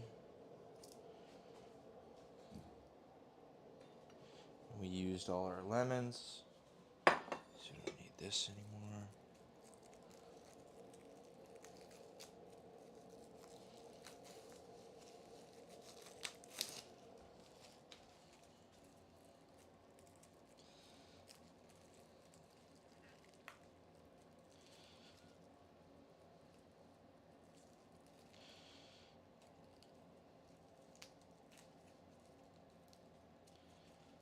Come on.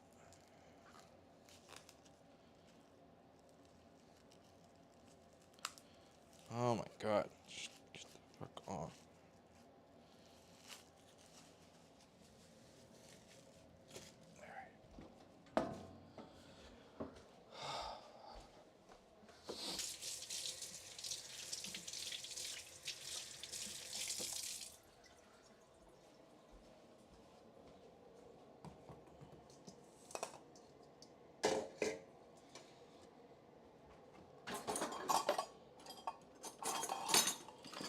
Vegetable peeler, donde? This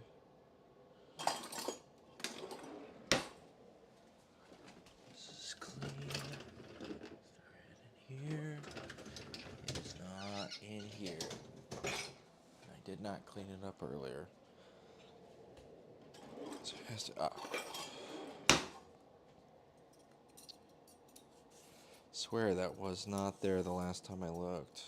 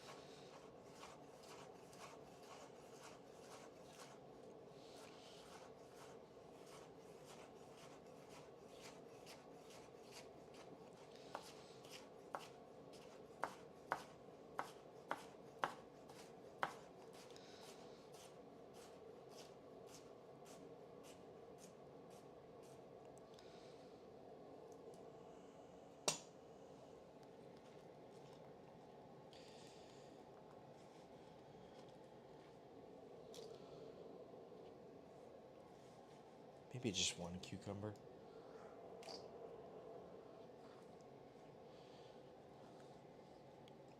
Or one at least to start with.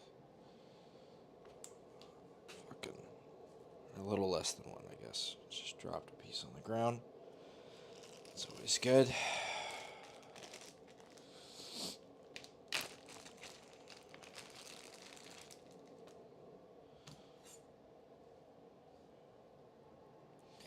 Do the fancy schmancy.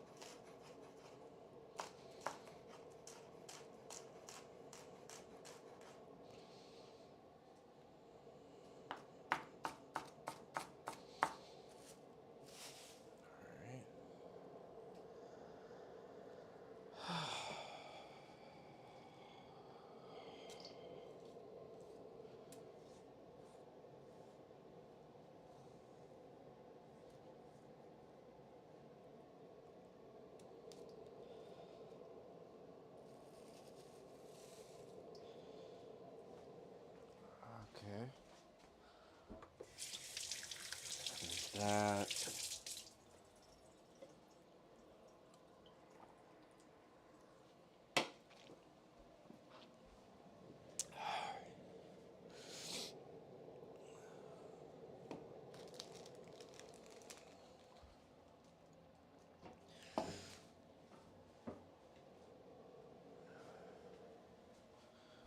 The press went in there. We've got another garlic press, don't we? We sure do. Woo! We're just gonna start pressing. We're just gonna press it all. No questions asked. Press first. Ask questions later.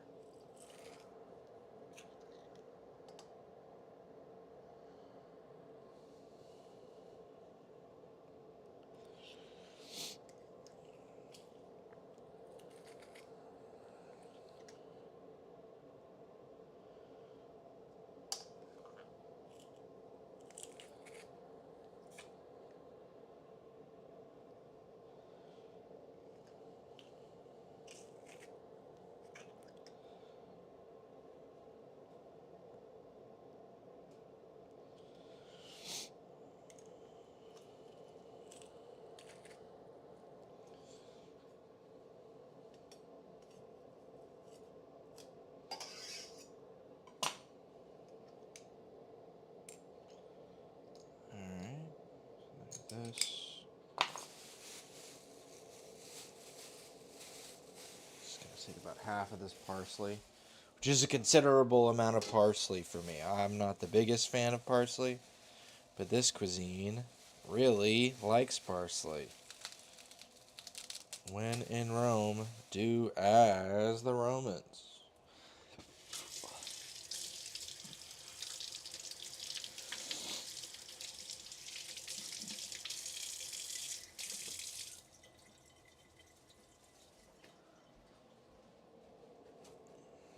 So we get some flat leaf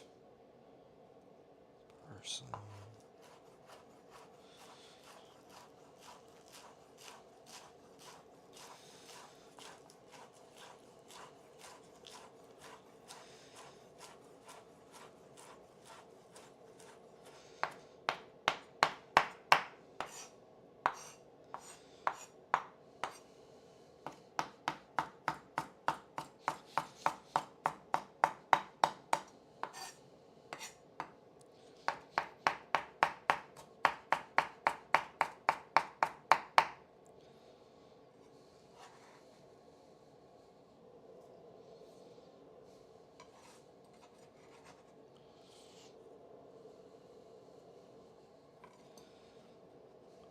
Okay.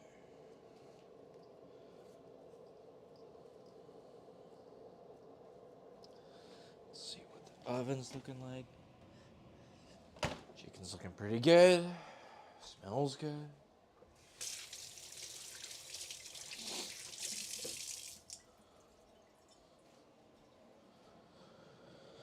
Alright, oh man. Just gonna add some balsamic vinegar. And do we have any red wine vinegar? We sure do. Happy day.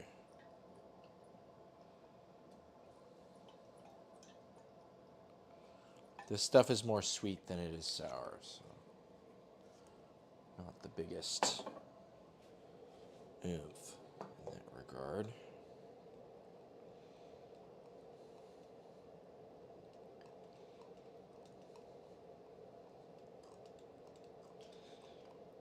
Alright. And then healthy sprinkling of salt. Where did our salt container go? Here it is. Right here.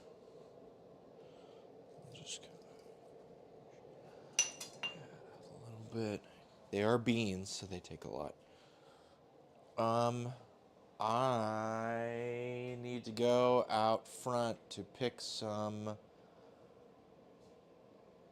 herbs. I have some thyme and oregano that would be probably good in this.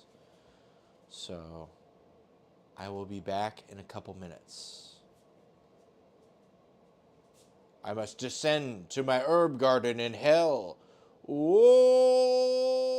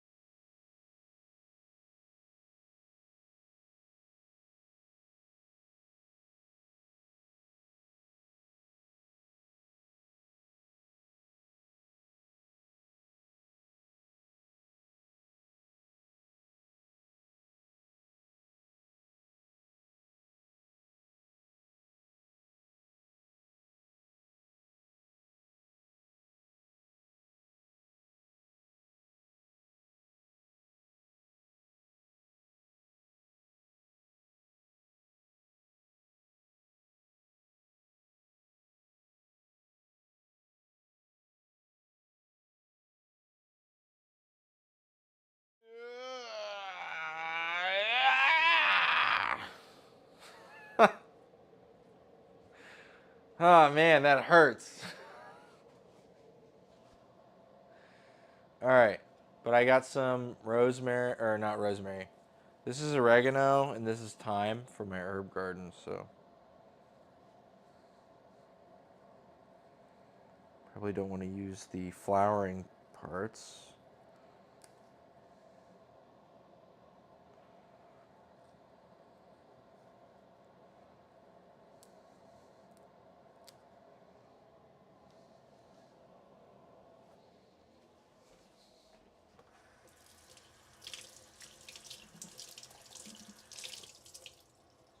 quick rinse over.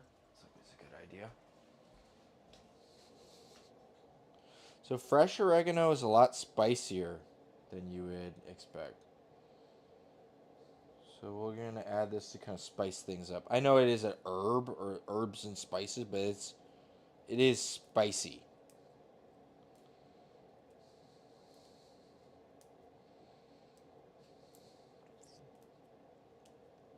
So it's a little different, but it's good. I like it. Anyway.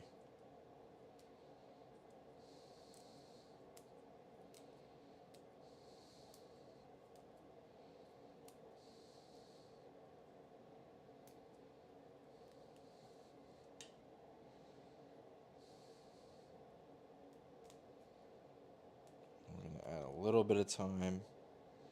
Not a ton, but, you know, some.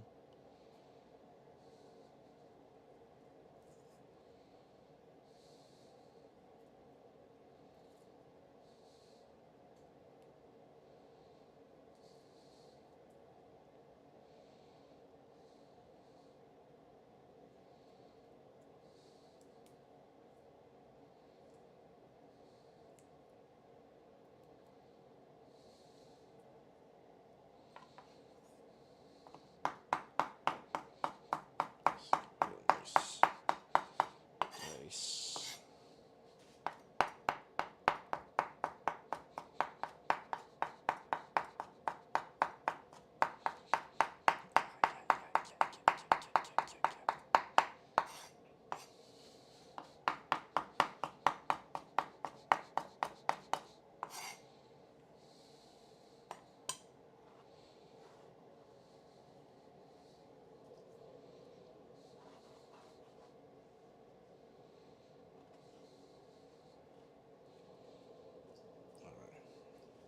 And I think we could use, like I said, this red wine vinegar. Oh, there's literally none of it left? Okay. What a fucking tease. Well, we're going to use all of it so that way we can get rid of it.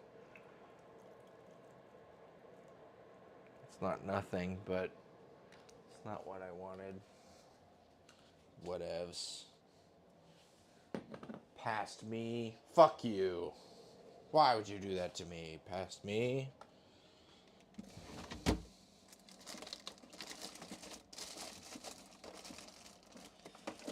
And we're going to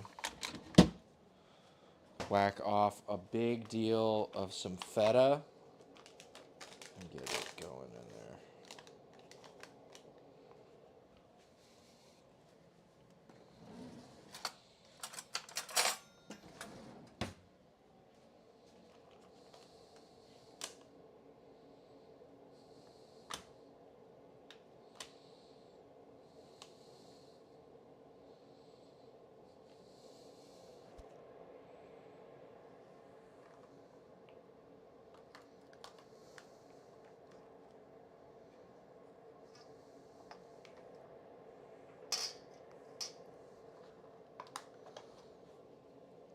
Just gonna break this up with our hands.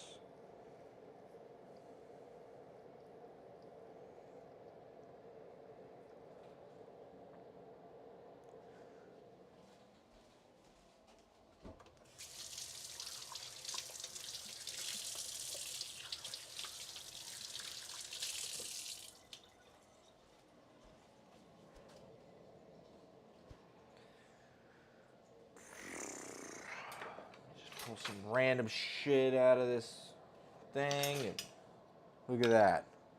Here we are.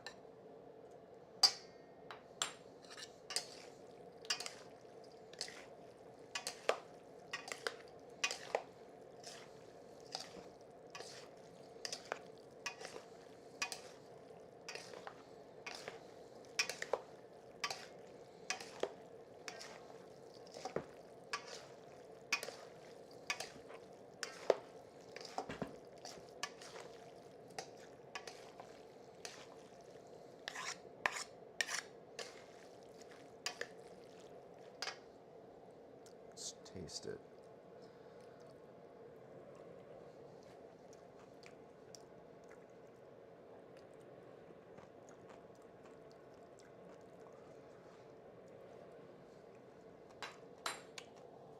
Tastes all right.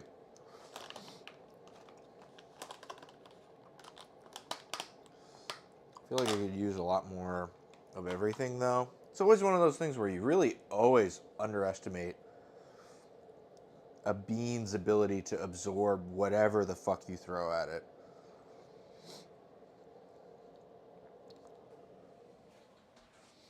Like, I'm gonna add this whole other cucumber. We're gonna add some more vinegar. We're gonna add a lot of stuff. The rest of this salt.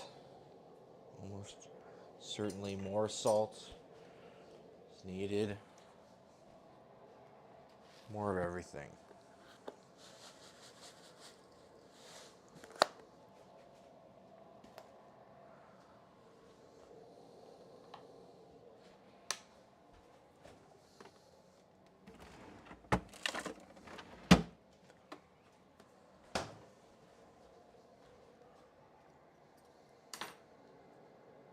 Yeah, we're gonna use the rest of that thyme too. We're gonna use everything. Throw everything in there.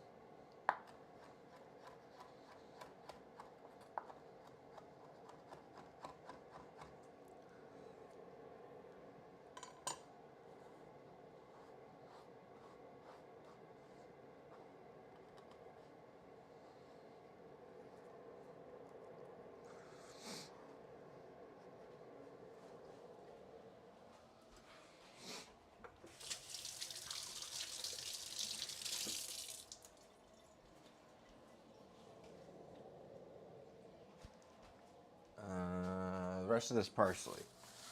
Let's go. Rest of the parsley.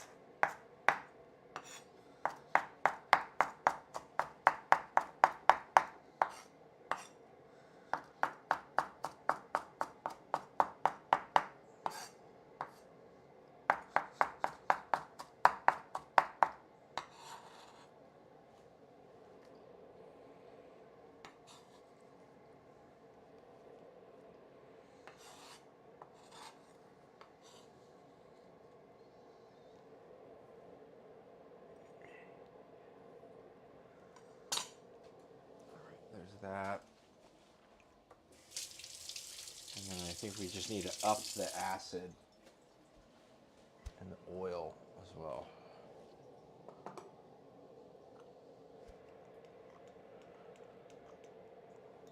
And since there's no hard rules on this thing, I think I'm also going to add a little bit of fish sauce. Don't need to make anything for any vegetarians. Just like that. Oops.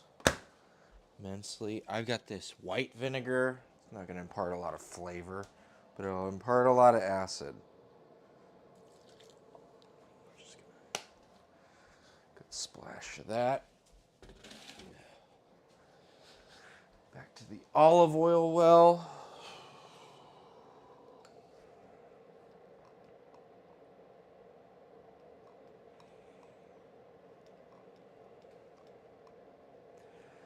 Okay. Let us mix again. See where we end up.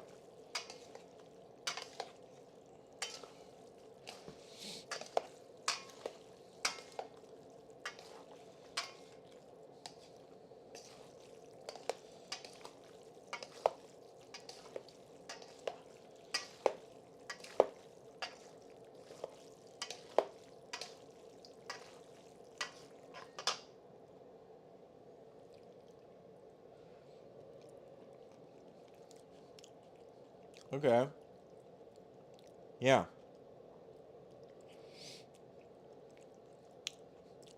This is pretty good.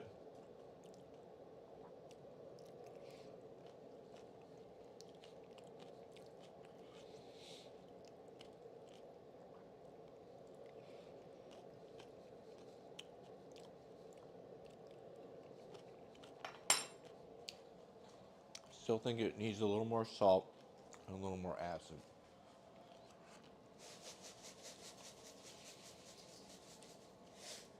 Just a little more salt.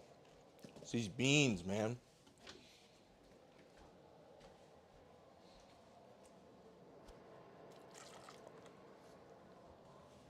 Okay, hopefully that's not too much. For some reason, I think it won't be, though.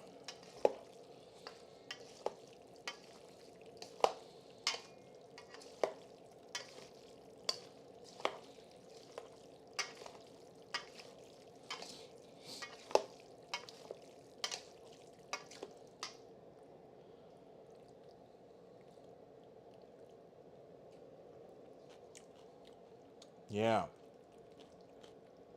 Fuck yeah.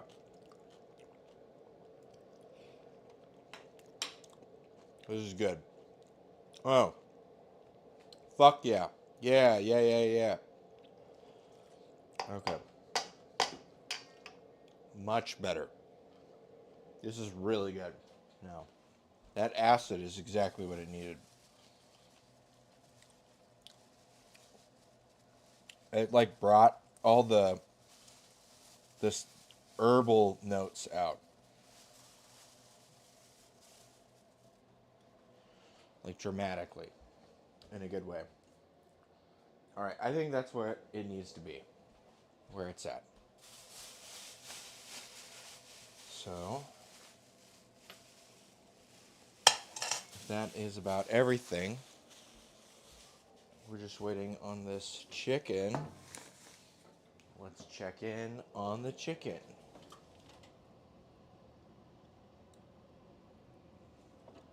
Almost done. I got an idea. We can, in the meantime, while we wait for our chicken, which I am also going to change to low broil. I'm going to make another one of those drinks that I made earlier with our homemade mango soda. And we'll start plating some stuff up. And then we'll get this chicken out and just saw up some pieces. Okay. Which means we need A little cutting board. Need this guy.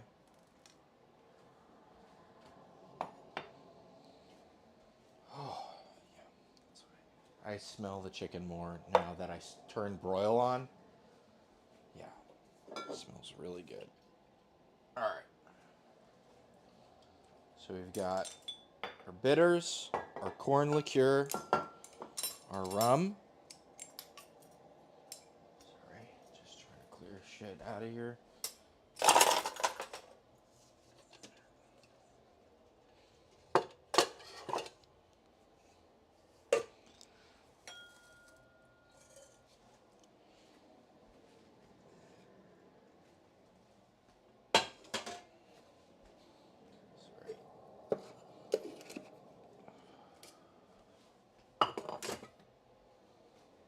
Oh, whoops. I was going to do something with this marinade.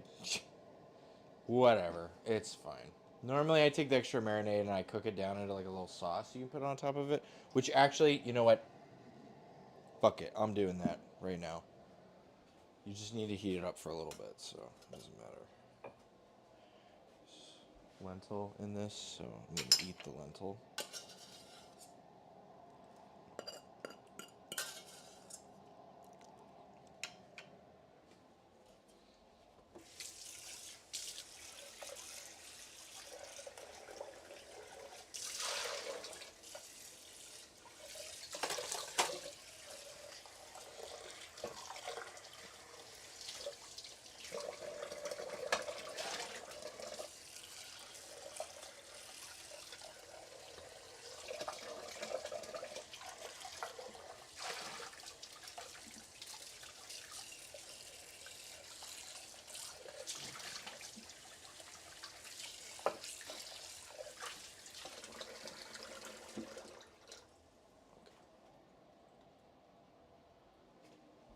Yeah, because when you actually cook this sauce down and add it to stuff, it does taste very good. Waste not, want not.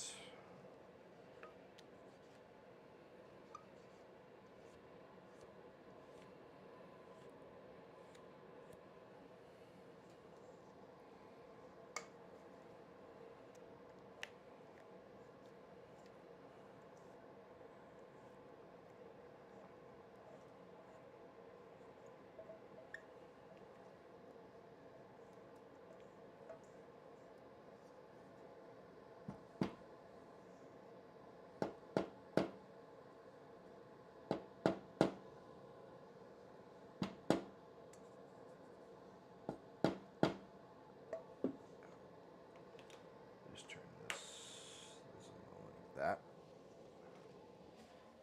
This can all go in here. All right. So that's cooking up. Just want to get it like, you know, to a nice simmer for a couple minutes.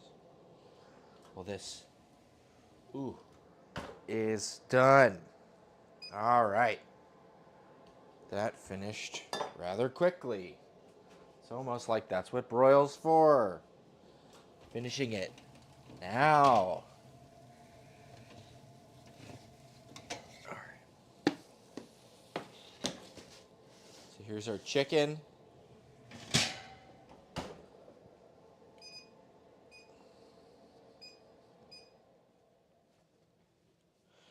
You basically just need to bring this up to heat while we put stuff together and plate, and then we'll be good.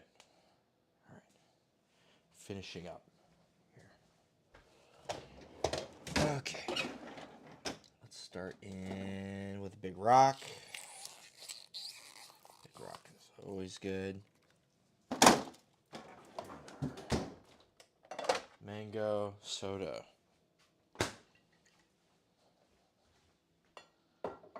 All right, rock, and I need salt.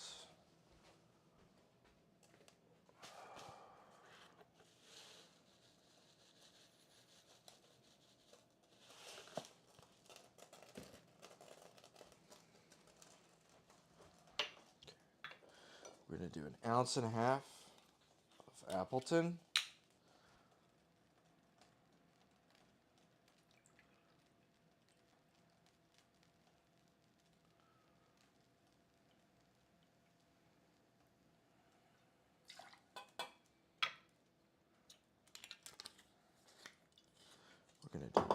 ounce of our corn. Immediately, our marinade is boiling. Let's turn this down.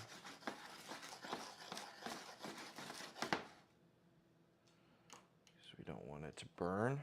That would suck. Gonna add a little bit of salt and a lime. Basically a whole lime. Not basically a whole lime, just a whole lime. It's fine.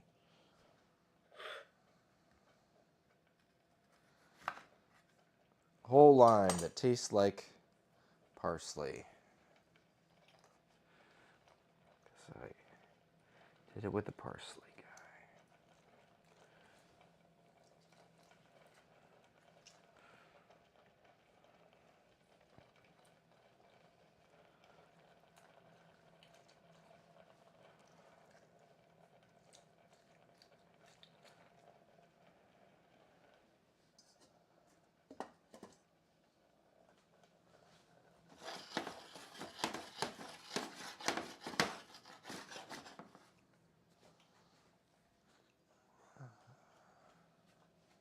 It's okay. There's only one seed, and it's not going in. That's fine. Okay, so we're gonna shake this.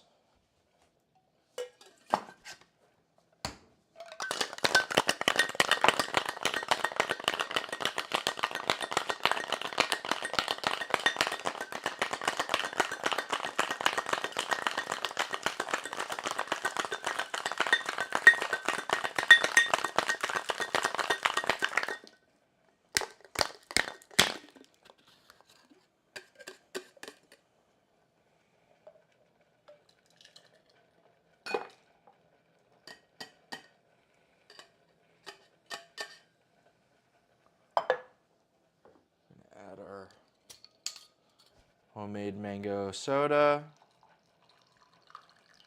It's got a little bit of ginger in it as well. And then I'm going to give it a little zhuzh. Chopstick. This is almost certainly done now, just hot enough to make it safe. Alright. Add some of our tiki bitters.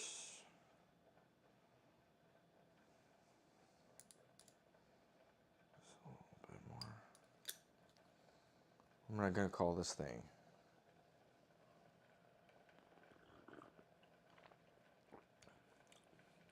Whatever it is, it's really fucking good. Mango.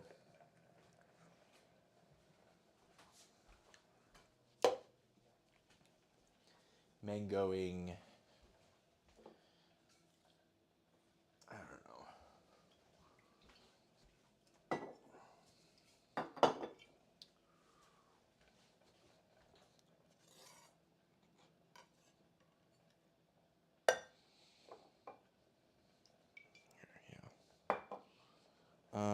Okay, let's get this out of the way. What's up? Okay, sorry. Plate. And I'm going to grab some of this wonderful super basmati.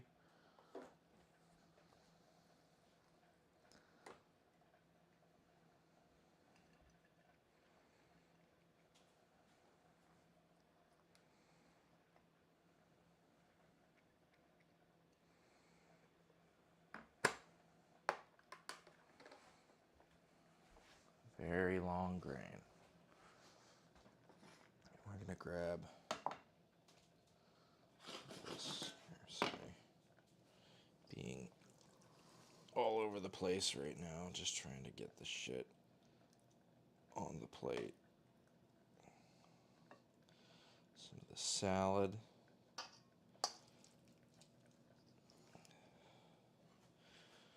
Let's get like best part is like the thigh. See if we can get. We'll just do the breast because that's easier.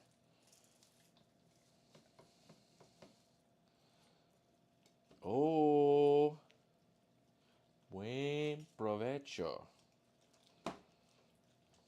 Gracias.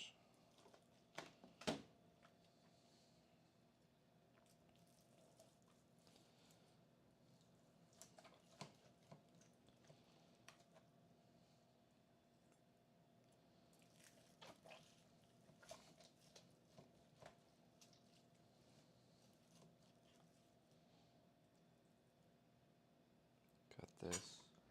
And add a little bit of our seized up marinade.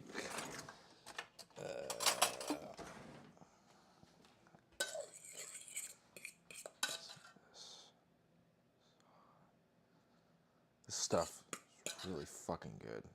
It's like dill and za'atar. Really good combo. And then we're gonna. Sorry. It's one of those where there's a billion fucking things. We got baba ganoush and hummus over here. I'm gonna grab a couple more fucking spoons.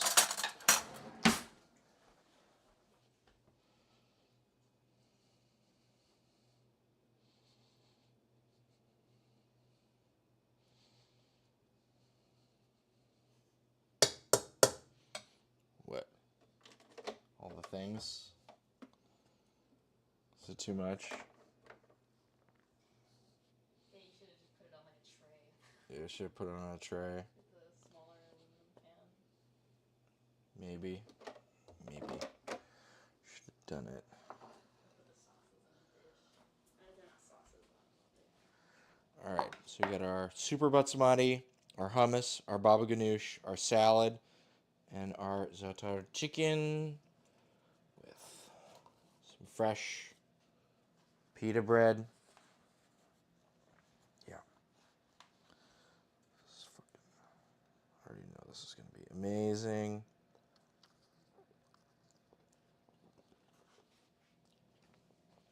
Yeah, man.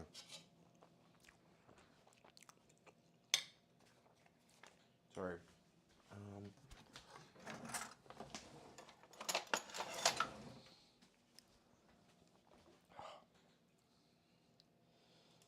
We haven't had this chicken for a while. I really like this chicken.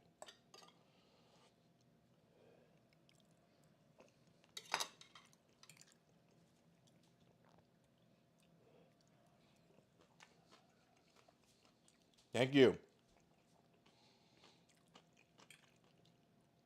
It tastes better than it looks.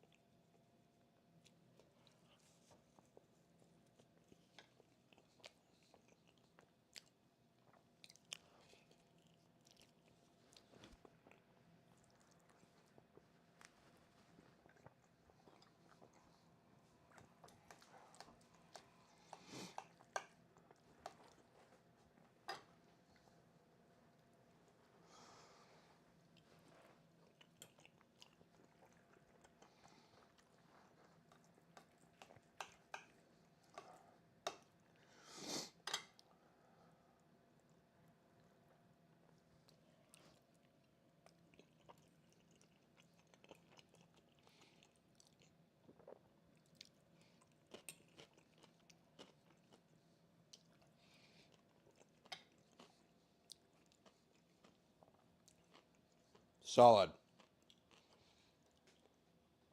Better than solid.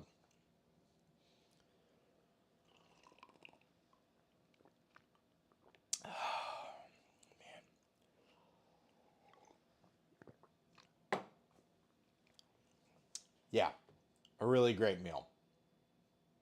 Honestly, nothing to complain about any of this stuff. It's all real top notch, real good stuff. So, well, I've been cooking for 5.5 hours. We started a little late. But here it is. That's everything. It's about time for us to check out. So, Do you want to try a raid? a raid? Yeah, how do we do raid? I Producer. There's a guy right now. Yeah? He's We're getting ready in the morning to bake bread. He's a baker. getting ready to bake bread in the morning. He's Danish. Danish. Okay. Sure.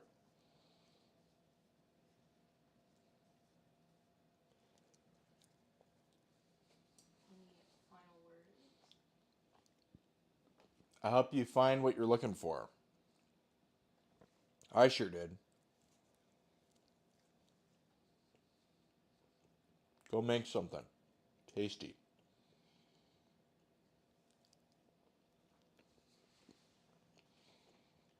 Ready?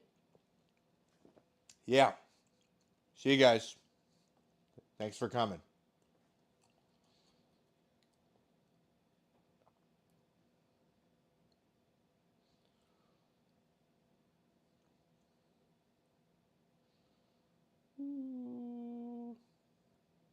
How many people does he have watching? Does it just end with us?